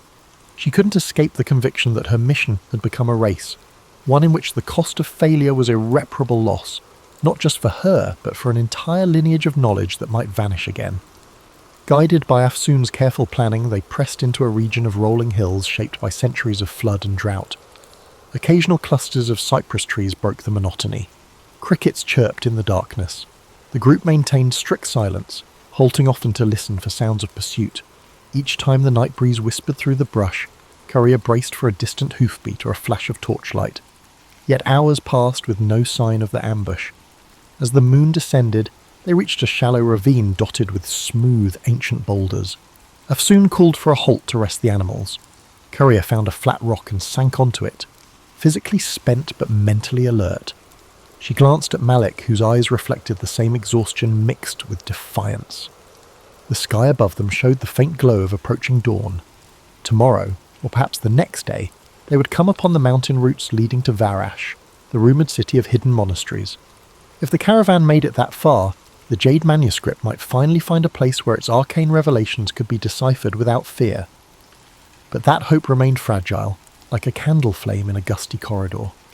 The first rays of morning lit the ravine, revealing dusty grass and scrub that offered little camouflage. Wearily, the caravan assembled and continued, mindful that speed was their best defence. Over the next hours, they traversed rolling slopes that ascended gradually into stony highlands. The trail grew hazardous, lined with the loose gravel and sharp descents. Several times, a misstep nearly sent a donkey tumbling into a gorge. The group's morale, though frayed, held steady under Afsoon's firm direction. Korea noticed the air thinning as they climbed, accompanied by a crisp coolness that sharpened her senses. Tiny alpine flowers clung to crevices. Their vivid petals a welcome contrast to weeks of unrelenting dust. From a vantage point overlooking a sprawling valley, she glimpsed distant peaks wrapped in mysterious haze. Locals called these the 1,000-Year Mountains, rumoured to shelter monastic retreats older than recorded dynasties. The prospect of reaching them bolstered her spirit, even as her body complained of fatigue. Near midday, the caravan stopped by a rivulet trickling through a rocky defile. While watering the animals, Afsoon and Korea consulted a hand-sketched map that indicated Varash lay 2 more days beyond the far ridges. The path ahead would be even more treacherous, cutting across unpredictable passes sometimes blocked by landslides. Korea felt her heartbeat quicken, recalling rumours that entire caravans had been buried by sudden rockfalls in these mountains, yet the urgency to evade pursuers overshadowed every other fear. They pressed on, the route turning into a steep climb dotted with ancient stone markers. At each switchback, Korea saw inscriptions worn by centuries of weather. She paused to trace her fingers over a faint symbol, a stylized sun encompassed by the intersecting circles. Something about it resonated with the diagrams in her jade-bound codex. She made a mental note to compare them later, suspecting these markers might be vestiges of the same civilization described in the manuscript's cryptic pages. Whenever she glimpsed fresh inscriptions, her curiosity ignited anew. Late in the afternoon, the skies darkened ominously. Thunder rumbled among the peaks, and a biting wind heralded an approaching storm. Soon urged everyone to hurry. They located a natural overhang near a rocky ledge, providing partial shelter from the elements. Rain unleashed its fury soon after they took cover, slamming the landscape in waves. Lightning tore the sky, illuminating ragged silhouettes of mountains. The downpour threatened to wash away the path. Huddled together, the travellers watched rivulets form across the rocky ground, carrying pebbles and debris downhill. The storm raged for hours, pinning them under the overhang. Korea used the enforced pause to unwrap the codex, sheltering it beneath a canvas. She examined the sections she had not yet deciphered, focusing on references to a temple of horizons. The text included mathematical guidelines for charting star positions from an elevated vantage. With each flash of lightning, she glimpsed the manuscript's swirling lines and felt a peculiar kinship with those unknown scholars from centuries past. They had once braved the wilderness of ideas. Now, in a literal wilderness, she carried their legacy. Eventually, the worst of the storm passed, leaving dripping rocks and a deep chill in its wake. The group decided to remain under the overhang for the night, wary of slick trails and potential landslides. By flickering lamplight, Afsoon distributed dried figs and salted lamb. Conversation drifted from the challenges of the climb to more philosophical musings, the futility of borders in a land shaped by millennia, the intangible line between faith and science. Malik spoke quietly of his father, who had died under a tyrant's regime while trying to protect valuable manuscripts. Listening to him, Korea sensed that each traveller had been guided here by a longing for redemption or renewal. Sometime after midnight, Korea woke to the faint crackle of footsteps. She inched toward the edge of their makeshift shelter, heart pounding. Two figures, hunched low, hovered near the pack animals. She recognized them as strangers, not members of the caravan. Before she could raise an alarm, Afsoon emerged from the darkness like a phantom, sword drawn. A terse standoff ensued, broken by frantic whispers. The intruders fled once they saw they were outnumbered. The caravan's travellers, now fully awakened, spent the rest of the night in guarded watch, cold and uneasy. With dawn, they surveyed the sodden landscape. Landslides had ripped through parts of the trail, but it appeared passable with caution. Though the intruders had not returned, the sense of pursuit remained acute. Korea conferred with Afsoon, both concluding that time was running short. If Varash was within reach, they needed to seize the chance before more enemies closed in. Hoisting packs onto weary camels, the group set forth again. The distant peaks beckoned like silent witnesses, and Korea whispered a fervent hope that the city's rumoured monasteries could offer refuge, and perhaps reveal how to unlock the manuscript's deeper secrets. The final stretch to Varash proved gruelling. Narrow trails clung to mountain ridges overlooking mist-shrouded abysses. Each step required vigilance. At times, they paused to listen for rockfalls in the distance, markers of an unstable terrain. The air grew thinner, and breath came in short gasps, yet beyond every precarious turn a new vista opened. Crisp lakes reflecting the sky, hidden valleys studded with wildflowers, the occasional stone ruin perched on a ledge like an ancient sentinel. The extremes of this landscape both awed and unsettled the travellers. By late afternoon, the slopes relaxed into a wide plateau. Rising from the plateau's edge stood Varash, enclosed by a high stone rampart. At first glance, the city appeared carved from the mountain itself, its walls blending with the surrounding cliffs. Mist swirled around parapets, creating a dreamlike vision. According to legend, Varash was older than any recorded dynasty, built upon a site revered for its celestial alignments. A hush fell over the caravan as they approached the massive gates. Inside, the city's winding streets ascended in tiers. Houses with slate roofs leaned against sturdy ramparts, while cobblestone lanes converged on a central square. Steam rose from communal baths that tapped into natural hot springs. Monks in dark robes shuffled along the corridors, carrying scrolls tucked beneath their arms. Carrier's senses ignited at the first glimpse of this environment. She could feel an undercurrent of scholarship humming through the city like a subterranean river, a potent contrast to the chaotic markets of Khorasan.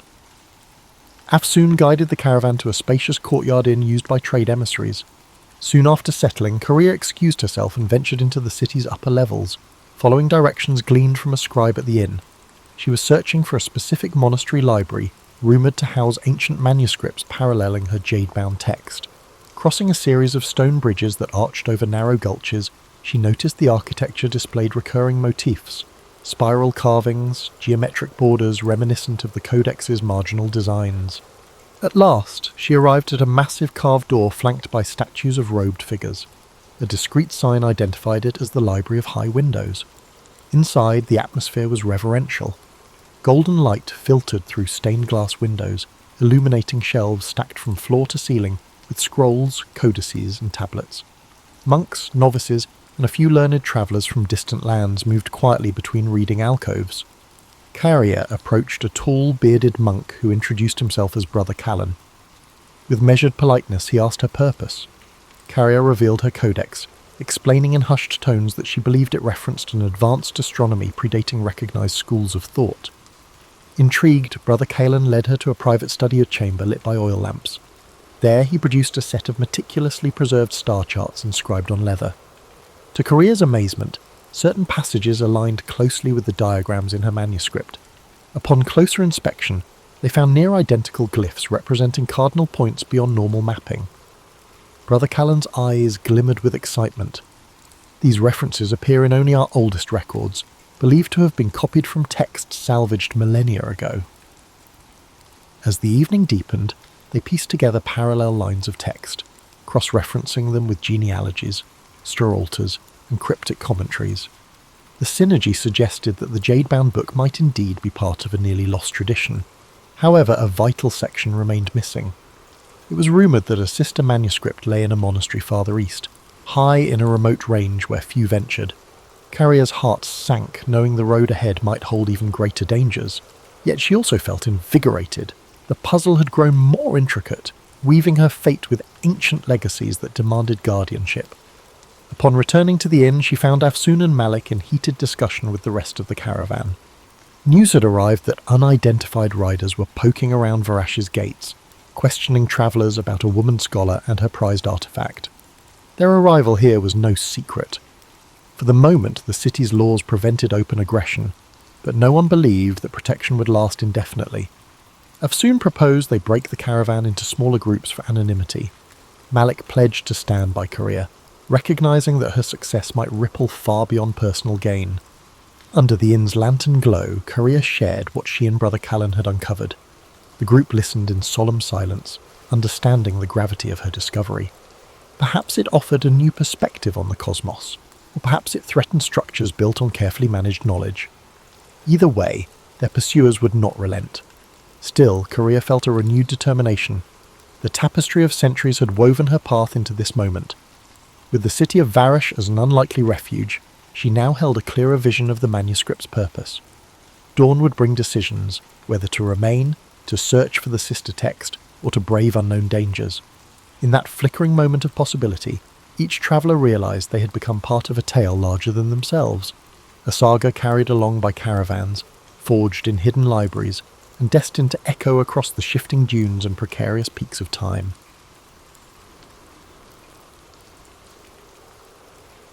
Napoleon Bonaparte was born on August 15th, 1769, on the island of Corsica, a small but strategically significant island in the Mediterranean. His family was of minor nobility, with his father, Carlo Buonaparte, serving as a lawyer and political representative for Corsica. Despite their noble status, the Bonaparte family was not wealthy, and young Napoleon grew up in a modest household. Napoleon's childhood was shaped by the unique blend of Corsican pride and French influence that surrounded him. Corsica had been acquired by France shortly before his birth, and the island's culture reflected a mix of independence and French authority. From an early age, Napoleon displayed a keen intellect and a fiery determination. He excelled in his studies, particularly in mathematics and history, which would later serve him well in his military career. At the age of 9, Napoleon left Corsica to attend school in mainland France. His father had secured a scholarship for him to study at a prestigious military academy, where he trained to become an artillery officer. This period of his life was not without challenges. As a Corsican in a French institution, Napoleon often faced discrimination from his peers, yet he remained focused on his goals, using his intelligence and discipline to rise above the prejudice. Napoleon graduated from the École Militaire in Paris at the age of 16, becoming a second lieutenant in the French army. He began his career at a time of great upheaval. The French Revolution was transforming the nation, dismantling the old monarchy and reshaping France into a republic. For Napoleon, this period of political and social turmoil presented both challenges and opportunities. During the Revolution, Napoleon's strategic brilliance began to emerge. His first major success came during the siege of Toulon in 1793. As a young officer, he devised a bold plan to capture the city, which was held by royalist forces supported by the British. His strategy was a resounding success, earning him recognition and promotion. Napoleon's star was rising, and his ability to combine tactical innovation with decisive action became his hallmark. In 1796, Napoleon was given command of the French army of Italy. This was his first significant leadership role, and he wasted no time in proving his abilities. Despite being outnumbered and poorly equipped, Napoleon led his troops to a series of stunning victories against Austrian and Piedmontese forces. His Italian campaign not only solidified his reputation as a military genius, but also brought him wealth and fame. Napoleon's rise to power was meteoric, and by 1799 he had become one of the most influential figures in France. That year, he staged a coup d'état, overthrowing the government and establishing himself as first consul. This marked the beginning of his rule and set the stage for his transformation of France. As ruler, Napoleon implemented sweeping reforms.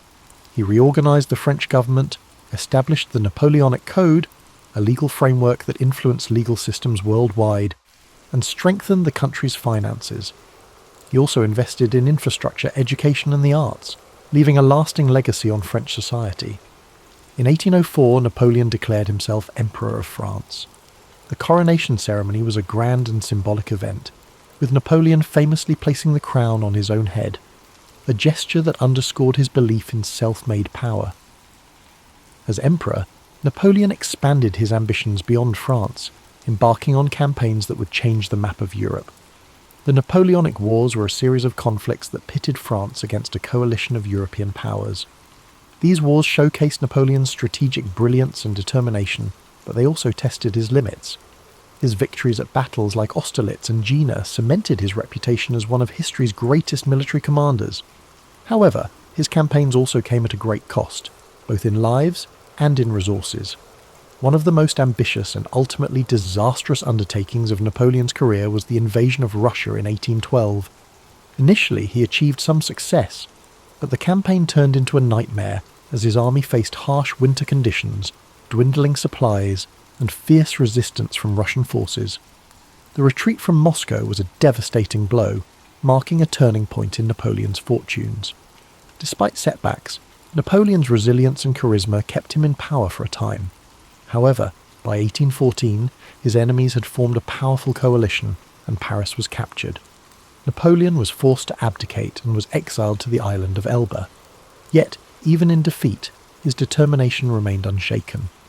Less than a year later, he escaped from Elba and returned to France, rallying support and reclaiming his position as emperor during what became known as the 100 Days. Napoleon's final chapter unfolded at the Battle of Waterloo in 1815. Facing a coalition led by the Duke of Wellington and the Prussian army, Napoleon fought valiantly but was ultimately defeated. This marked the end of his reign and his dreams of empire. He was exiled once more, this time to the remote island of St. Helena in the South Atlantic. On St. Helena, Napoleon spent the final years of his life in relative isolation. He reflected on his legacy, dictating memoirs that recounted his achievements and offered insights into his thoughts and motivations. He died on May 5, 1821, at the age of 51. While his life ended in exile, his impact on history was indelible. Napoleon's story is one of contrasts, a man of great ambition and intellect who reshaped Europe, yet whose relentless pursuit of power ultimately led to his downfall. His legacy is a reminder of the complexities of leadership and the enduring influence of vision and determination. As you reflect on Napoleon's journey, let the calm rhythm of his story guide you into a state of relaxation. His life, filled with triumphs and challenges, serves as a reminder that greatness often comes with both light and shadow. Imagine the quiet halls of the École Militaire, where a young Napoleon first honed his skills, or the grand boulevards of Paris during his reign. Picture the serene beaches of Corsica, where his journey began, and the windswept shores of St. Helena, where it ended. These images, filled with history and humanity, bring a sense of peace and connection. As the gentle narrative of Napoleon's life carries you further into relaxation, consider the enduring lessons his story offers. His life was a testament to the power of vision, determination, and adaptability. From the shores of Corsica to the grand battlefields of Europe, Napoleon's journey was one of extraordinary highs and profound lows, each moment shaping his legacy and the world around him. Imagine the streets of Paris during the height of Napoleon's rule, bustling with activity as citizens moved through a city transformed by his reforms. The grand architecture, the sounds of carriages, and the whispers of admiration for the leader who had reshaped France into a powerful empire fill the air. Napoleon's vision for his country was ambitious, rooted in the belief that strong leadership and progressive policies could bring unity and prosperity. Napoleon's Napoleonic Code, one of his most enduring achievements, remains a symbol of his commitment to order and justice. By creating a clear and organised legal framework, he provided a foundation for modern law that still influences societies worldwide. This accomplishment reflects his ability to think beyond the immediate and to consider the lasting impact of his actions, a hallmark of great leadership. Now, as you drift deeper into rest, picture the vast and open battlefields where Napoleon's strategies unfolded.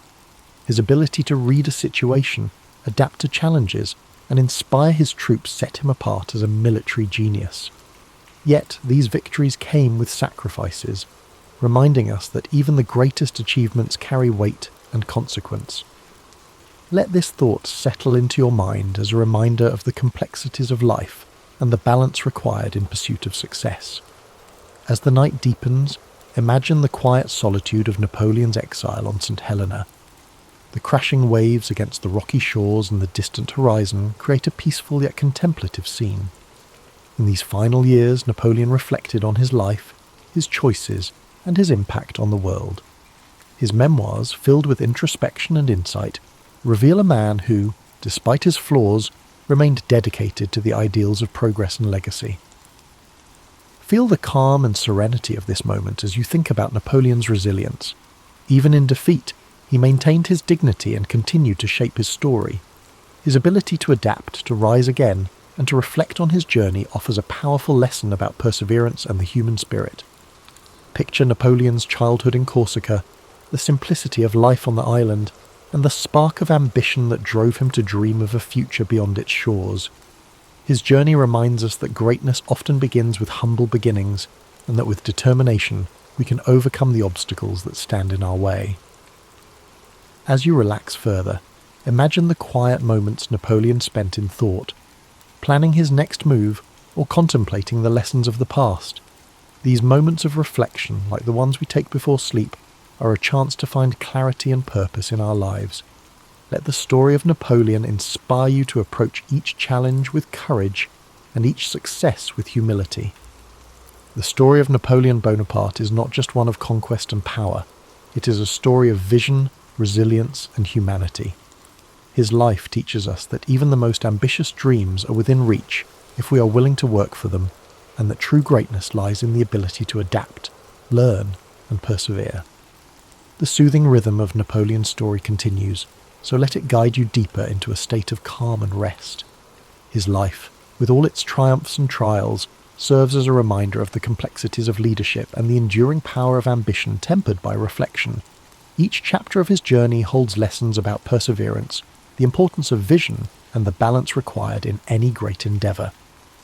Picture Napoleon in one of his most iconic moments, standing atop a hill overlooking the battlefield at Austerlitz. The early morning fog begins to lift, revealing the vast armies below. His mind is sharp, calculating and focused as he directs his troops with precision and confidence. This scene encapsulates the essence of Napoleon as a leader, decisive, strategic, and unwavering in his belief in victory. Let this image remind you of the power of clarity and focus, qualities that can guide us even in the most challenging situations. Now shift your thoughts to the quieter moments of Napoleon's life, moments spent in introspection and planning. Perhaps he's seated at a desk, surrounded by maps and letters, the flicker of a candle casting a soft glow on his face. These moments of preparation and thoughtfulness were the foundation of his successes, showing that even the most remarkable achievements begin with careful planning and deliberate action. While you relax further, imagine the streets of Paris once more, this time during Napoleon's grand coronation as emperor. The city buzzes with excitement and anticipation, the sounds of trumpets echoing through the air as crowds gather to witness history being made. Napoleon, ever the symbol of self-determination, places the crown upon his own head. a gesture that speaks to his belief in shaping his own destiny. This powerful act reminds us of the importance of taking charge of our lives and pursuing our goals with determination. From the grandeur of Paris to the stark solitude of St. Helena, Napoleon's life was filled with contrasts. His journey teaches us to embrace both the victories and the setbacks, to find strength in our resilience, and to learn from every experience. The quiet reflection of his later years offers a poignant reminder that even in solitude, there is value in contemplating our legacy and the impact we leave behind. Imagine Napoleon walking along the shores of St. Helena, the waves gently lapping at the rocky coastline. The horizon stretches endlessly before him, a symbol of both the limits of his exile and the boundless scope of his influence. In this serene moment, there is a sense of acceptance and peace, a reminder that even the most ambitious lives eventually find stillness. While you drift further into sleep, let the echoes of Napoleon's life guide your dreams.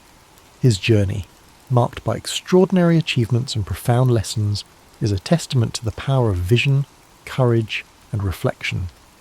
His story reminds us that greatness is not measured solely by success, but by the depth of our character and the impact we have on the world around us. As the narrative of Napoleon's life gently lingers, allow yourself to sink even deeper into relaxation. His story, so full of ambition, brilliance, and humanity, is a powerful reminder of the potential that lies within all of us.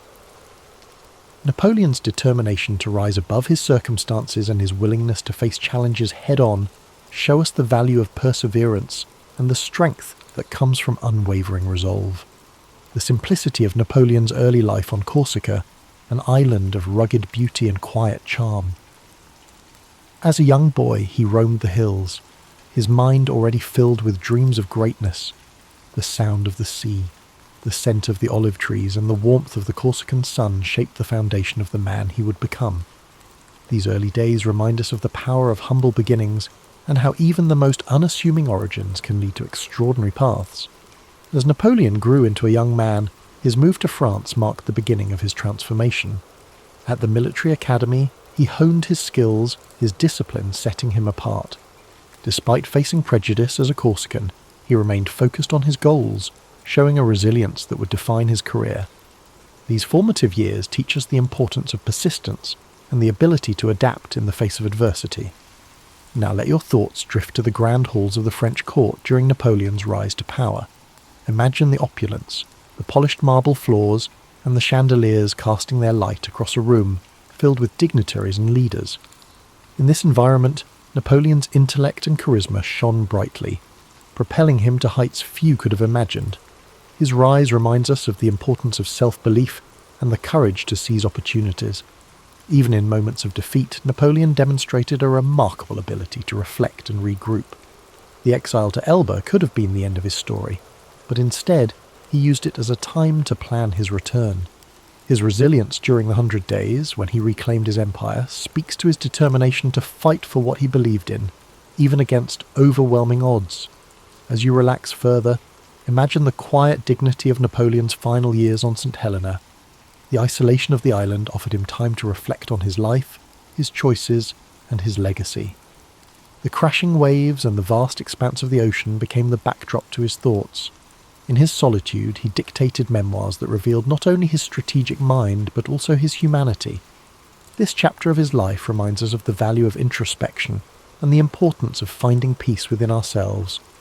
Feel the calm and stillness of this moment as the story of Napoleon carries you into a deep, peaceful sleep. His life, marked by extraordinary achievements and profound lessons, serves as a reminder that greatness lies not just in what we accomplish, but in how we face the challenges along the way. With the night embracing us, let the echoes of Napoleon's journey fill your dreams. Imagine the vast battlefields, the bustling streets of Paris, and the quiet shores of St. Helena, each scene a testament to the resilience and complexity of his life. His story reminds us that every step of the journey, whether triumphant or challenging, shapes who we are and leaves a legacy that endures.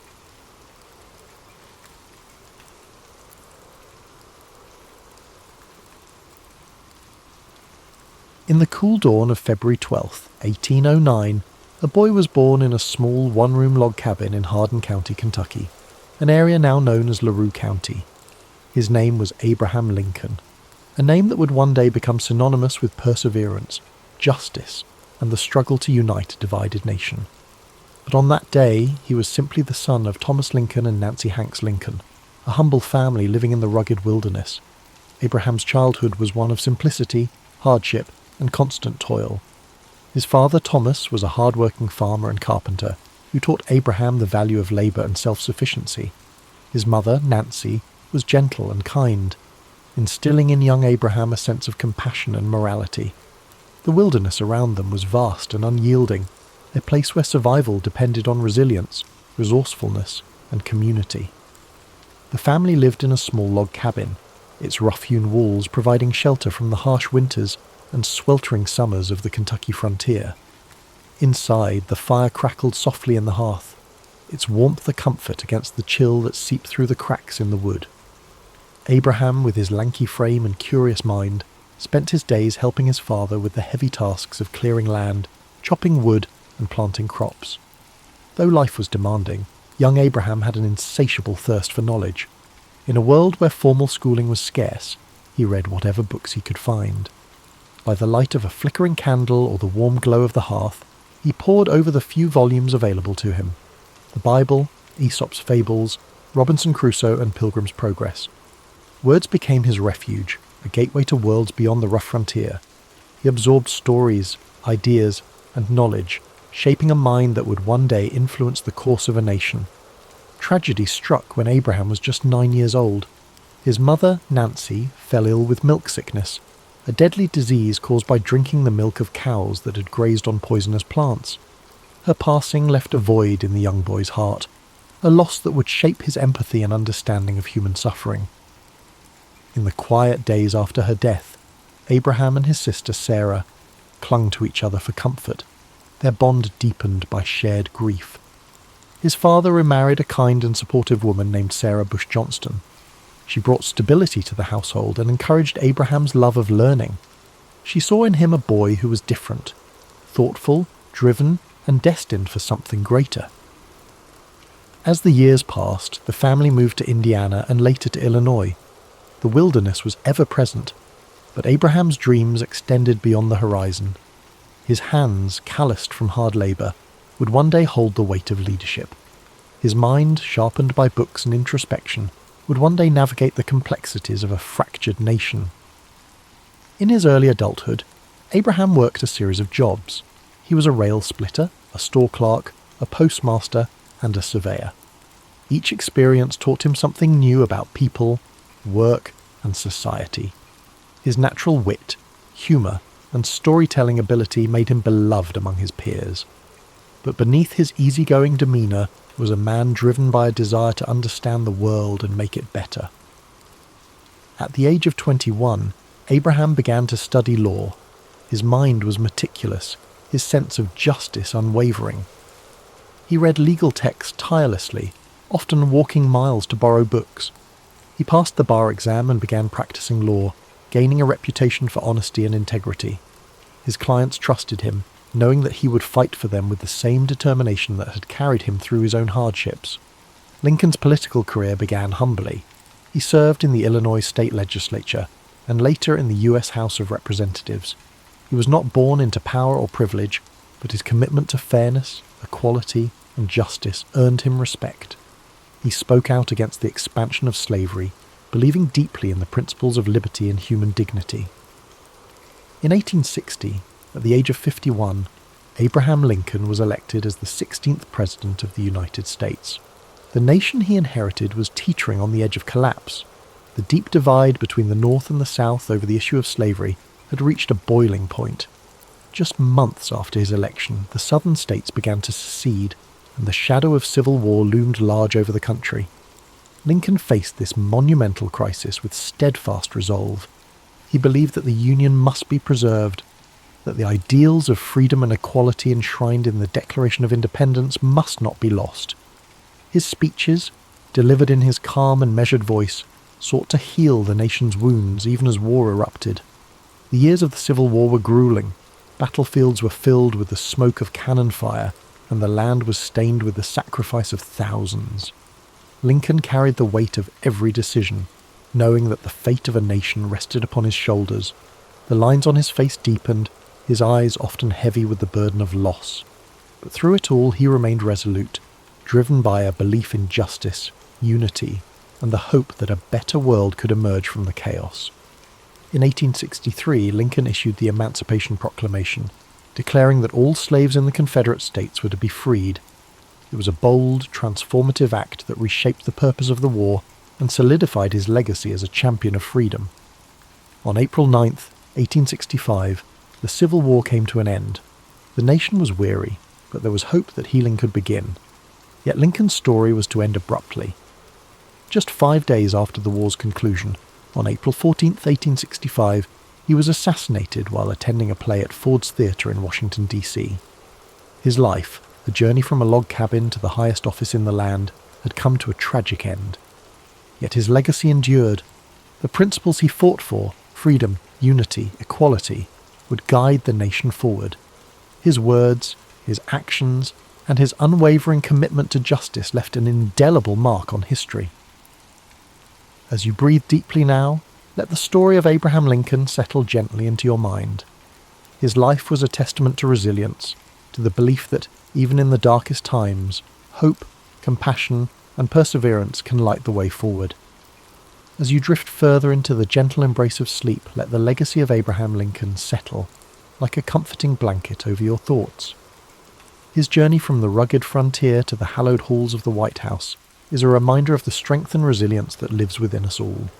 His life teaches us that even in times of struggle, compassion, and perseverance can lead to hope, unity, and transformation.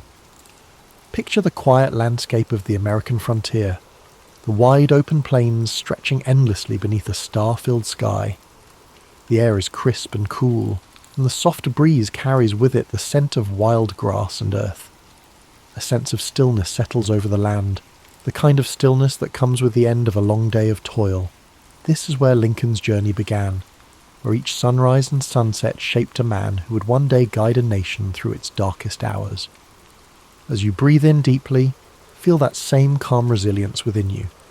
The steady rhythm of your breath mirrors the gentle sway of the tall grasses, their tips shimmering in the pale moonlight. The sky above is vast and serene, a reminder that even amidst the chaos of life, there exists a quiet, enduring peace. Let this image fill your mind with tranquility, a sense of knowing that no matter the trials you face, there is strength to be found in perseverance and patience. Imagine the crackling of a campfire in the distance, its warm glow a beacon of comfort in the darkness. The flames dance softly, casting flickering shadows that sway and twist. This fire represents the warmth of human connection, the bonds of unity that Lincoln so passionately fought to protect. Even when the world was divided, he held firm to the belief that a nation could heal, that people could come together despite their differences. Lincoln's story reminds us of the quiet power of humility, empathy, and integrity. In his speeches and letters, he spoke not with arrogance, but with a deep understanding of human nature, of the pains and struggles that shape us all. His words carried the weight of experience and the hope of a better tomorrow. They were like gentle waves, lapping against the shores of a fractured nation, each word a step toward healing and reconciliation. As you lie here, feel yourself sinking deeper into rest. The burdens of the day grow lighter, like leaves floating gently down a stream. The water carries them away effortlessly, leaving behind a surface that is smooth and calm. Allow your mind to let go of worries, doubts, and fears, knowing that the path forward, though sometimes difficult, is always illuminated by the quiet light of hope. The soft whisper of the wind through the trees mirrors the quiet resolve that Lincoln carried within him. His journey was not one of ease, but of purpose. Each challenge, each setback, was met with patience and fortitude. He understood that change, real and lasting change, takes time and steady effort. In the face of adversity, he chose to act with dignity, knowing that his choices would shape the future for generations to come. As you drift deeper, imagine standing in the stillness of a forest at twilight. The world is hushed, the last rays of sunlight filtering through the branches casting long golden shadows on the ground. This is a place of reflection, of quiet contemplation. The air is filled with the faint sounds of nature, a distant owl calling softly, the rustle of leaves in the breeze. Here you feel a connection to the world around you, a sense of being part of something much greater than yourself. Lincoln's life, with its moments of triumph and tragedy, is a reminder that each of us has the power to shape our own legacy. His belief in justice, equality and unity is a flame that continues to burn, a beacon that guides us through the darkness. His story encourages us to act with kindness, to stand firm in our principles, and to seek peace even in turbulent times. Breathe in deeply, the air filling your lungs with a sense of calm and clarity. With each exhale, let go of any tension or unease. Feel your body relax further, each muscle softening, your mind becoming lighter. The steady rhythm of your heart is like a gentle drumbeat, grounding you in this peaceful moment. The night envelops you now, a cocoon of warmth and safety. The stars above shimmer softly, their light a reminder that even in the vastness of the universe you're not alone. You are part of a story that stretches across time and space, connected to the dreams, struggles and triumphs of those who came before you. As you continue to relax, let Lincoln's story inspire a sense of quiet resolve within you. His life is a testament to the idea that courage, empathy, and perseverance can overcome even the greatest challenges. His journey, though filled with hardship, ultimately brought hope and healing to a fractured world. You too carry that potential within you, the power to face challenges with grace and to find peace in the midst of uncertainty. Thank you for joining us tonight on History and Sleep. May the story of Abraham Lincoln fill your dreams with calm, strength, and the knowledge that you are capable of overcoming any obstacle. Remember to like, comment and subscribe for more soothing stories of history's greatest figures. Now, let go completely. The night holds you gently, the stars keep watch, and your dreams unfold like the quiet pages of a storybook. Sleep deeply, knowing that you are safe, that you are strong, and that tomorrow holds new possibilities, new paths to explore, and new moments of peace. As you drift even deeper into the comforting depths of sleep, let the quiet strength of Abraham Lincoln's story continue to guide you.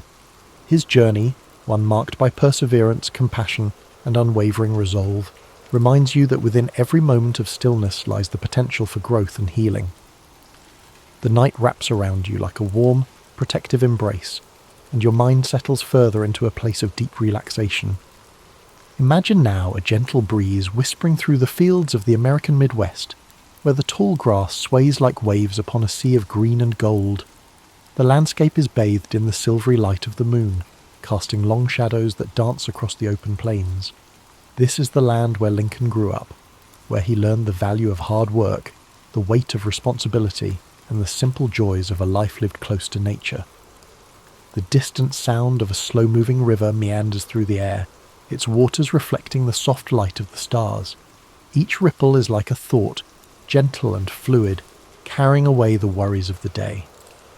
You're standing on the banks of this tranquil river, feeling the cool, damp earth beneath your feet. The water flows endlessly, reminding you that life, with all its challenges and triumphs, moves forward in its own steady rhythm.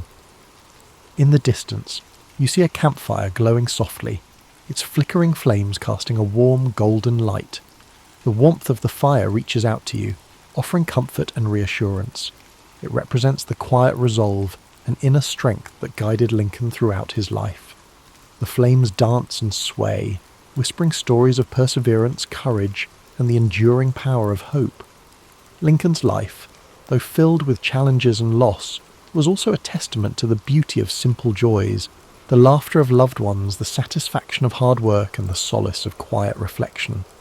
His humility and integrity, even in the face of great adversity, remind us that true strength is not always loud or forceful.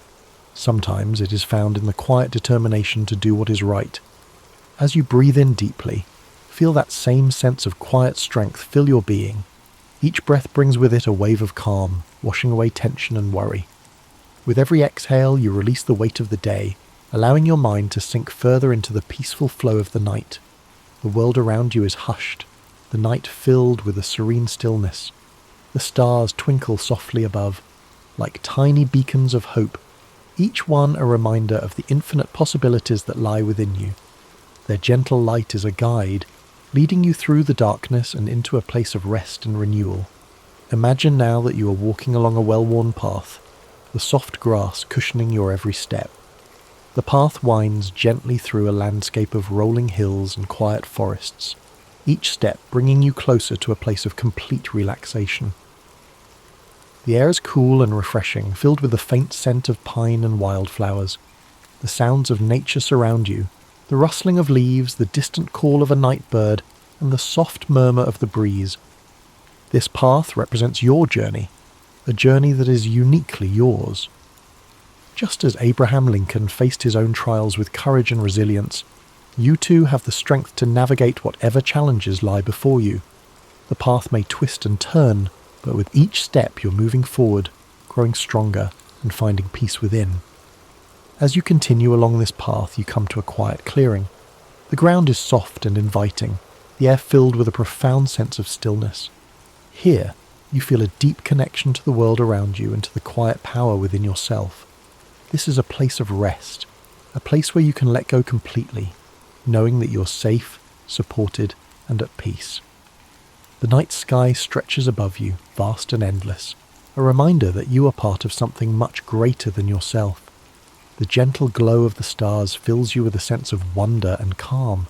You're exactly where you need to be, and in this moment, everything is as it should be. As you settle into this peaceful clearing, allow yourself to drift even further into the depths of sleep. Your breath is slow and steady, your body relaxed and weightless.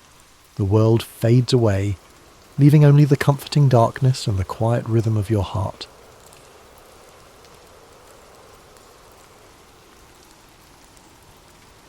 Paris in the 1920s was alive, champagne corks popping, jazz clubs buzzing, and fashionable Art Deco lights twinkling. To astute visitors, Paris offered endless possibilities. Travellers flocked to the Seine at night, British tourists with their pastel-coloured suits, American expatriates, and European industrialists with fat wallets. It was perfect for a resourceful con man with a convincing story to sell. For Victor Le Renard Le Maire, the city vibrated with cigarette smoke and colourful posters. He was not always Le Renard or in Paris. Born in a small village on the Austrian border, he was captivated by the world beyond the mountains. While other boys herded sheep, Victor watched travellers in their streamlined car. He saw that the most persuasive could sell peasants anything, from worthless medicines to bewildering life insurance. Young Victor discovered that a good tale was worth more than gold. That's when locals dubbed him Le Renard, the fox, after he exchanged worthless trinkets for a prized hunting rifle. In a village of rumours, that tale spread quickly. As a boy, he learned to shape people's perceptions to see what he wanted. By adulthood, his skill was sharp. He mastered languages, studied psychology, and honed his sophisticated demeanour. He'd earned a tidy fortune from his swindles across Europe, letter forgery, impersonating nobility at social events, and selling near-new antiques. Each time he was being investigated by the authorities, he'd vanish, reappearing in Vienna, Milan, or Berlin, a step ahead. Victor arrived in Paris following the Great War with a suitcase and a shy smile. He had settled in within a month after reading an article about the cost of keeping the Eiffel Tower standing. It was built for the World's Fair in 1889. It was costly to maintain, and some people did not appreciate its appearance. There were strong protests against its demolition, despite the fact that it was popular among visitors. Victor learned of this news. He spent days in Champs-Élysées cafes hearing conversations on city projects. He learned that bureaucratic decisions were bogged down by red tape and that the city lacked money. He considered if he persuaded someone that the government of Paris was planning to dismantle the Eiffel Tower to sell it as scrap, he could become rich. It was a wild scheme. Failure would turn him into a laughingstock. But a success was possible. Victor considered it for a night. He figured the more ridiculous the scam, the more people might be made to believe it. Who would fake the sale of France's most iconic landmark? He thought it needed high bureaucratic flair, like forged papers and stamps. Rumour and secrecy would be at his side. If he succeeded, he'd vanish, rich and legendary. He spent the next few days poring over the engineering wonder, absorbing facts such as its metal mass, elevator upkeep, and the way the tower accommodated activities ranging from tourism to radio reception. With these details, he was able to address prospective buyers with authority. He took a lavish suite at the Hôtel de Crillon, pretending to be a high-ranking official, to add authenticity to his deception. He engaged an engraver for stationery of his imaginary Ministry of Post and Telegraph, since the Eiffel Tower was also a radio centre. The last touch put him in official mode. Paris, for all its beauty, also had its share of opportunistic entrepreneurs. There were whispers that a government minister was looking discreetly for a private investor in a secret project. The city did not want to face the public outcry of cancelling the tower, so this transaction had to be kept quiet. Everything was ready by the time Victor was prepared. It was such a warm spring afternoon that Victor was at a sidewalk cafe facing the Madeleine, scanning a list of buyers, ambitious, greedy-eyed men in the metal industry. His informant had told him they would stop at nothing to gain inside information on a city contract, no matter how sleazy. Breathing deeply of the scent of warm croissants and enjoying the hush as upscale Parisians walked past, Victor was filled with confidence. He could practically feel his win. He was more than a criminal in his own eyes. He was a performer with a bigger act than ordinary morals. He finished his coffee, concealed his notes, and rose to his feet. The greatest scam of his life was ready to start. Victor began by sending elegantly handwritten invitations on forged ministry stationery to half a dozen influential scrap metal merchants. He requested their presence at the prestigious Hôtel de Crillon for a most confidential discussion of national importance. The letter was a masterpiece of official-sounding rhetoric, sprinkled with phrases such as "in strictest confidence" and "under direct ministerial oversight." Anyone who read it would have believed it came straight from the desk of a high-ranking bureaucrat. He scheduled a single day of interviews, meeting each merchant individually. He wanted them to feel hand-picked and privileged, reinforcing the notion that the city wanted to keep this matter tightly under wraps. From the start, curiosity and greed twinkled in their eyes. When at last the conversation steered to the possibility of dismantling the Eiffel Tower, he watched their expressions dance between disbelief, astonishment, and excitement. Victor's calmly stated reasoning was that the maintenance fees had become prohibitive, and certain parties in government felt the tower no longer served its original purpose. To all of them, he leaked the same inside track. The city would soon finalise a discreet agreement for the tower's metal, but public backlash was a real concern. The city planned to avoid any uproar by finalising the deal quickly, so confidentiality was paramount. By the time the meeting ended, each merchant was fully enthralled. Victor had left them with the impression that they were among the few chosen to bid on the opportunity. Their own imaginations did much of the work from there, conjuring up fantasies of staggering profit.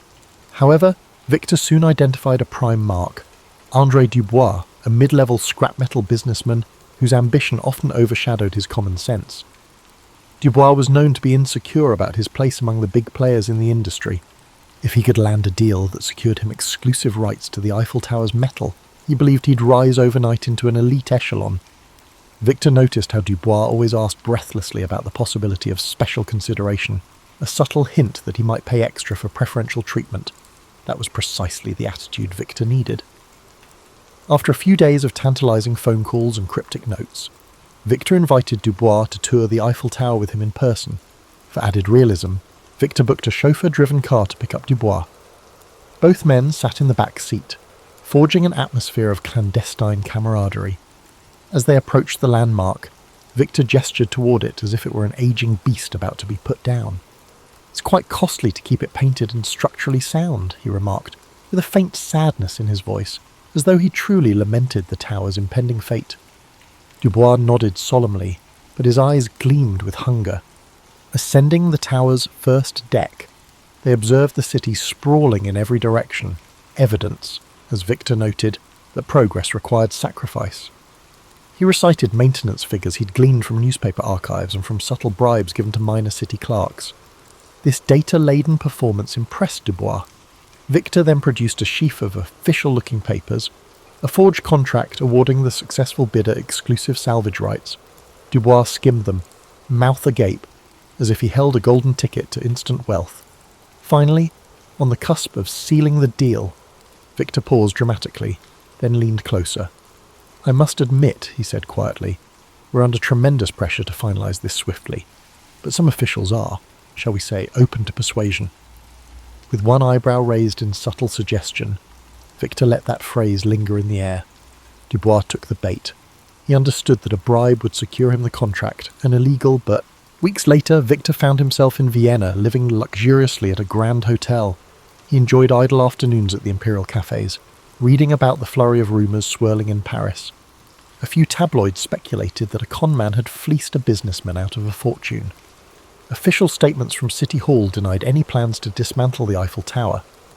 Yet the press never got hold of Dubois's name, and no one had identified Victor. The story, swirling with half-truths, soon faded from public discourse. For Victor, that was a green light. His scheme had left no significant ripples, no public scandal, no humiliating trial. It was as though the entire episode had slipped into an urban legend. While sipping a particularly fine espresso one morning, he found himself flipping through a Parisian newspaper. In the business section, there was a fresh wave of articles on the tower's upkeep expenses. Costs were climbing yet again. The debates that raged a few years prior were resurfacing, with critics continuing to ask if the monument had outlived its usefulness. Reading that, Victor felt a surge of déjà vu, accompanied by a mischievous grin. If the city itself remained unconvinced of the tower's permanent place in its skyline, then the seed of plausibility was still there. The more he mulled it over, the more irresistible the idea became. Selling the Eiffel Tower once was bold. Selling it twice, that would be legendary. Of course, every repeat performance carries an elevated risk. Con artistry thrives on the unexpected. Victor was no stranger to the concept that lightning rarely strikes the same place twice. And yet, as he weighed his options, he recognised one key advantage.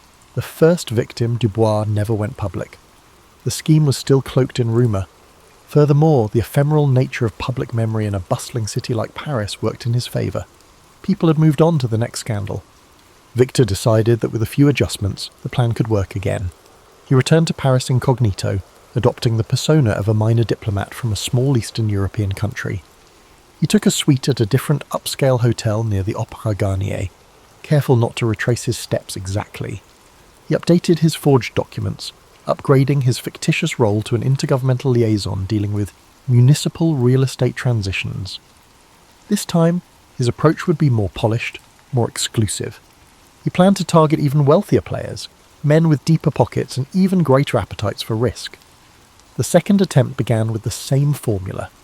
Elegantly worded letters on official-looking stationery, discreet appointments scheduled in lavish hotel lounges, and hushed talk of a sensitive government project. Yet the potential buyers this time were fewer, and Victor was more selective. At one meeting in a private parlour, he addressed 3 men together, an unusual choice for him. The trio included a well-known industrialist rumoured to have close ties to the city's political figures, a second man who managed a large shipping enterprise, and a third, a foreign investor looking to break into European markets. Victor carefully balanced the discussion, letting just enough details slip to convince them that the city's patience with the Eiffel Tower was running thin. But if the first sale had gone astonishingly smooth, the second was fraught with unexpected snags. One of the potential buyers was far more astute than Victor anticipated. This man, Claude Fournier, had a reputation for sniffing out underhanded deals. At the meeting, Fournier didn't flinch when Victor presented the rationale for dismantling the tower. Instead, he politely asked for references and official documentation. There was a certain sharpness in his eyes that made Victor uneasy. Still, Victor handed over his forged credentials without hesitation, offering carefully rehearsed explanations. Fournier accepted them with a practiced smile that revealed nothing. A day later, however, Victor discovered that Fournier had asked around about him, discreetly inquiring among local bureaucrats to confirm the authenticity of the liaison role. None of them, of course, recognised the name. A city clerk, already suspicious about a foreigner asking pointed questions, apparently alerted a friend in the police. Victor learned of this through his network of informants, petty forgers, streetwise doormen, and an occasional mistress or two. The rumour suggested that the police had begun quietly investigating a man posing as a city official peddling a contract tied to the Eiffel Tower. For the first time in his career, Victor felt the heat close in. The con was in motion, but the authorities were no longer ignorant.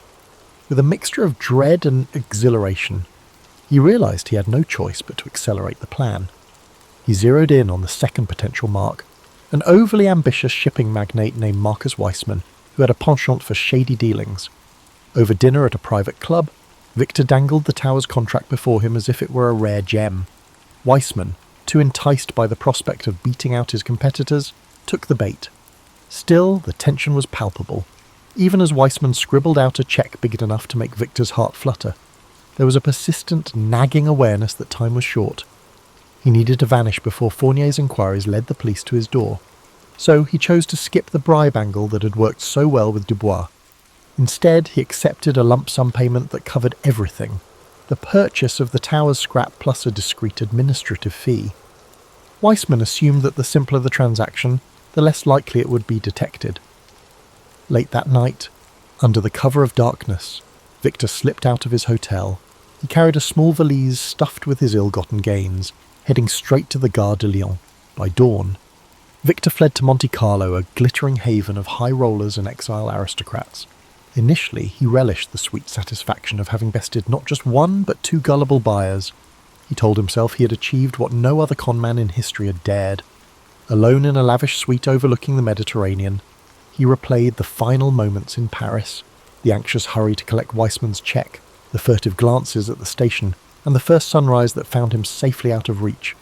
Now, with the sea breeze caressing his face, he figured it was only a matter of time before rumours of the second sale caught up to him. For a few months, he maintained a low profile. He frequented the Monte Carlo casino under a false identity, staying clear of any large wagers that might draw attention. He used coded telegrams to stay in touch with his forgers and informants back in Paris. From them, he learned that Fournier had indeed pressed the police for an investigation. Weissman, facing public humiliation and potential legal woes, tried to keep the matter as quiet as possible, hoping to recover his money through any means short of a public scandal. Still, the police smelled something big. They had never heard of such an audacious swindle, and that alone piqued their interest enough to keep them digging. Eventually, investigators uncovered the faint tracks Victor left behind, receipts at the hotel, witnesses who recalled a confident, well-dressed man with a foreign accent. They pieced together the timeline of his meetings, even found traces of his forged stationery. Before long, they had a name, though it remained unclear if Victor Lemaire was real or an alias. With pressure mounting, the authorities circulated descriptions to major European cities, urging border agents and local police to keep an eye out. One photograph, taken secretly by a curious bystander at the Eiffel Tower, showed a side profile that might have been him. Rumours spread that a flamboyant con artist, rumoured to have sold the Eiffel Tower not once but twice, was at large. Despite the noose tightening, Victor couldn't resist the lure of one last escapade. He reasoned that living on the run forever would be unbearable. Why not gamble big while he still had some measure of control? So, one evening at the casino, dressed in a crisp dinner jacket, swirling a glass of fine cognac, he sat at a roulette table. In a dramatic flourish, he placed a small fortune on a single bet. It was uncharacteristic of him to risk real money on chance. He usually preferred to rig the odds through manipulation. But something inside him craved the adrenaline rush. The wheel spun, heart pounding. He watched the tiny ball bounce from slot to slot. When it finally settled, it landed on red, a loss for Victor's black bet. Though it was only a fraction of his earnings, the defeat seemed like an omen. For a moment, he stared at the chipped green felt of the table, the croupier's polite nod indicating the end of the bet. In that instant, a seed of doubt sprouted in Victor's mind. Was his luck running out? He excused himself, stepping away from the table, ignoring the curious glances of other patrons who recognized him, by one of his many aliases, presumably. That night, as he strolled the moonlit promenade along the coast, he tried to shake off the feeling that everything was about to catch up with him. He told himself he was a master of illusions. He could reinvent himself anywhere, America, South America, or a quiet corner of Asia. Yet the persistent thought nagged at him. How long can any fox outrun the hounds? He had always believed in the artistry of his craft, but sooner or later, every performance comes to a close. Sure enough, his downfall arrived abruptly. While stepping out of a Monte Carlo cafe one morning, he was discreetly approached by a man who introduced himself as a private detective from Paris, hired by none other than Claude Fournier. The detective's tone was polite, but his eyes brimmed with that unwavering sense of purpose. He claimed to have evidence linking Victor to the Tower con, along with sworn statements from hotel staff. The detective offered Victor a choice: return to Paris, meet with Fournier's lawyers, and negotiate a quiet settlement, or face arrest and extradition. Outwardly, Victor kept his composure. He flashed a wry smile, feigning indifference. But his heart pounded. Even if he eluded this detective, he sensed the net was cast too wide for him to remain free for much longer. Sometimes, surrendering on your own terms was the last con you could pull. In a move that stunned the detective, Victor proposed his own arrangement. He would meet Fournier in neutral territory, in Switzerland, to hash out a deal. The detective, intrigued and possibly influenced by some under-the-table persuasion, agreed to broker the meeting. Victor reasoned that by controlling the location, he might still orchestrate an escape. But as fate would have it, the Swiss authorities were also alerted. When Victor arrived, plainclothes officers appeared from the shadows, swiftly taking him into custody. His arrest was a quiet affair, overshadowed by bigger global events. Still, word spread among the underworld. The man who sold the Eiffel Tower twice had finally met his match. There was no dramatic public trial in France. Instead, in backroom negotiations to avoid an international scandal, a deal was reached. Some said Fournier and Weissman recouped a fraction of their losses, and the French government, stung by embarrassment, preferred to hush up the matter. Victor was quietly sentenced for fraud under an assumed name, but the legend endured in hushed whispers for decades. Rarely did anyone speak of his fate. Some claimed he escaped from prison using forged documents, vanishing into the night. Others insisted he served his time, only to emerge a changed man. Either way, in the smoky corners of certain Parisian cafes, old-timers still tell the tale with a gleam in their eyes. The man who dared to sell the Eiffel Tower, not once, but twice. It remains a testament to the power of audacity, the allure of ambition, and the strange truth that the bigger the lie, the more people want to believe it. And so the story endures, a monument to the enduring thrill of a great impossible scam. In the year 1162, amidst the sweeping steppes of Mongolia, a child was born into a world of cold winds and endless plains. This child, named Temujin, would grow to become the great Genghis Khan, a name that would echo across history as the founder of the Mongol Empire. But before he became a conqueror, he was simply a boy born into struggle, shaped by the harshness of his environment and the conflicts of his people.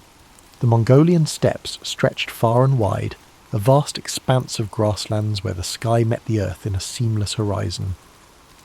Life here was simple yet brutal. Nomadic tribes moved with their herds, living off the land and surviving the harsh winters and the scorching summers. It was a world where strength, loyalty, and resilience were the keys to survival. Temujin's early years were marked by hardship. He was the son of Yesugei, a minor tribal leader, and his wife Holun. When Temujin was just a young boy, his father was poisoned by a rival tribe. This sudden loss left his family vulnerable, and they were abandoned by their own clan. His mother, Holun, took on the responsibility of raising Temujin and his siblings alone. The family was left to fend for themselves on the open steppes, relying on foraging, hunting, and sheer determination to survive. These early struggles forged a deep resilience in Temujin. He learned to endure hunger, cold, and the constant threat of violence. But he also learned the value of unity, the importance of family, and the need for loyalty. His mother's strength became a guiding force in his life. She taught him that survival required not only physical strength, but also wisdom, patience, and an unyielding spirit. As Temujin grew older, he began to understand the fragmented world of the Mongol tribes. There were endless feuds, shifting alliances, and a constant struggle for power. He saw how disunity left his people vulnerable. He dreamed of something greater, of a world where the tribes could be united, where the endless conflicts could be replaced with a shared purpose. But before he could realize this vision, he faced countless challenges. Betrayal was a constant threat.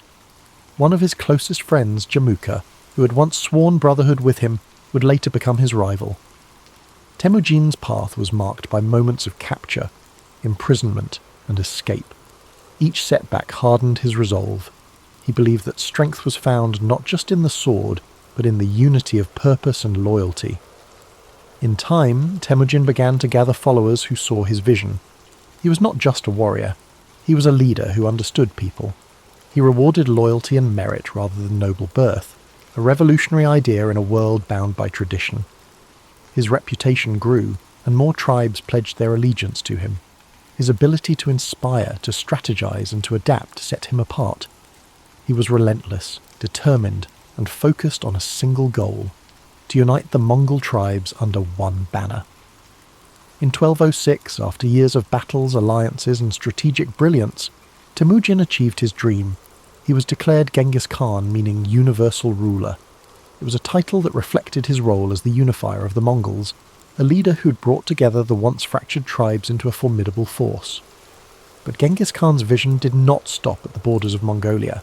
He saw beyond the steppes, beyond the horizon.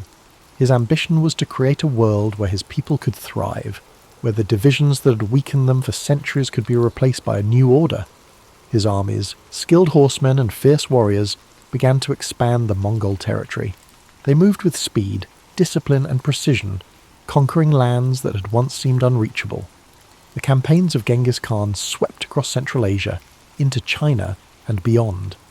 His leadership was marked by a combination of ruthless efficiency and strategic genius.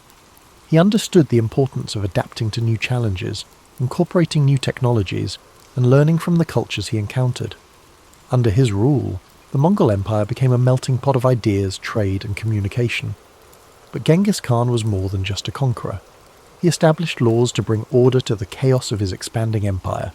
His code, known as the Yasa, emphasized loyalty, discipline, and justice. He promoted religious tolerance, recognizing that unity required respecting the beliefs of diverse peoples. He created systems of communication, trade routes, and infrastructure that connected distant parts of his empire. The Silk Road, once a dangerous route, flourished under Mongol protection, facilitating the exchange of goods, ideas, and cultures. As you breathe in deeply, picture the vast Mongolian steppes under a night sky filled with stars. The grass sways gently in the breeze, and the world is quiet except for the soft sounds of horses and the distant crackle of campfires.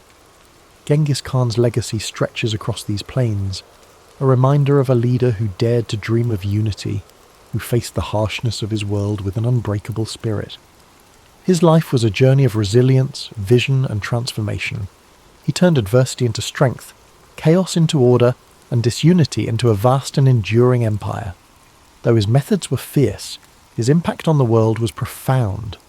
The connections he forged between East and West reshaped history, leaving a legacy that endures to this day.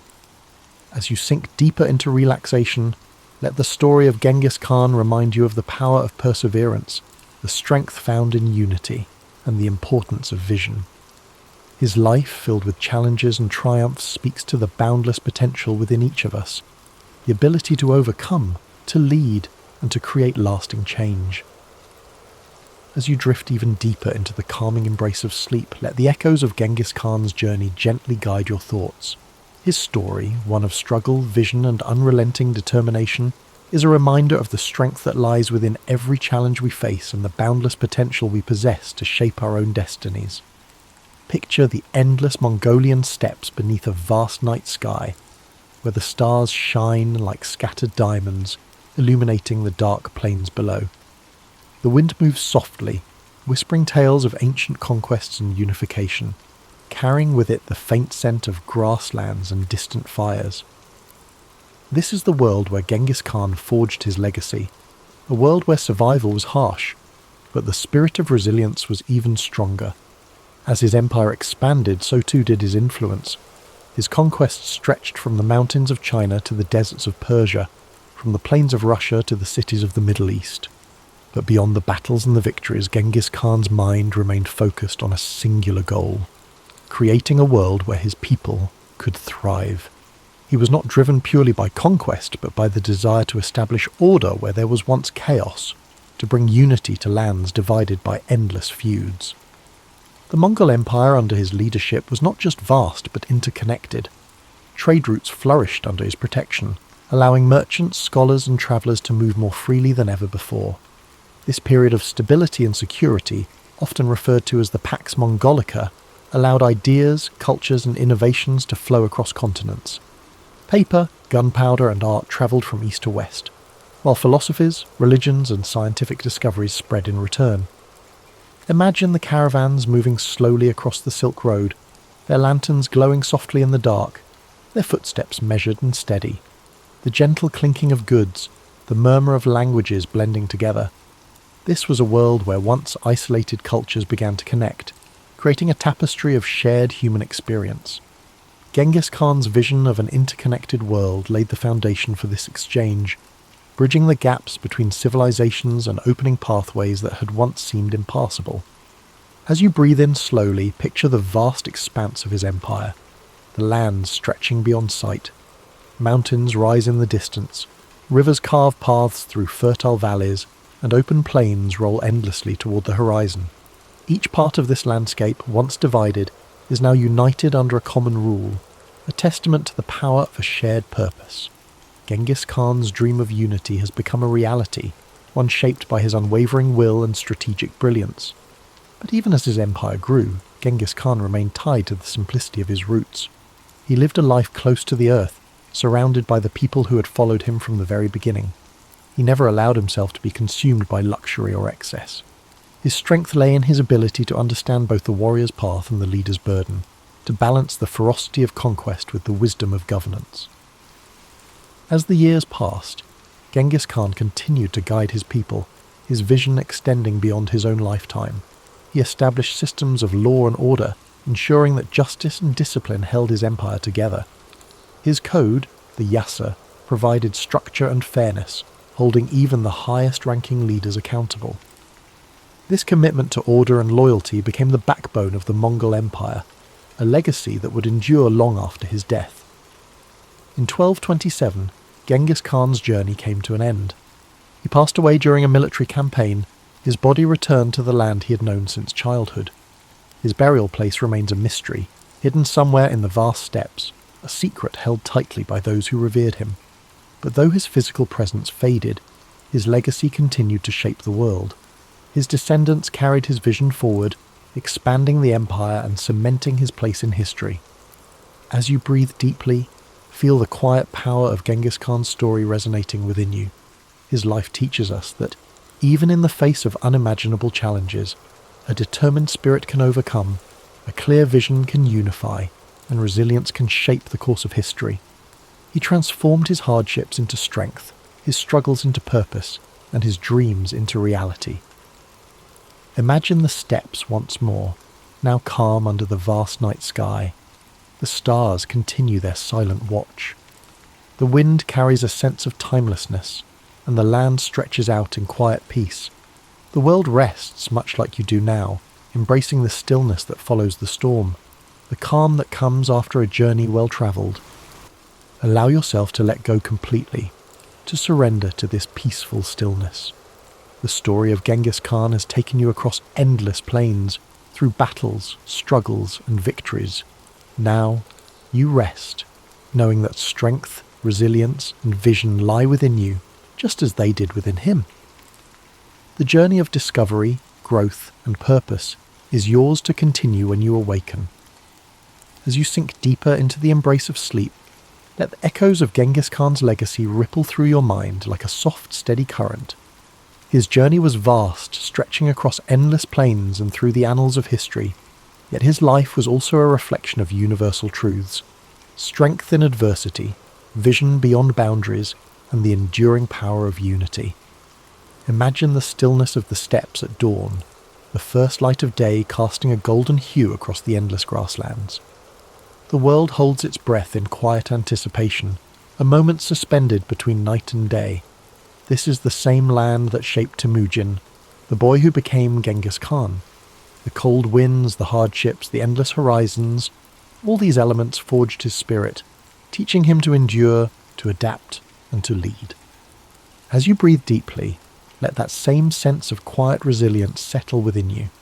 Just as the steppes stretched beyond sight, so too do the possibilities within your own life. The journey of Genghis Khan reminds us that no matter how vast the challenges before us, the human spirit is capable of incredible endurance and transformation. In your mind's eye, picture the endless caravans that travelled the Silk Road, under the protection of the Mongol Empire. Merchants from distant lands move steadily along ancient routes, their carts loaded with silks, spices and knowledge. The world is connected in ways it had never been before, ideas flowing freely across continents. These connections, once fragile and uncertain, now weave a tapestry of shared human experience. Genghis Khan's vision brought people together, creating pathways where there had once been barriers.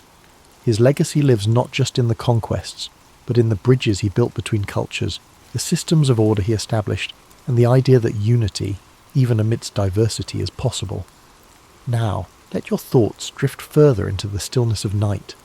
The campfires have burned down to embers, their soft glow casting faint light across the faces of warriors, nomads, and travellers.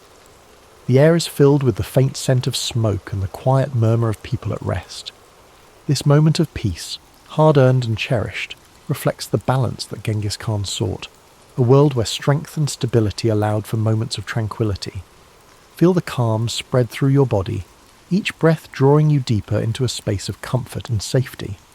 The struggles of the day fall away like grains of sand carried by the wind. You are part of a larger story, one where each challenge you face shapes you, where every moment of resilience adds to your strength. Like the great Khan, you possess the power to endure, to dream, and to create a legacy of your own. Imagine now the vast plain stretching out beneath a sky filled with stars. The universe seems infinite, yet there is a profound sense of peace in knowing that you are a part of this grand expanse. The wind whispers gently, carrying with it the stories of the past, the hopes of the present, and the dreams of the future. You're connected to this timeless flow, your spirit at ease, your heart steady. As your mind drifts further into sleep, let the essence of Genghis Khan's story remain with you. His life, shaped by hardship and triumph, reminds us that within every challenge lies an opportunity for growth. His journey from a boy abandoned on the steppes to a ruler who united vast lands is a testament to the power of determination and vision. You too carry that same potential within you, the ability to overcome, to rise and to transform. The world outside grows softer now, the edges of reality blurring as you surrender to rest. Your breath is slow, steady, and calm. Each inhale fills you with a sense of possibility. Each exhale releases any tension you've been holding. The night wraps around you like a warm cloak, protecting and soothing you as you drift further into peaceful sleep. As you drift even deeper into the embrace of sleep, the vast plains of history stretch endlessly before you, serene and timeless. The gentle rhythm of your breath mirrors the calm, steady winds of the Mongolian steppes, whispering stories of courage, resilience, and transformation. The journey of Genghis Khan lingers softly in your mind, a reminder that every challenge faced, every hardship overcome, shapes the path towards something greater. In this peaceful expanse, the world feels limitless. The night sky, filled with an infinite sea of stars, reflects the boundless potential within you. Each star glimmers with a quiet brilliance, a beacon of possibility, hope, and the dreams that lie waiting beyond the horizon. Just as Genghis Khan dared to look beyond the confines of his world, you too are capable of breaking through barriers, of envisioning new paths, of creating a life defined by your own resilience and purpose. Imagine the quiet of the ancient world. No city lights, no noise of modern life, just the pure, unbroken silence of the night. The grass beneath you is soft, cool and fragrant. The air is crisp, carrying the scent of earth and distant fires. The only sounds are the faint rustling of the wind and the occasional soft nicker of a horse standing watch. This tranquility is a gift, a space where you can let go, breathe deeply, and allow your mind to float freely. As you inhale, draw in a sense of calm strength. With each exhale, release the burdens of the day, the worries that cling like shadows. In this space, there is no need to rush, no need to struggle. You are safe, held gently by the vastness of history and the quiet wisdom it offers. Like the open steppes, your mind expands, free from constraints, filled with possibility. The story of Genghis Khan is one of transformation, of a young boy who endured pain and loss, but who rose to become a leader who reshaped the world. His journey reminds us that strength is born in moments of adversity, that the spirit is forged in the fires of challenge. His vision was clear, his resolve unbreakable, and within you too lies that same seed of potential, that same capacity for growth, for vision, for resilience. Picture the endless plains bathed in the soft glow of dawn. The first rays of sunlight touch the horizon, casting a warm golden light over the land. The sky shifts from deep indigo to gentle hues of pink and orange. The world awakens slowly, peacefully, as the night gives way to a new day. This transition, from darkness to light, is a symbol of hope, a reminder that no matter how long the night may seem, the dawn always comes. Let this thought settle gently in your mind. Just as the night must yield to the morning, every struggle you face, every challenge you endure holds the promise of renewal, of new beginnings, of possibilities yet to be realized. The journey of life, like the journey of Genghis Khan, is one of cycles, of hardship and triumph, of darkness and light, of endings and new beginnings. Feel your body relax even further, each muscle letting go, your mind sinking deeper into the comfort of sleep. The weight of the world lifts away, leaving you light, free, and at peace. The winds of the steppes, the vast horizons, and the quiet strength of history envelop you in a cocoon of serenity. In this state of deep relaxation, know that you are part of something timeless. The struggles, the victories, the dreams of those who came before you live on, whispering their wisdom and encouragement. You are connected to this greater tapestry of humanity, a thread woven through the fabric of time, resilient and unbroken.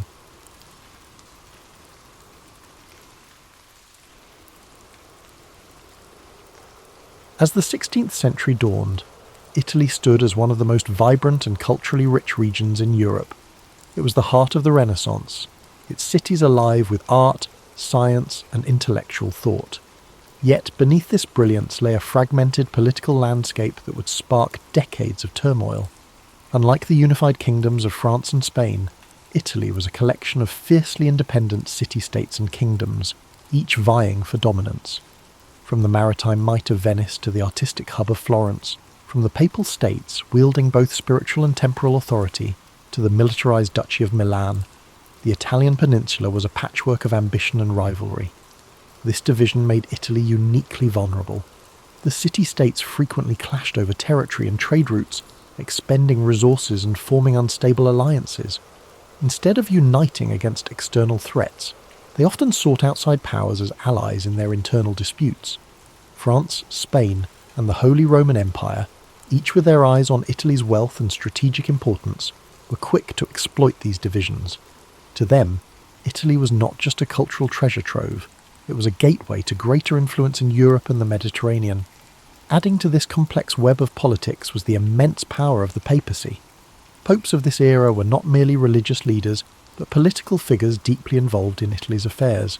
They negotiated alliances, raised armies, and often pursued personal and familial ambitions under the guise of defending Christendom.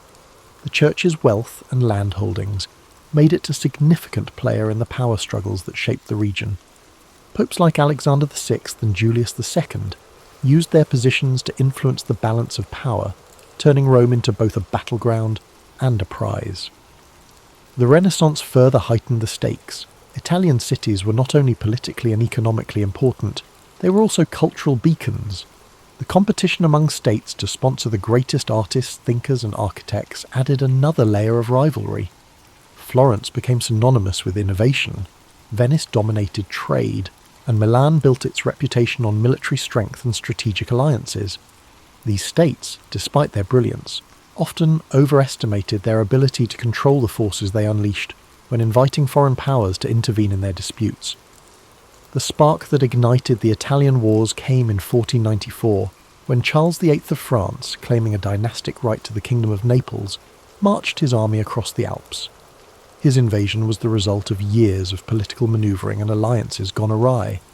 Florence, Naples, and Milan had all played roles in drawing France into Italian affairs, hoping to use Charles's ambitions to their advantage. Instead, they unleashed a force far greater than they anticipated. The French army, with its modern artillery and disciplined soldiers, overwhelmed local defences, setting off a chain reaction that drew in Spain, the Holy Roman Empire, and eventually even the Ottoman Empire. The Italian wars were not a single conflict, but a series of battles and campaigns lasting over 6 decades. They were fought not just for territorial control, but for dominance over Europe itself. Italy became the battleground where the ambitions of France, Spain, and the Holy Roman Empire clashed, with Italian city-states caught in the middle. The fragmented nature of the Italian peninsula, once a source of cultural diversity and wealth, now became its greatest vulnerability. As you reflect on this intricate political landscape, imagine the bustling cities of Renaissance Italy, filled with life and brilliance, yet shadowed by uncertainty. Picture the delicate balance of power, like a fine thread stretched too tightly, waiting to unravel.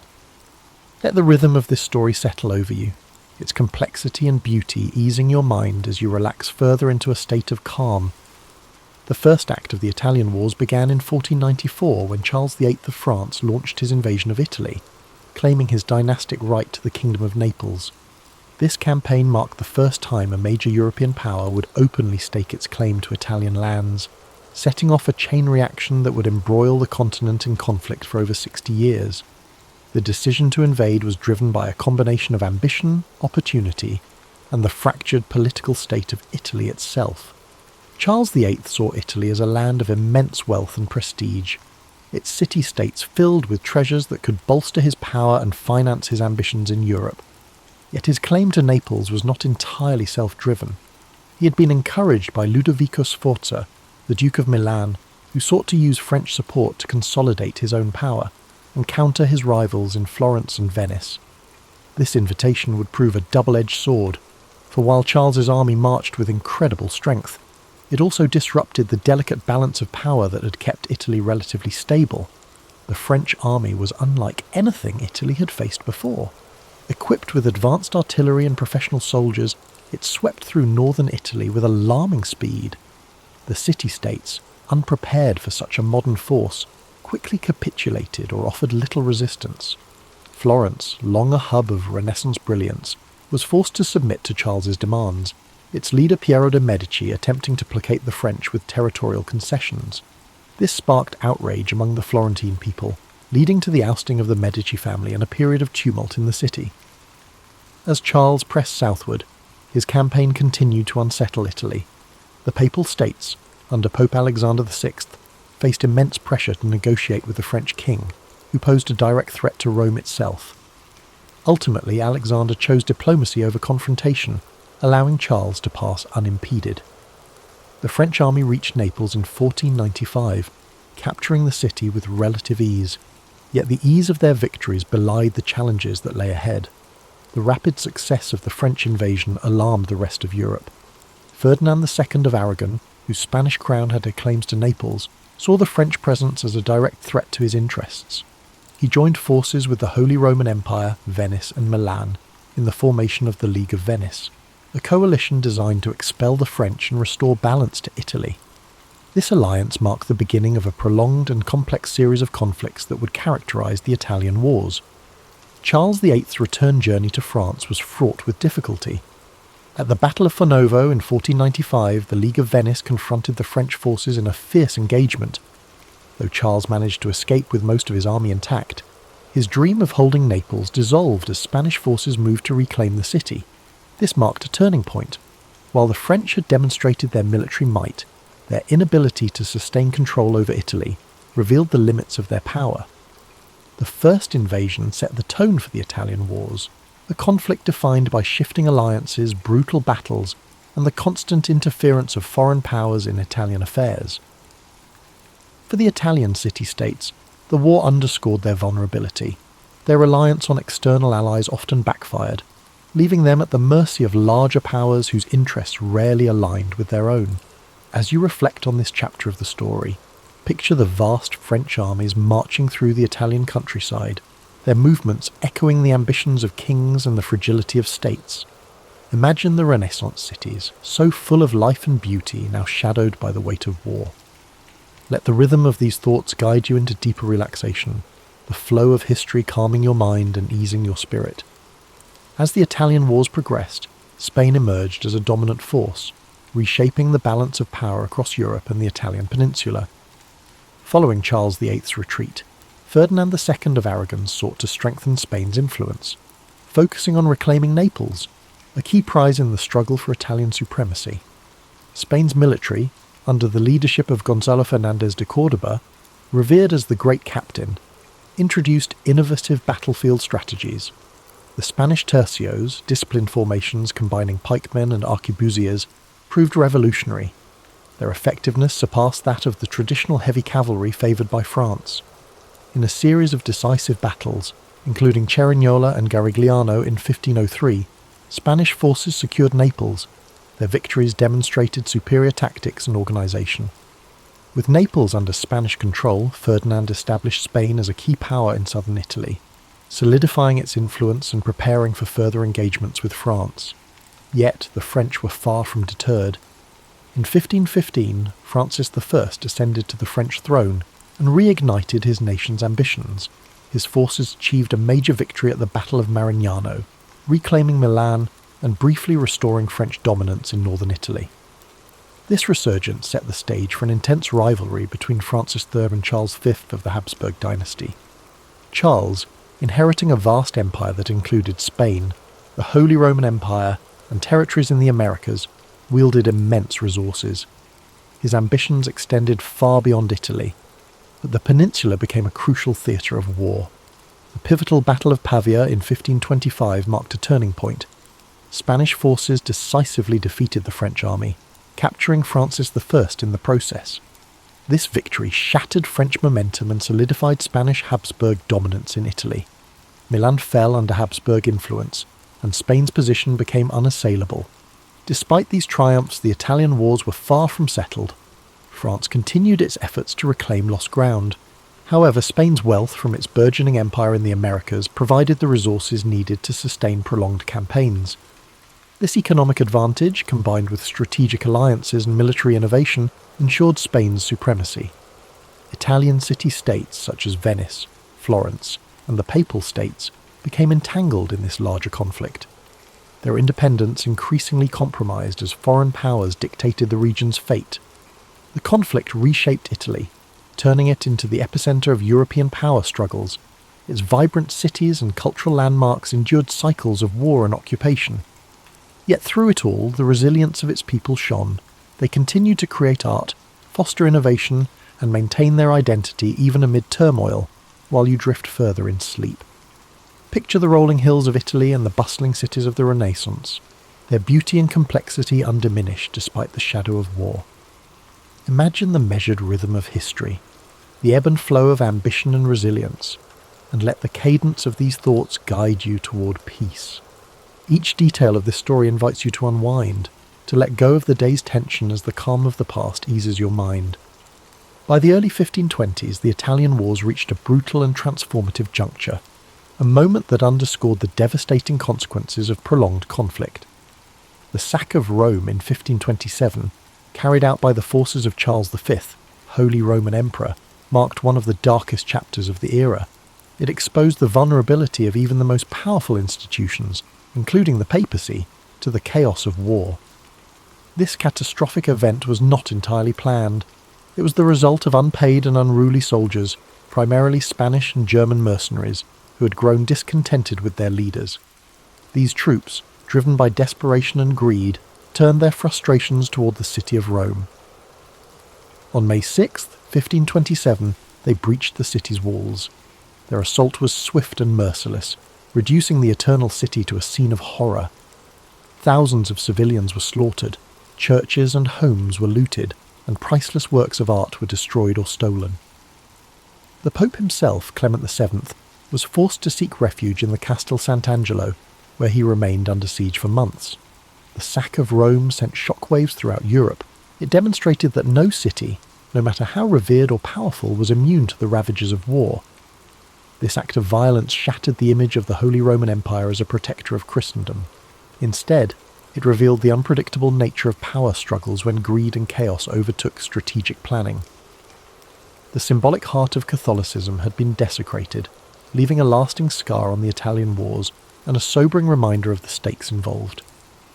The fallout from this event led to a re-evaluation of alliances and power dynamics. The Pope, who had previously aligned with France and other anti-Habsburg factions, was forced to reconcile with Charles V. This uneasy alliance reshaped the political landscape of Italy, placing the papacy firmly under Habsburg influence. For the French, the sack represented another setback in their ambitions to dominate Italy. The devastation of Rome weakened their potential ally, leaving them increasingly isolated in the conflict. As the dust settled, the sack of Rome came to symbolize the broader toll of the Italian wars.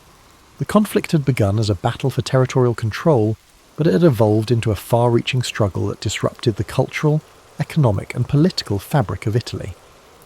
The Renaissance ideals of beauty, innovation and humanism were overshadowed by the relentless march of armies and the ambitions of rulers.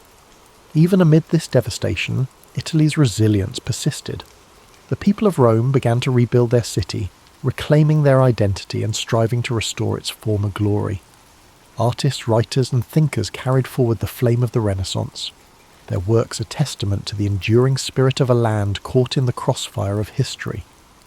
As you look back on this pivotal moment, imagine the quiet streets of Rome after the storm, the strength of its people as they turned chaos into renewal. Let these thoughts ease your mind, and the flow of history soothe your spirit as you drift into deeper relaxation. The story of the sack of Rome reminds us that even in the darkest times, recovery and renewal are possible. The Italian wars, though technically concluded with various treaties and shifting allegiances, left Italy deeply fragmented and politically unstable. By the late 16th century, the city-states that once flourished during the Renaissance had been absorbed by the larger European powers or reduced to minor players in the geopolitical theatre. The outcome of the wars had profound consequences, not only for Italy, but for the balance of power across Europe. After the sack of Rome in 1527, the political situation in Italy grew more complicated. The papacy, weakened and diminished in prestige, was now firmly under Habsburg influence. Pope Clement VII, despite his earlier resistance, was forced to sign a peace treaty with Emperor Charles V, marking the start of a period of Habsburg dominance in Italy. The French, now dealing with internal turmoil and an empire stretched thin, were no longer able to exert as much influence over Italian affairs. Milan, once a powerful independent duchy, had fallen under Habsburg control following the French defeat at Pavia and the subsequent Treaty of Madrid. Similarly, Naples and other southern Italian regions were now under Spanish rule. Venice, though still a powerful republic, found itself increasingly isolated, unable to maintain its former influence in the face of Habsburg and French competition. Florence, once the heart of the Renaissance, experienced a dramatic shift in power. The Medici family, exiled during the wars, were restored to power with the help of the papacy and the Habsburgs. Under their rule, Florence became a duchy, ending its Republican era and cementing Medici control. This marked the end of an era for the city, which had once been a beacon of artistic and political independence. The fragmentation of Italy was not only political but cultural. The wars had disrupted the flow of ideas and artistic movements that had flourished during the Renaissance. Many of Italy's greatest artists, including Leonardo da Vinci and Raphael, had already passed, and those who remained found themselves working under foreign rulers who had little interest in maintaining the cultural vibrancy that had once defined the peninsula. The wars also set the stage for future conflicts. The power vacuum left in Italy, coupled with the continuing rivalry between France and Spain, ensured that Italy would remain a battleground for European ambitions well into the 17th century. The Italian states, once autonomous and rich in their diversity, had been transformed into pawns in a larger game of European politics. Yet, even in the aftermath of destruction and division, Italy's identity remained intact. The Renaissance had planted seeds of intellectual, artistic and scientific achievement that would continue to influence the world long after the wars had ended.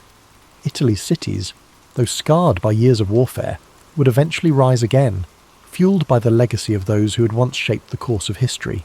As you reflect on this final phase of the Italian wars, picture Italy, its cities, landscapes and people, rebuilding in the wake of centuries of conflict. Let these thoughts soothe your mind, the quiet endurance of a nation marked by the passage of time. Feel the ebb and flow of history calm your spirit as the struggles of the past slowly fade into the background, leaving only peace. As we bring this story to a close, it's important to summarise the deep legacy left behind by the Italian Wars. Though the wars themselves were marked by conflict, power struggles and shifting allegiances, Italy's resilience and cultural spirit endured beyond the violence. The wars may have fragmented the peninsula politically. However, the intellectual, artistic and cultural achievements that flourished during the Renaissance would continue to shape the world for generations to come. The devastating toll of the wars, especially the sack of Rome and the subsequent political upheavals, left visible scars on Italy's landscape. But even in the midst of destruction, Italy's cities, its people, and its rich cultural heritage would rise again. Florence, Venice, Rome, and Milan, though under foreign rule, maintained the essence of their identity, always connected to their storied past, and each continuing to contribute to the broader European narrative. As you lie back and reflect on this powerful chapter in history, allow yourself to feel the weight of time, the rise and fall of empires, the rebuilding of cities, and the ever-present determination of the people. Imagine the sun setting gently over the Italian hills, the soft whisper of the wind as it sweeps over the ancient streets, a reminder of both struggle and renewal. It's easy to be caught in the frenzy of the world around us, but history has a way of slowing us down, letting us reflect on the cyclical nature of life, conflict, and peace. Let the story of the Italian wars be a reminder of resilience, of the strength it takes to overcome adversity, and of the beauty that rises from the ashes. Now, as we transition to the peaceful sounds of rain and soft melodies, let your mind settle into the rhythm of nature, allowing the soothing sounds to wash over you, easing you into a deep and restful sleep.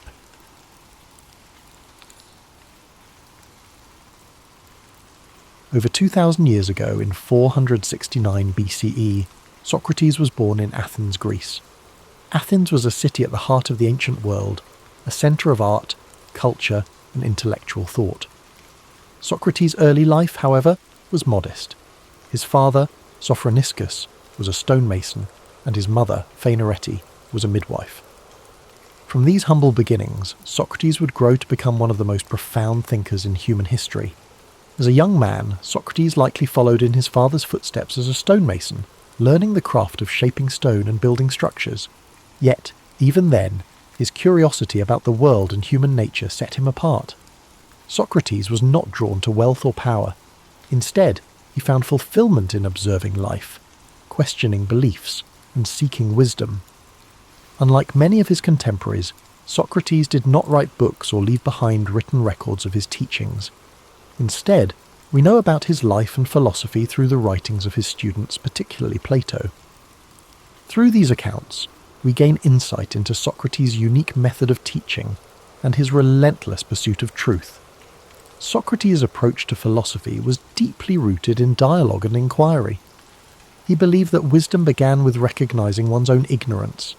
To him, admitting that we do not know everything opened the door to learning and growth. This idea became the foundation of the Socratic method, a process of asking and answering questions to stimulate critical thinking and uncover underlying truths. Socrates spent much of his life walking the streets of Athens, engaging in conversations with people from all walks of life. He would approach artisans, politicians, and everyday citizens, asking probing questions that challenged their assumptions and beliefs. These discussions were not meant to humiliate or demean, but to encourage reflection and deeper understanding.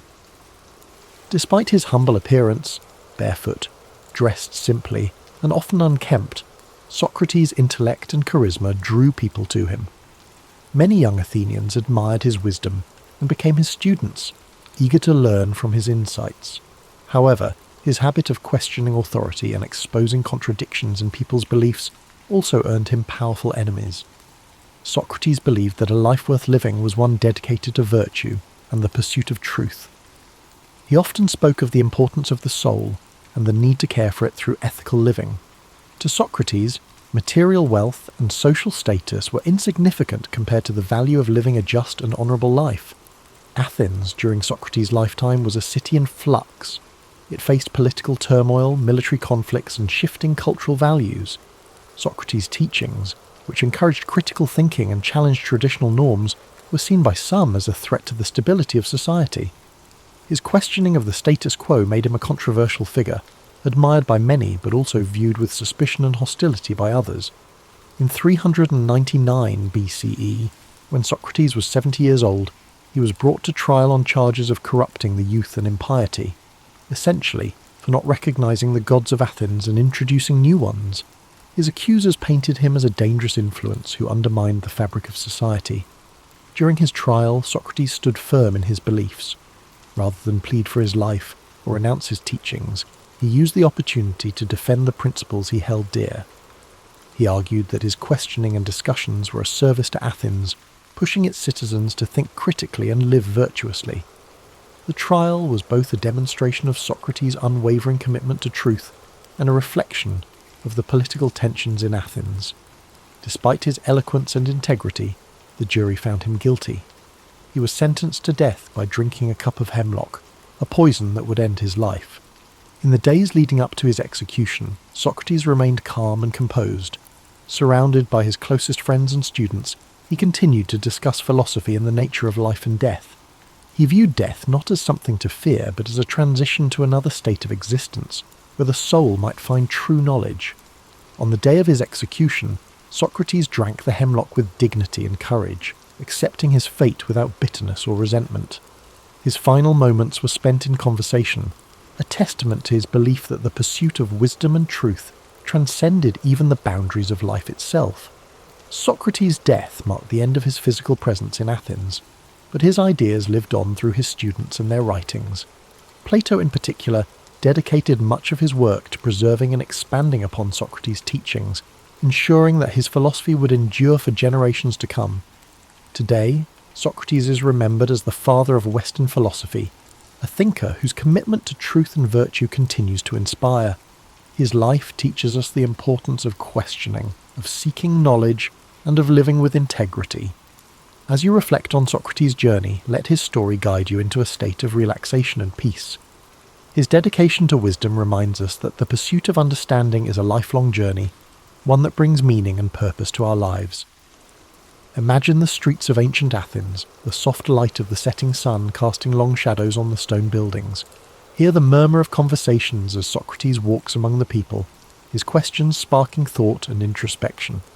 Let this image fill your mind with a sense of calm and wonder. As you drift into sleep, let the wisdom of Socrates' life inspire your dreams. His legacy reminds us that even in the face of adversity, the pursuit of truth and the care of the soul are endeavours worth striving for. Let the story of Socrates settle gently in your mind as you relax deeper into rest. His life, though lived so many centuries ago, carries timeless lessons that resonate in every moment of reflection and inquiry. Socrates reminds us that the simplest question can lead to the most profound discoveries, and that truth, even when difficult, is worth pursuing. Picture Socrates standing in the agora, the bustling marketplace of Athens. The air hums with activity, merchants calling out their wares, philosophers debating ideas, and citizens discussing the affairs of the city. Amid this lively scene, Socrates stands calmly, engaging those around him with his thoughtful questions. His unassuming presence and sharp intellect captivate those who stop to listen, drawing them into conversations that challenge their deepest beliefs. As the sun sets over Athens, the city quiets, and Socrates continues his discussions under the glow of oil lamps. The stars above twinkle faintly, a reminder of the vast universe beyond, as his voice carries the gentle rhythm of inquiry and understanding. Socrates believed that philosophy was not just an intellectual pursuit, but a way of life, a commitment to questioning, learning, and living with integrity. Imagine his students gathered around him, their faces illuminated by the soft light as they listen intently. Among them are young minds who would carry his teachings forward, shaping the future of philosophy and ensuring that his legacy would endure. The scene is serene, filled with the quiet joy of shared knowledge and the timeless beauty of human connection.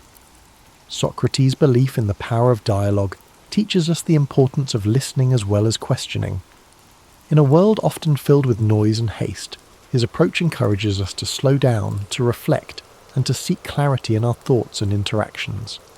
His humility, his willingness to admit his own ignorance, and his tireless pursuit of understanding are qualities that inspire us to approach life with openness and curiosity. Now, as you drift closer to sleep, picture Socrates walking along the quiet shores of ancient Greece, the waves gently lapping at the sand. The moon casts a silver light over the sea, and the cool breeze carries the scent of salt and earth. Socrates walks slowly, his thoughts as calm and steady as the rhythm of the waves. In this peaceful moment, his dedication to truth and wisdom feels as vast and eternal as the ocean itself. Feel the serenity of this image envelop you as you rest. Socrates' life reminds us that even in moments of uncertainty, the search for meaning and understanding brings us closer to the essence of who we are. His courage to stand by his principles, even in the face of great adversity, is a gentle reminder to live with integrity and purpose. As you relax further, imagine the soft sound of sandals on stone as Socrates ascends the steps of a temple, the sky painted with the warm hues of dawn. The first rays of sunlight illuminate the ancient city, a symbol of renewal and the endless possibilities that come with each new day. Let this image fill you with a sense of hope and calm, a quiet reassurance that the pursuit of truth is always worth the effort. As you drift into a deep and restful sleep, carry with you the wisdom and spirit of Socrates. His life teaches us that even the simplest questions can open the door to profound insights, and that the search for understanding is a journey without end. As the gentle rhythm of Socrates' life story echoes in your mind, allow yourself to relax even further. His life, dedicated to the pursuit of wisdom and the betterment of the human soul, is a profound reminder that every question we ask is a step toward understanding the world and ourselves. Socrates believed that knowledge was not about having answers, but about the courage to ask and to seek. Picture the calm stillness of ancient Athens at night, the soft glow of lanterns lining narrow streets. Socrates, with his simple cloak draped over his shoulders, moves quietly among the people, his presence as humble as it is impactful. Each conversation he sparks is a journey into thought, a reminder to those around him that wisdom begins with wonder. Socrates' approach to life was marked by an unshakable commitment to virtue. He often spoke of the importance of living a life in harmony with one's values, of aligning actions with principles. To him, the care of the soul was the highest purpose, far more important than wealth, fame, or material success. This philosophy reminds us that true fulfillment comes not from external achievements, but from inner growth and ethical living. As you rest, let the wisdom of this teaching soothe your thoughts.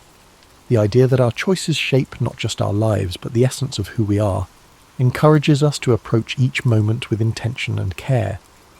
Socrates' belief in the transformative power of self-reflection invites us to look inward, to nurture our inner lives with the same dedication and compassion we offer to others. Now imagine the gentle breeze of a spring morning in ancient Greece, the hills around Athens bathed in golden light. Socrates walks with his students along a quiet path, the sounds of birdsong and rustling leaves creating a peaceful symphony. Their conversation flows naturally, filled with questions and ideas that challenge and inspire. This idyllic scene captures the essence of Socrates' philosophy, a life lived in connection with nature, community, and the endless pursuit of knowledge. As you drift deeper into relaxation, think of Socrates' courage in facing the end of his life. His calm acceptance of his fate, his willingness to stand by his beliefs, even in the face of death, is a testament to the strength of his character. He taught his students not to fear death, but to view it as a natural part of existence. A transition that, like life itself, holds the potential for learning and growth. Feel the serenity of Socrates' perspective as it envelops you like a warm blanket. His unwavering faith in the value of a life well lived reminds us that even in moments of uncertainty, we can find peace by staying true to our values and seeking the truth within ourselves. His life, though marked by challenges, was ultimately one of profound purpose and enduring legacy. As the night deepens, imagine Socrates standing on a hill overlooking Athens, the city lights twinkling below like stars fallen to earth. The wind carries with it the faint sounds of laughter and conversation, the echoes of a city alive with thought and creativity. In this quiet moment, Socrates reflects on the beauty of a world filled with questions and possibilities. Let this image guide you into a deep, restful sleep. The story of Socrates reminds us that life's greatest journeys are not measured by distance, but by the depth of our exploration. His commitment to wisdom, His humility in the face of the unknown and his courage to challenge convention inspire us to live with authenticity and purpose. As the soothing story of Socrates carries you further into relaxation, let the timelessness of his teachings resonate deeply within you. His belief in the transformative power of questioning and reflection is a reminder that growth begins when we dare to examine our lives. Socrates once said, "The unexamined life is not worth living," a sentiment that invites us to seek meaning and purpose in even the smallest moments. Picture the serene landscape of ancient Athens at dawn. The first light of the sun spills over the Acropolis, painting the marble temples in soft hues of pink and gold. Socrates stands with his students in the quiet morning air, his voice calm and steady as he shares his thoughts. The city begins to wake, its streets gradually filling with life, but in this tranquil moment, the exchange of ideas feels timeless, as if the wisdom being shared is as eternal as the sun's light. Socrates' method of teaching was not about providing answers, but about encouraging others to think for themselves. He believed that through dialogue, one could uncover deeper truths and challenge assumptions. His way of guiding others with questions was both gentle and profound, a reminder that sometimes the best teachers are those who help us find our own way. As you let these thoughts settle, imagine the peaceful simplicity of Socrates' life. Despite living in a city known for its grandeur, Socrates valued humility and lived with few possessions.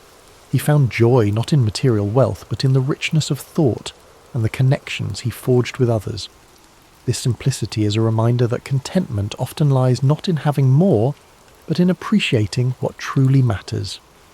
Now, as you drift deeper into rest, imagine the stars above Athens twinkling softly in the night sky. Socrates, seated with his students, gazes upward, his mind pondering the mysteries of the universe.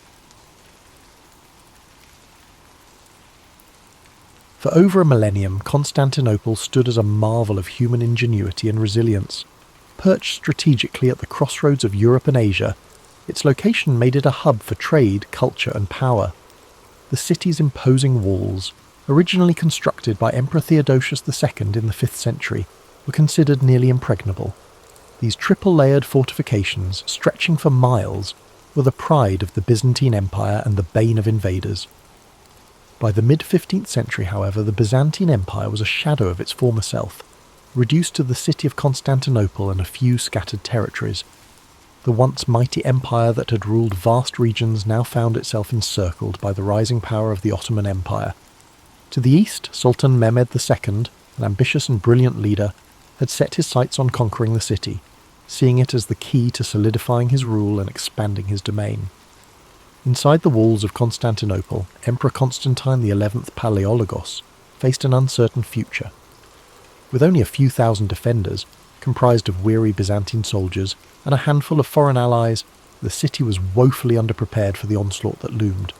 Supplies were dwindling, and the population, though fiercely loyal, lived under the constant shadow of impending doom. Yet, despite the odds, the emperor refused to surrender. He was determined to fight to the end. As the Ottomans prepared for their siege, they brought with them an arsenal unlike anything the world had seen before. Among their weapons was a massive cannon, constructed by a Hungarian engineer named Orban. This cannon, capable of hurling enormous stone projectiles, was designed to breach even the strongest walls. The Ottomans also amassed a fleet to blockade the city by sea, ensuring that no reinforcements or supplies could reach the defenders. This stage was set for an epic confrontation that would decide the fate of Constantinople, and, with it, the Byzantine Empire. Imagine the tension that gripped the city as its inhabitants prepared for the siege.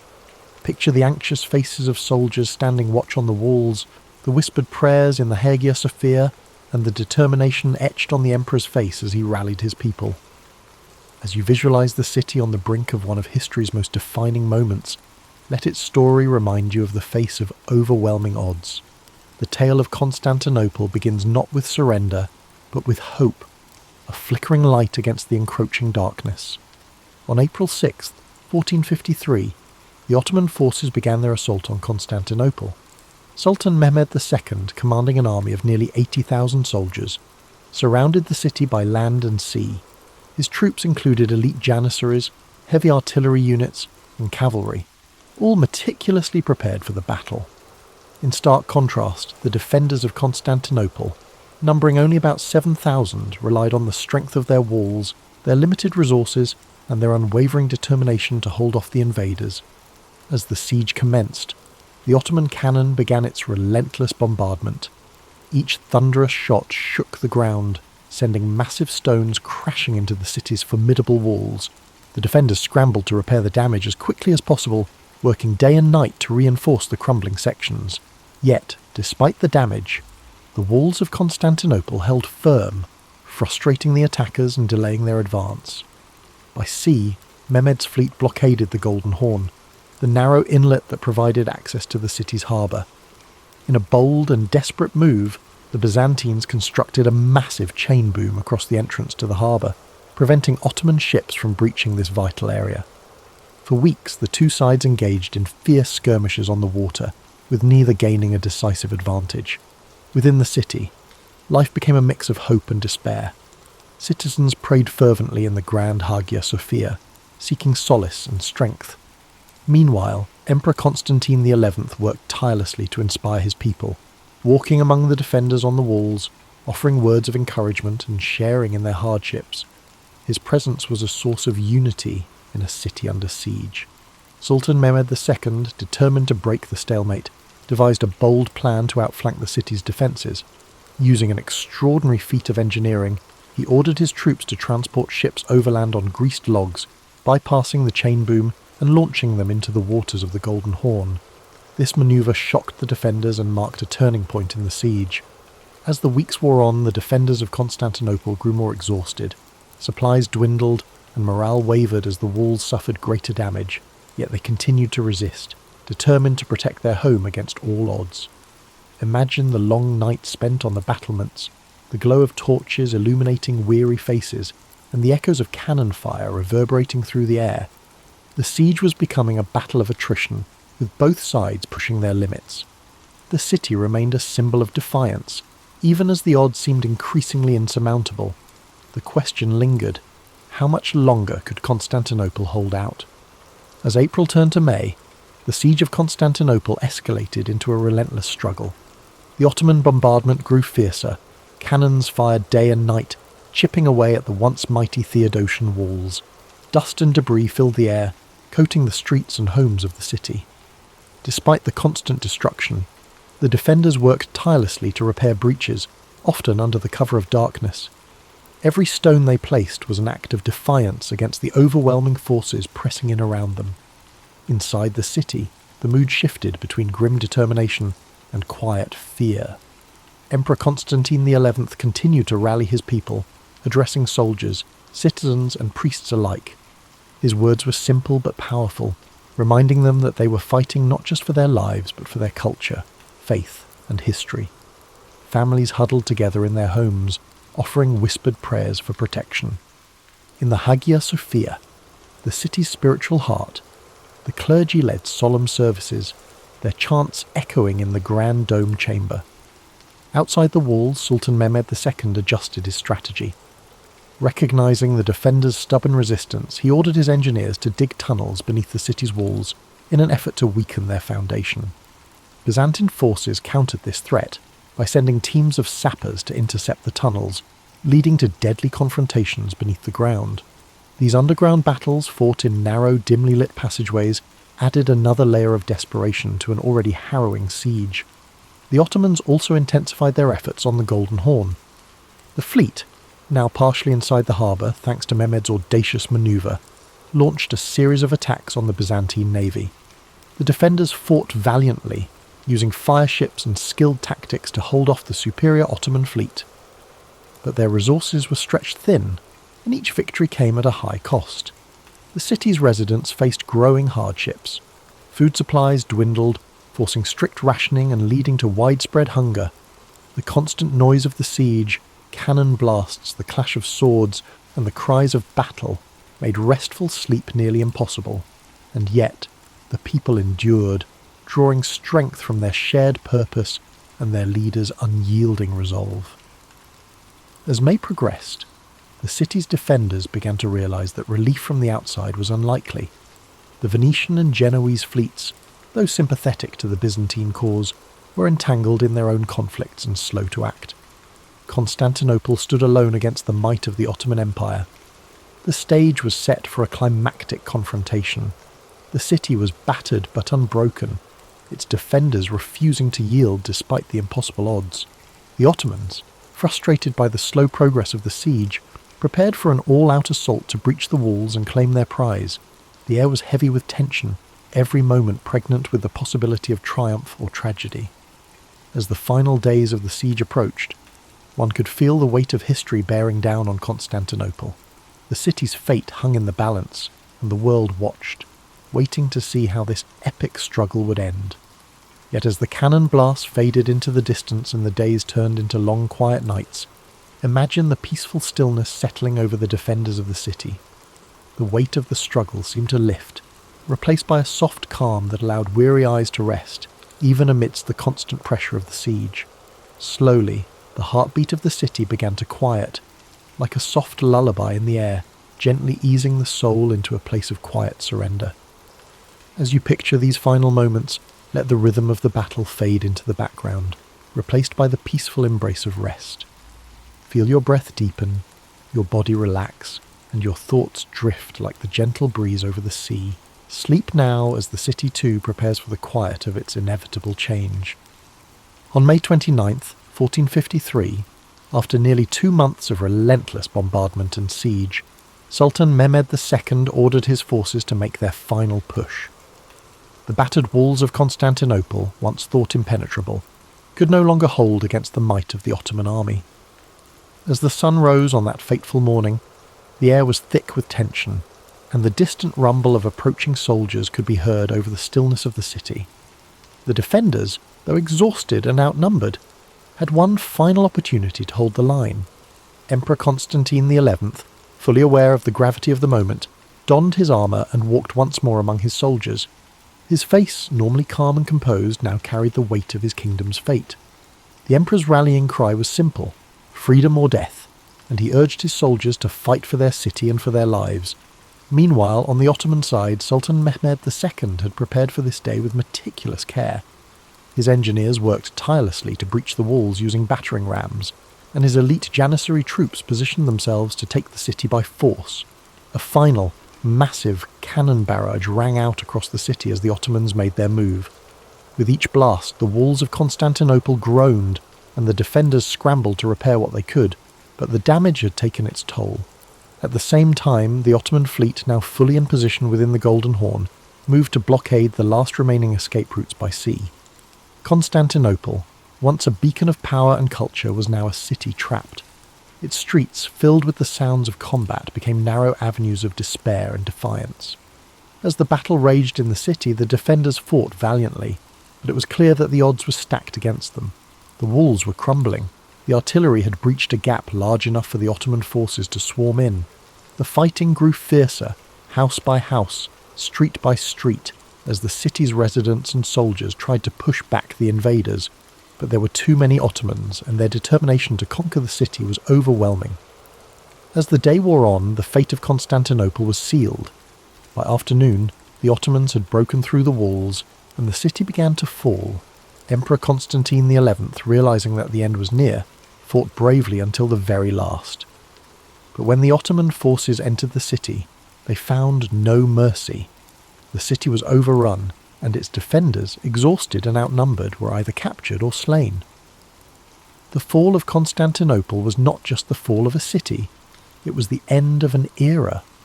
The Byzantine Empire, which had once been a powerful force in Europe and Asia, was no more. The city, now in Ottoman hands, would be renamed Istanbul and become the new capital of the Ottoman Empire. As you reflect on the fall of this great city, imagine the silence that followed the chaos of battle. The cries of the defeated soldiers faded into quiet, and the city, now under new rule, began its transformation. The once grand buildings, the churches, and the bustling marketplaces were left to be reborn into something new. Let the stillness of this moment wash over you, as the world that once was fades away, and a new world takes its place. As you feel the weight of this chapter settle into the quiet of the night, let the sounds of the world outside fade into a soft background hum. Close your eyes and feel the piece of history unfolding, letting the past gently drift away.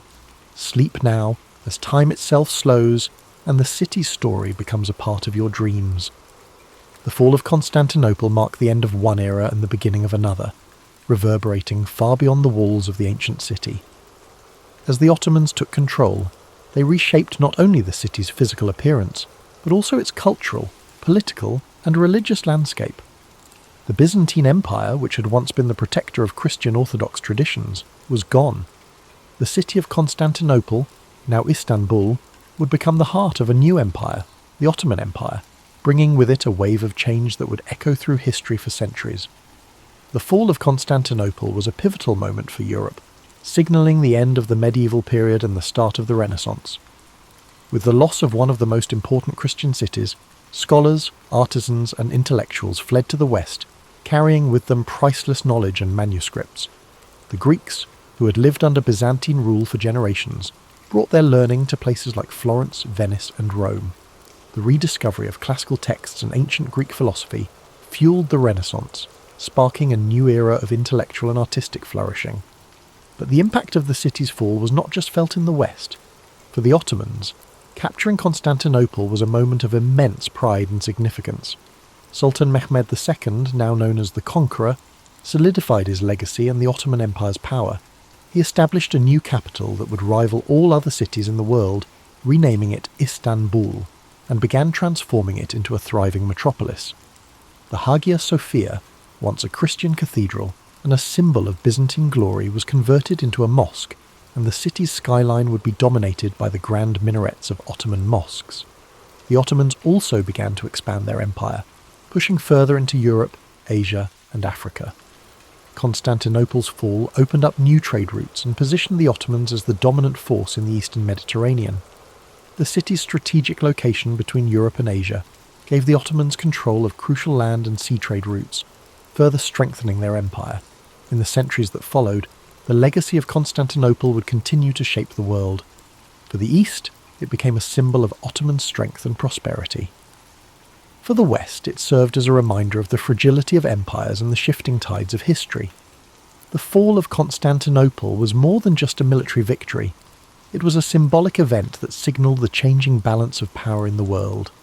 As you reflect on the long-reaching consequences of this moment in history, imagine how the passing of centuries can transform a city, how the echoes of one era can reverberate into the next.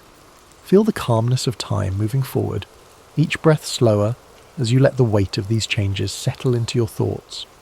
The past is a river, constantly flowing, and Constantinople's fall was but one ripple in the vast current of history.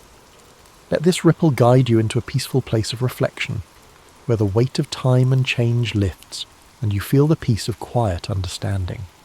Though the city of Constantinople fell to the Ottomans in 1453, the spirit of its ancient civilization would never be fully extinguished. The echoes of its grandeur, its wisdom, and its role as the crossroads of empires resonated through time. The Byzantines, though defeated, had left an indelible mark on the world. The artifacts, the knowledge, and the stories of their culture continued to influence not only the Ottomans, but the entire world for generations. Even the name Constantinople itself would live on in the hearts of those who revered its history. For the Ottomans, the transformation of the city into Istanbul was more than a conquest. It was a blending of two worlds. The Greek Orthodox and Christian heritage of Constantinople mixed with the Islamic Ottoman culture, creating a rich and diverse society that would flourish for centuries. The city's iconic Hagia Sophia, once a Christian church, stood as a testament to this blending, a symbol of the city's enduring beauty and the confluence of different faiths, traditions, and ideas. Over time, Istanbul would become a global hub for art, science, and trade, fostering an environment where diverse cultures and ideas could meet. Scholars, artists, and merchants from all corners of the world passed through the city, contributing to its ongoing legacy as a place of knowledge and exchange.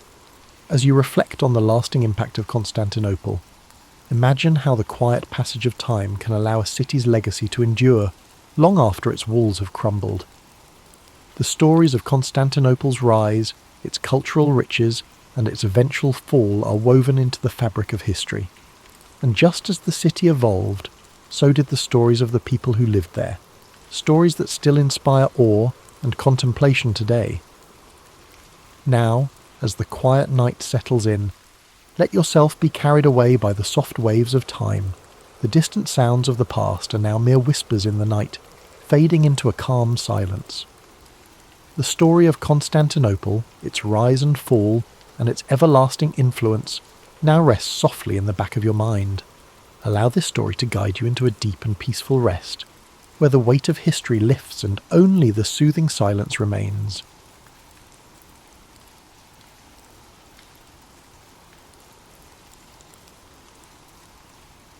The Ninth Legion, known as Legio IX Hispana, was one of the most battle-hardened and feared units in the Roman army, its origins tracing back to the violent civil wars of the late Republic. Raised by Julius Caesar in the mid-1st century BCE, the Ninth fought fiercely in the Gallic Wars, earning a reputation for unyielding discipline and brutal efficiency. Over the decades, it became a cornerstone of Roman military power, participating in some of the empire's most pivotal campaigns. It battled in Spain, Germania, and across the vast landscapes of Britannia, Rome's most rebellious frontier. But for all its glory, the Ninth would become a ghost in history, vanishing from records as if erased by time itself. By the early 2nd century CE, the Ninth Legion had already seen centuries of bloodshed. Under the rule of Emperor Hadrian, Rome's grip on Britain was fragile. The island had been a thorn in the empire's side since the conquest began in 43 CE under Emperor Claudius. While the Romans had established towns and fortresses, they never fully tamed the wild, mist-covered north, lands inhabited by fierce tribes like the Caledonians and Picts, warriors who resisted Roman rule with unrelenting ferocity. Rome had built walls, roads and forts to control Britannia, but their presence was never secure. The Ninth was stationed at Eburacum, modern-day York, tasked with enforcing order in an increasingly volatile land. Then, at some point between 108 CE and 120 CE, the Ninth Legion disappeared from history. Unlike other Roman legions, whose movements were meticulously documented, the Ninth simply vanished, its name never appearing in imperial records again. Historians have debated its fate for centuries. Was it annihilated in a catastrophic battle? Was it quietly disbanded? Did it march into the unknown, leaving only whispers behind? The most widely accepted theory is that the Ninth was sent north, into the uncharted highlands of Caledonia, on a mission that ended in disaster. Rome had suffered crushing defeats before, the infamous Teutoburg forest massacre of 9 CE, where 3 entire legions were wiped out by Germanic tribes, proved that even the mighty Roman war machine was not invincible. But unlike Teutoburg, where survivors lived to tell the tale, no known tomb accounts exist of what truly happened to the Ninth. One possibility is that the legion marched beyond Rome's frontier to subdue a rebellion and was ambushed by a force too large to repel. The Caledonians were masters of guerrilla warfare, using the dense forests and rugged terrain to launch swift, devastating attacks. If the Ninth was lured into an unfamiliar landscape, perhaps pursuing an enemy deeper into the highlands, it could have been surrounded and slaughtered to the last man, its survivors hunted down in the shadows of the mountains, no messengers, no escape, no trace, a combat and total obliteration. Another theory suggests an internal mutiny, that the Ninth soldiers, worn down by endless campaigns, harsh conditions and poor supplies, turned against their officers. If rebellion broke out within the ranks and the legion fragmented, it could explain why Rome never acknowledged its fate. A rogue legion was a dangerous thing, a stain upon the empire's reputation that Hadrian may have preferred to erase. The Ninth's disappearance coincides suspiciously with the emperor's decision to construct Hadrian's Wall, a vast stone barrier that cut Britannia in half, sealing Rome away from the unconquered north. Could this wall have been a silent admission that the Ninth's destruction proved Caledonia was beyond Rome's reach? Whatever happened, the Ninth was never reformed. Unlike other legions that suffered heavy losses but were later reconstituted, the Ninth was erased from history as if it had never existed. No triumphal inscriptions were made in its honour. No poets sang of its bravery. A unit that had fought for over a century across 3 continents was simply gone, leaving only speculation in its wake. Its disappearance remains one of Rome's greatest mysteries, a shadow in the empire's annals, a silence where history should be. Did the Ninth meet its end in one final savage battle in the mist-shrouded hills of the north? Or did it disappear for reasons Rome dared not reveal? The answers may forever remain buried beneath the earth of Britannia, lost in the echoes of time. Somewhere beyond the Roman frontier, deep in shadowy Caledonian highlands, lay the probable fate of the Ninth Legion. Contrary to the well-patrolled roads of southern Britannia, beyond Ibericum known today as York loomed an unforgiving wilderness of heavy forests, icy rivers, and endless hills perpetually shrouded in grey mist. An unyielding place, the Romans had previously suffered a couple of very critical defeats at the hands of local tribes. If it did, the Ninth Legion marched north for one last campaign, perhaps into the jaws of annihilation, never to return. One such theory says that around 117 CE, the Ninth was sent to put down an uprising in Caledonia. Roman historian Fronto mentioned severe losses suffered in Britain at about this time, hinting at unrest beyond the frontier. It is probable that the newly appointed governor of Britannia, Quintus Pompeius Falco, ordered the Ninth to strike north against rebellious tribes. The Romans, with their heavy armour and rectangular shields and disciplined formations, would have been an unstoppable force, but the Caledonians fought on their own terms in their own country, where the rigid tactics of Rome could be broken as easily as shattered stone. The Caledonians were past masters at ambush and in guerrilla warfare. They did not fight in formations, nor were they challenging the Romans in an open field, but they were using their acquaintanceship of the terrain best by striking out from the forest, cutting off isolated units to melt back in the mist again before the Roman could react. It is just as likely that the Ninth Legion was lured into some unrecorded valley or thick forest, out of which the entire force could be surrounded, attacked from all possible directions, and systematically wiped out before they could rally themselves. Whereas in other battles the Roman forces faced defeat but did not annihilate, and the soldiers left some message for those who stayed back, the Ninth left behind no messengers, no written records, no word of what happened. If every last man was cut down, if the legion was so utterly destroyed that no Roman lived to report the disaster, then their disappearance would have been absolute, a massacre so complete that it erased the Ninth from history itself. Another grim alternative is that the Ninth was led into an ambush, possibly thinking that they were on a mission to discuss peace terms with some local petty chieftain, then were massacred in a surprise betrayal. Some records suggest that the Roman officers may have overestimated their security and taken their enemy too lightly, much as they had during less serious earlier confrontations.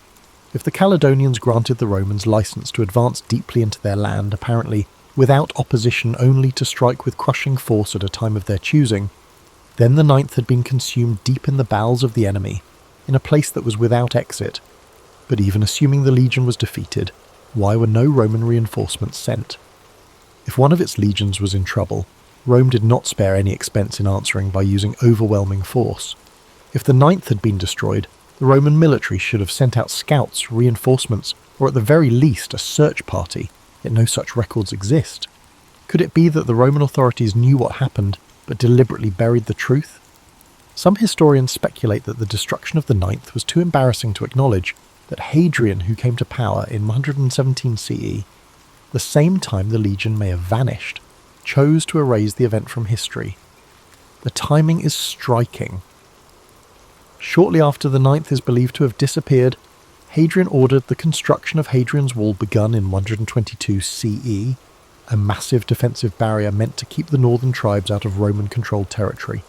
Might the wall have been an unspoken admission that the north was beyond Rome's grasp, that the loss of the Ninth proved further expansion impossible? Other theories suggest the Ninth did not get annihilated, but rather broken up, moved or reappointed to another frontier. Records even reveal that remnants of the legion might have been shifted to Germania, or the eastern provinces. But if indeed that was the case, why was the name never reused? Rome revived legions which had been defeated. Why was the Ninth completely erased? If these legions had been silently disbanded as a result of internal mutiny, poor performance, or even for reasons of political consequence, this would serve to explain their silence in history. After all, the empire did have enough history of revising history per the current needs of the leading regime. Had the Ninth refused orders, or worse, suffered some sort of embarrassing defeat, or collapsed due to low morale, then Hadrian may have found it easier to eliminate the legion from Rome's official records rather than acknowledge some kind of disgraceful failure. And of all these theories, one thing is certain. The Ninth Legion, one of Rome's most formidable military forces at that time, vanished into thin air. No memorials were built in their honour, no surviving officers recorded their final battle, and no concrete evidence explains their disappearance. The Ninth marched into history and into legend, becoming one of the greatest unsolved mysteries of the ancient world. If the Ninth truly met its demise in the grim wilds of Caledonia, then hanging in the back of history there is one burning question. Why did nobody save them? Rome was an empire founded on her military. Thus, when the legion faced an existential threat, whether to reclaim lost territory or to avenge their fallen comrades, reinforcements were usually dispatched. But when the Ninth vanished, there was no Roman response on record, no counterattack, no inquiry, no wild expedition to retrieve the fallen standard of the legion.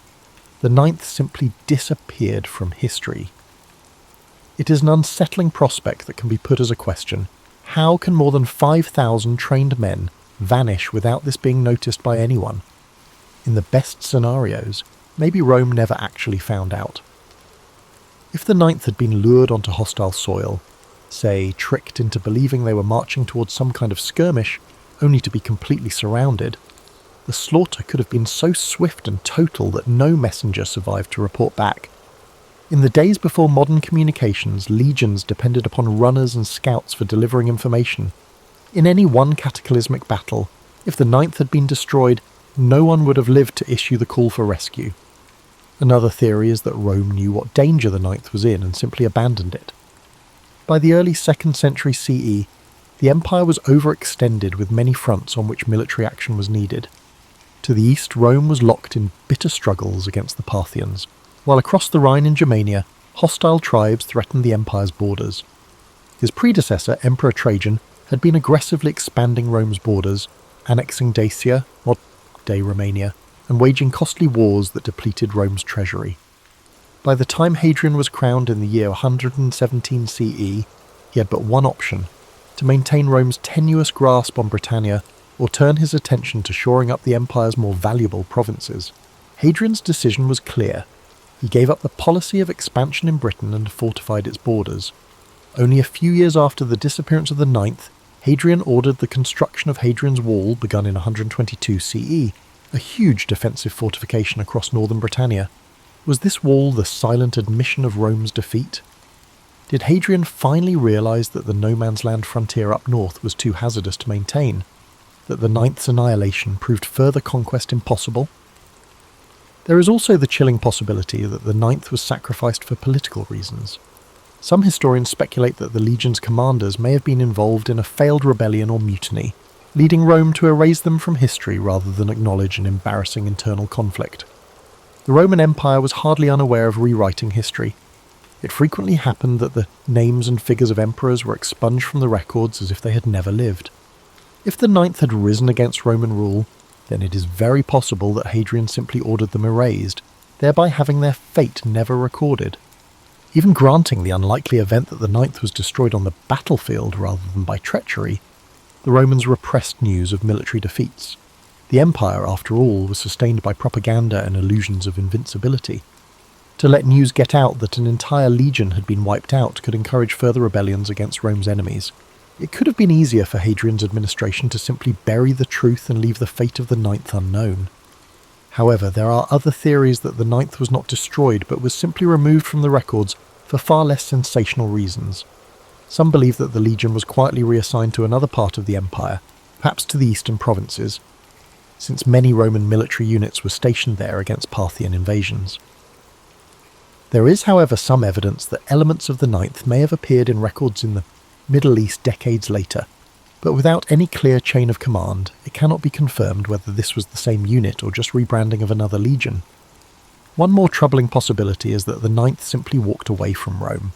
If this legion had endured years of harsh conditions, thinning supplies and incompetent leadership, is it possible they could have deserted en masse, melting into the wilds of Caledonia?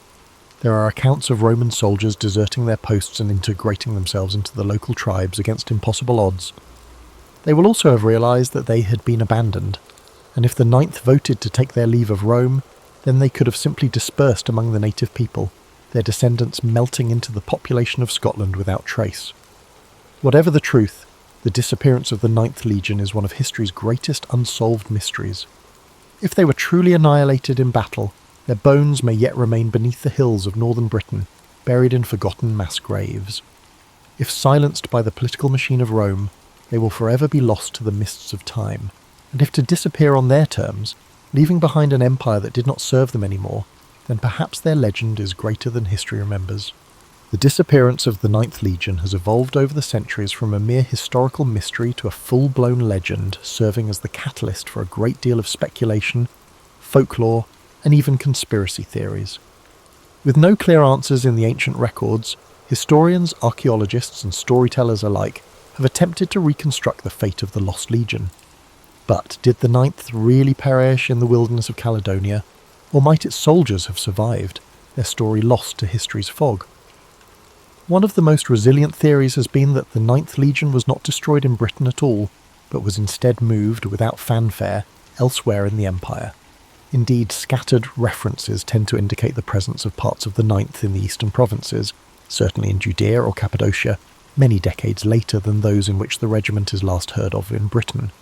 More probably, this would suggest that Hadrian transferred the Ninth, breaking it up and reassigning its men to other existing legions. Indeed, this would say that the legion was not vanquished on some desperate blood-drenched battlefield. The sands swallowed any traces of records in its aftermath.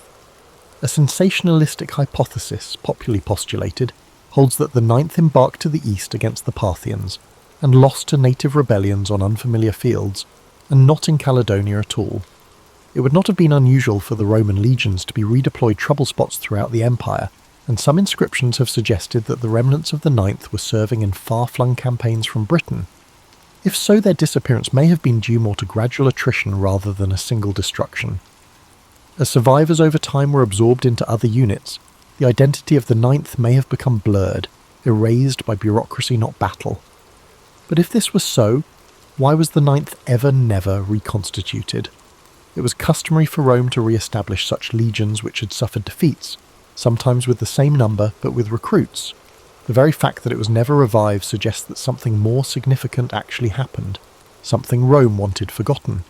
Legends and folklore suggest more dramatic possibilities. One such is the legend that says the Ninth did not perish, but instead broke its oath its men, realising they'd been left high and dry by Rome, turned their backs on the empire, and melted into the wilderness. The interpretation is partially based on a fact. Roman deserters were known to join barbarian society, even leadership in some instances. But if the Ninth did desert, might they not have been subsumed by the Caledonian or Pictish tribes, their armaments and knowledge of Roman tactics giving the natives a decisive advantage in future conflicts? Indeed, some have gone so far as to speculate that descendants of those lost Roman soldiers continued to live among the northern tribes, their lineage surviving long after Rome itself had fallen. This has been the inspiration for several works of fiction, most notably Rosemary Sutcliffe's novel The Eagle of the Ninth, where the remnants of the legion escape into the highlands, hiding amongst the tribes and keeping their Roman identity secret. Of course, it is highly speculative, but the idea of a Roman legion abandoning its empire and disappearing into the mist-covered hills is a tantalizing prospect, one that inflames the imagination as much as any historical theory. Then there are more supernatural accounts, the whispered rumours of ghost legions, accursed battlefields, and restless spirits. Various local legends say it never left Britain at all, but was instead wiped out in a battle so fierce that their spirits still haunt the land. For centuries, stories have been passed down of Roman ghosts that march along countryside roads in Scotland. On misty nights, some say, the faint din of clashing swords and rhythmic tramp of iron-clad feet can still be heard echoing through the hills. The truth of what happened to the Ninth Legion may never be fully revealed. Their bodies, if they were destroyed in battle, still lie buried beneath the earth of Scotland, awaiting archaeologists to find where they lie. If they were quietly reassigned, the last remnants of their history might be tucked away in forgotten inscriptions on crumbling Roman monuments.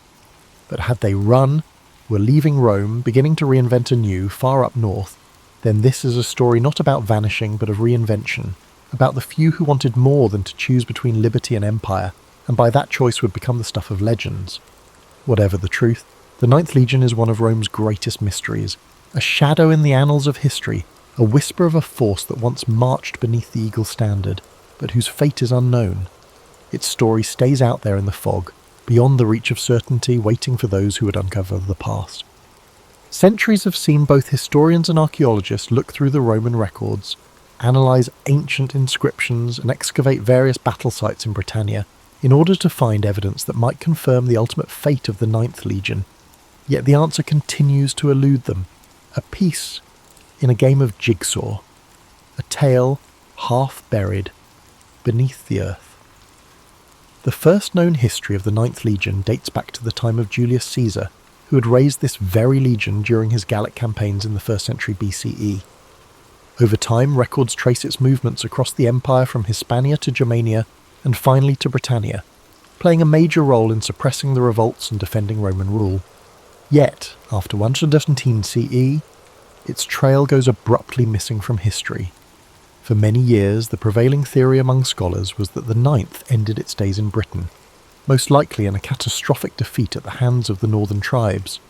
This view had been apparently substantiated by what seemed to be the most relevant piece of evidence, a stone inscription found in Eburacum, modern York, dated around 108 CE, recording the Ninth Instation in Britannia.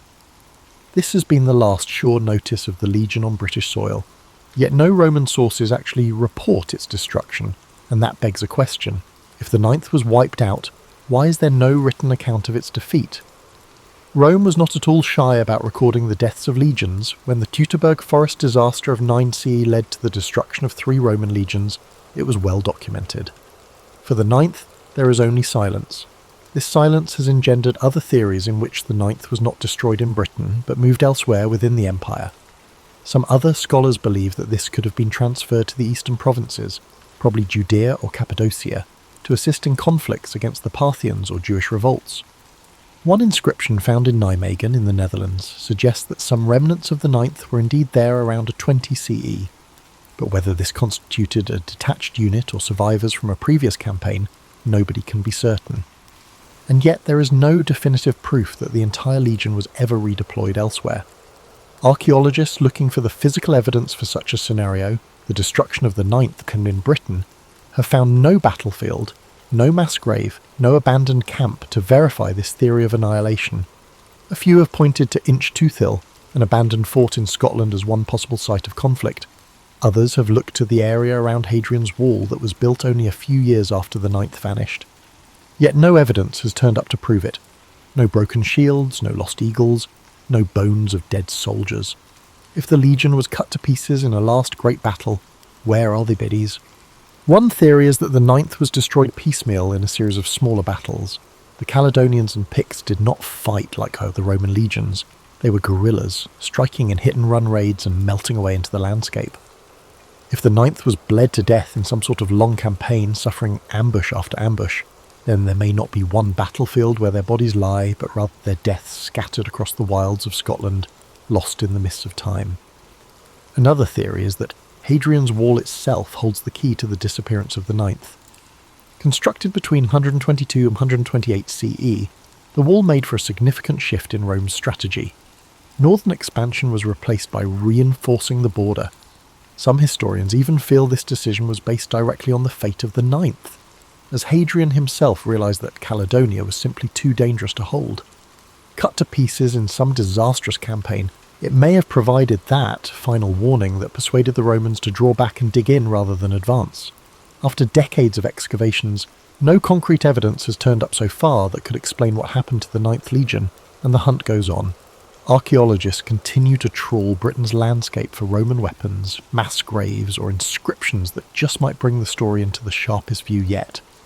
Advances in satellite imaging and ground-penetrating radar in recent years have given researchers an unprecedented capability to map the sites of ancient battles in great detail, and it now raises the tantalizing prospect that one day a long-buried Roman battlefield will finally give up its secrets. For now, the Ninth remains one of history's greatest enigmas, a vanished force whose fate may never be fully uncovered.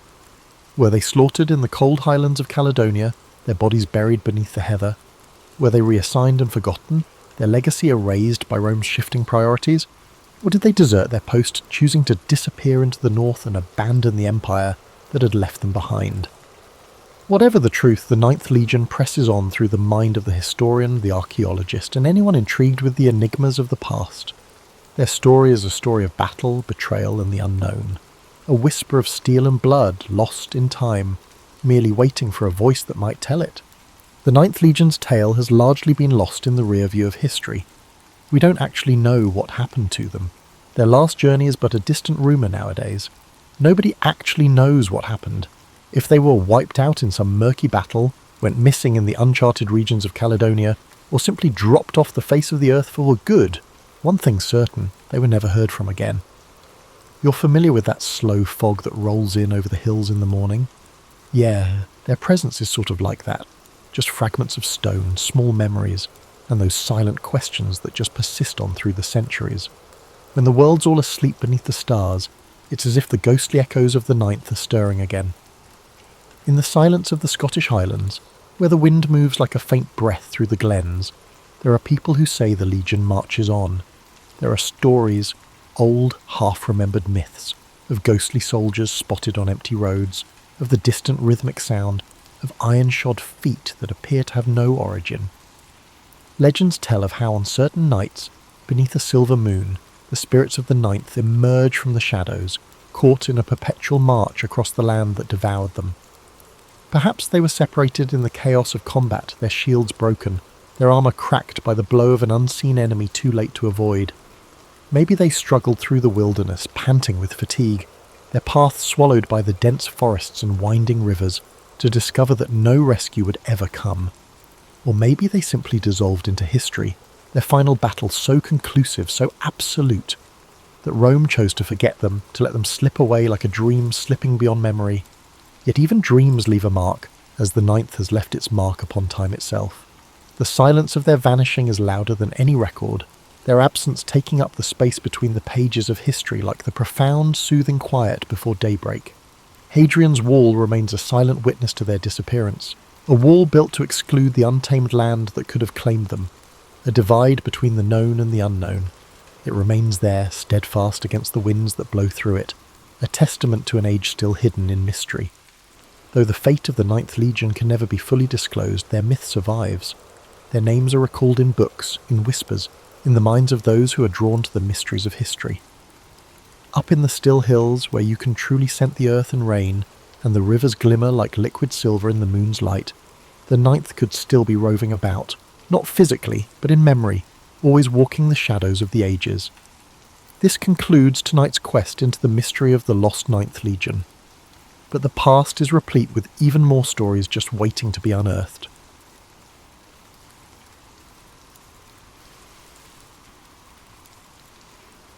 It is the 3rd century BCE in the ancient city of Syracuse, a bustling Greek settlement on the island of Sicily. The air is filled with the scent of the sea carried by the breeze from the nearby Mediterranean coast.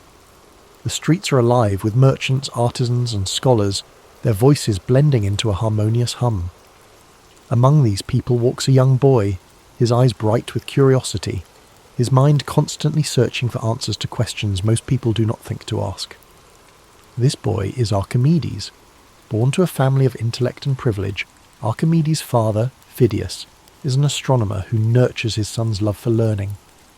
From a young age, Archimedes is fascinated by the world around him.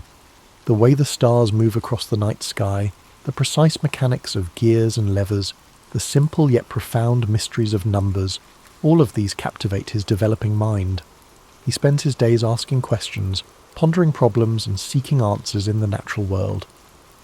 As Archimedes grows, his thirst for knowledge takes him beyond the borders of Syracuse. He travels to Alexandria in Egypt, a renowned centre of learning, home to the great library of Alexandria. Here he studies alongside the brightest minds of his time, absorbing knowledge like a sponge. He dives deep into the works of great thinkers, geometry, physics, astronomy. Each new concept fuels his passion for discovery, and his mind sharpens with each lesson learned.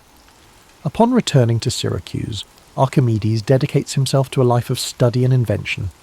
He spends his days in quiet contemplation, often retreating to his study or wandering the shores of the sea. His mind dances with ideas, equations, and theories. He is not concerned with wealth or fame, but with understanding the fundamental principles that govern the universe. One of his most famous discoveries begins in a moment of quiet observation. The story goes that King Hero II, ruler of Syracuse, asks Archimedes to determine whether a crown made for him is pure gold, or if the goldsmith has mixed in lesser metals.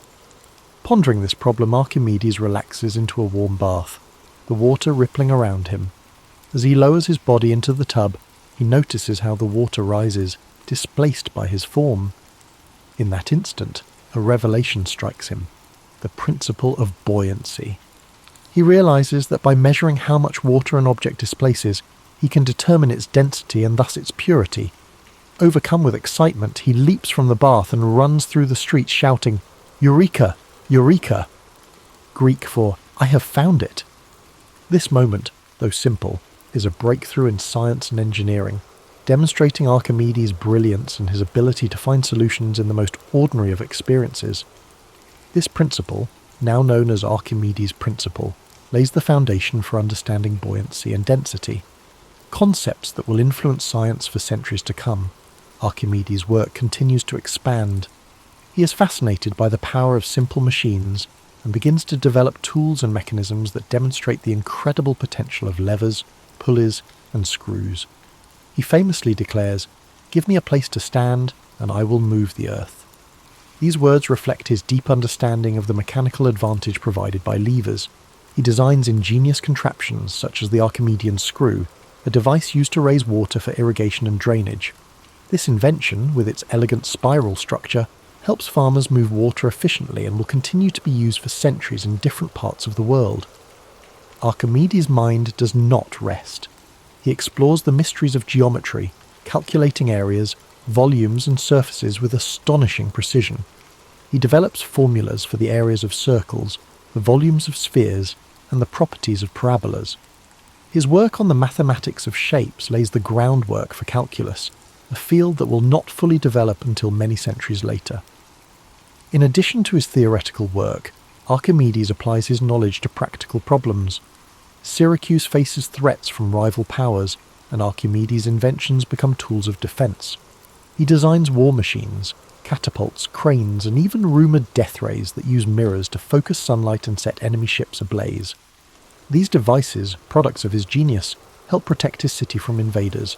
Yet for all his achievements, Archimedes remains humble, his mind always focused on the pursuit of truth. His days are spent drawing diagrams in the sand, solving equations and pondering the mysteries of the universe. His joy lies not in the recognition of others, but in the quiet satisfaction of discovery. As you breathe deeply and slowly, imagine Archimedes in his study, the soft glow of an oil lamp illuminating the scrolls and diagrams spread before him. The gentle sound of waves drifts through an open window, a soothing rhythm that accompanies his thoughts. The air is filled with the faint scent of parchment and seawater. In this moment of stillness, there is a profound sense of peace, a quiet celebration of the mind's limitless potential. Archimedes' life, though dedicated to discovery, ends in a moment of tragic misunderstanding. During the siege of Syracuse by the Roman army, the city falls despite its defences. As the soldiers enter, Archimedes is engrossed in his work, drawing a mathematical diagram in the sand. A Roman soldier approaches him, but Archimedes, absorbed in his thoughts, asks the soldier not to disturb his circles.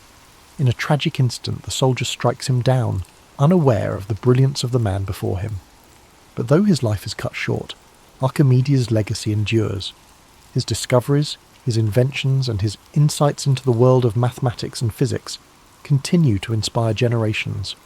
His work becomes the foundation for future scientists, engineers, and thinkers, a testament to the enduring power of curiosity and intellect.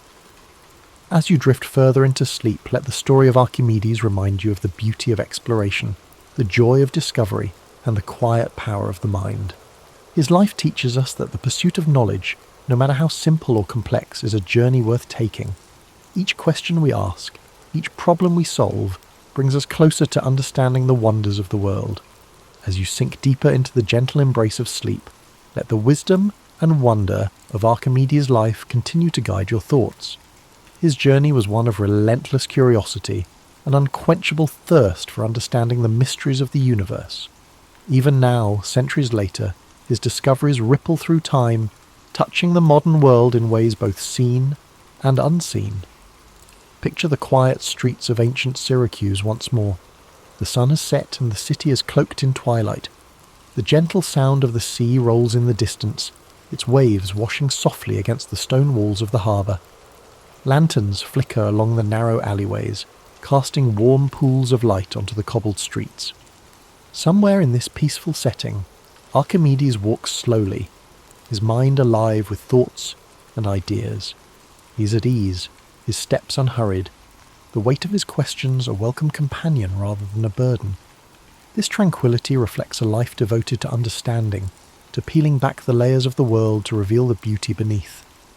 Archimedes saw the universe as a grand puzzle, one that could be unravelled with patience, logic, and observation. He understood that the smallest discoveries could lead to the grandest truths, that even the most complex problems could be solved by breaking them down into their simplest forms.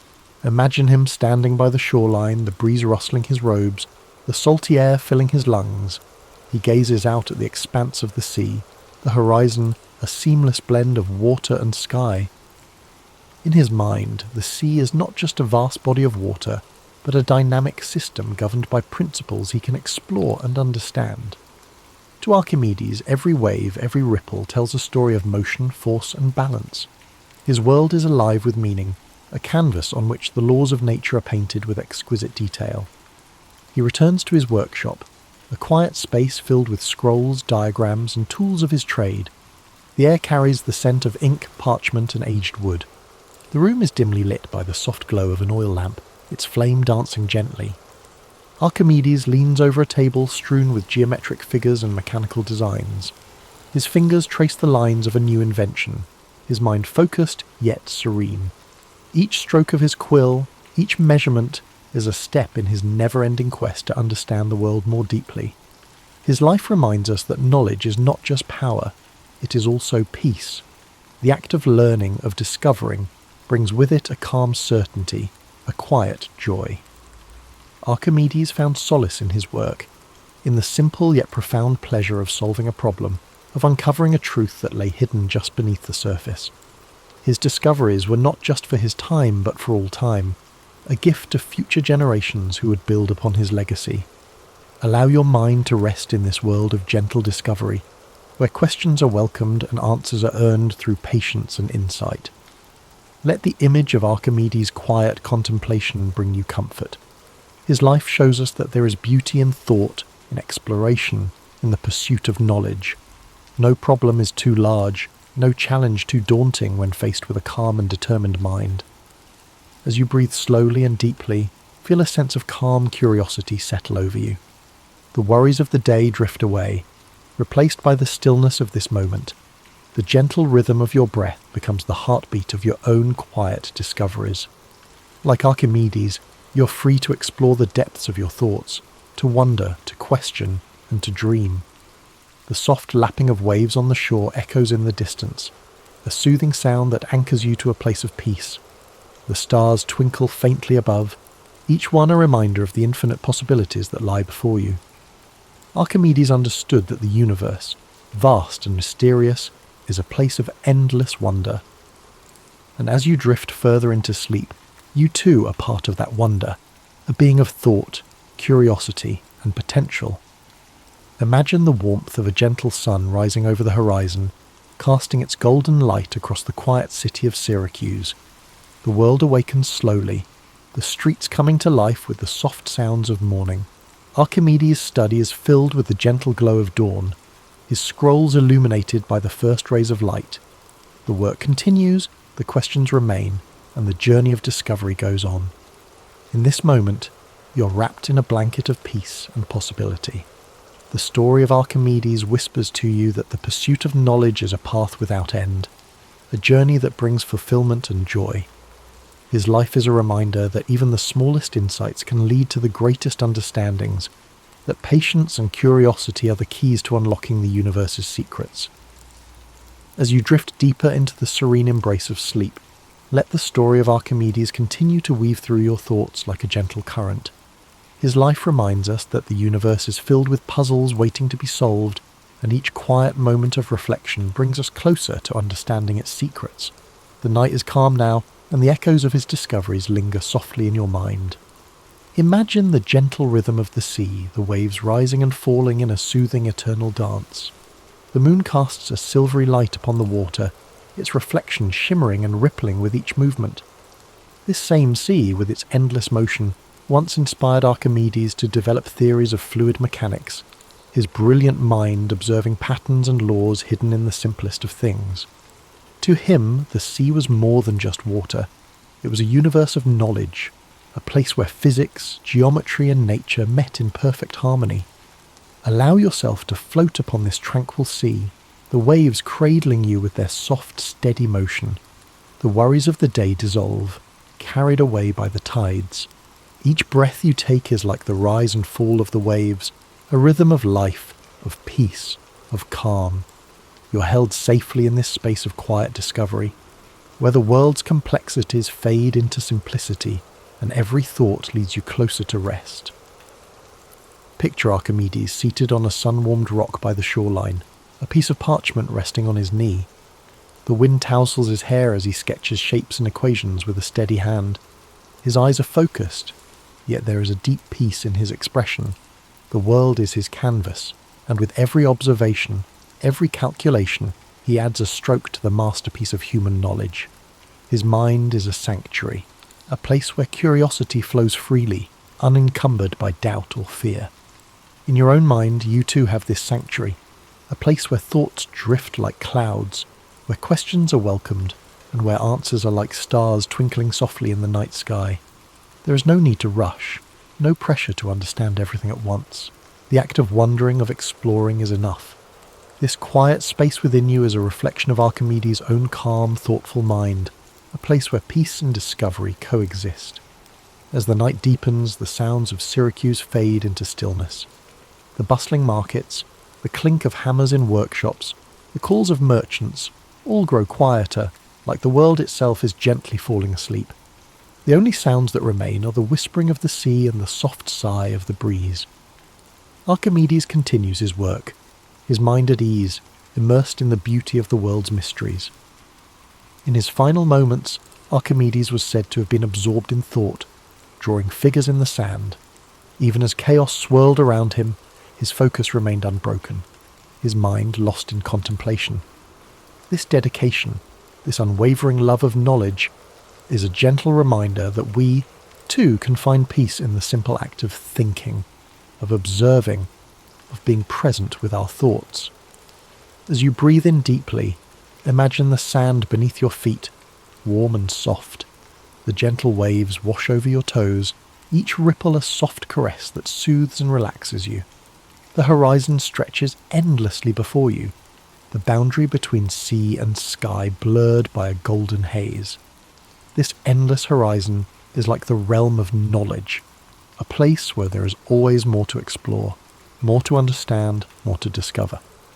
Feel the weight of your body sinking into comfort, your muscles relaxing, your mind unwinding. The story of Archimedes lingers like a comforting presence, a reminder that within you is the potential for great insight, for curiosity, for peace. You are part of the same universe that Archimedes sought to understand, a universe filled with beauty, logic, and wonder. Now let go completely, surrendering to the calm embrace of sleep. The sea of your thoughts grows still, the waves gentle and soothing. The stars above shine with a quiet brilliance, each one a beacon of endless possibility. You're safe here, wrapped in the warmth of the night, guided by the gentle wisdom of Archimedes' journey. Thank you for joining us tonight on History and Sleep. May this story of discovery, resilience, and curiosity guide you into a deep, restful slumber.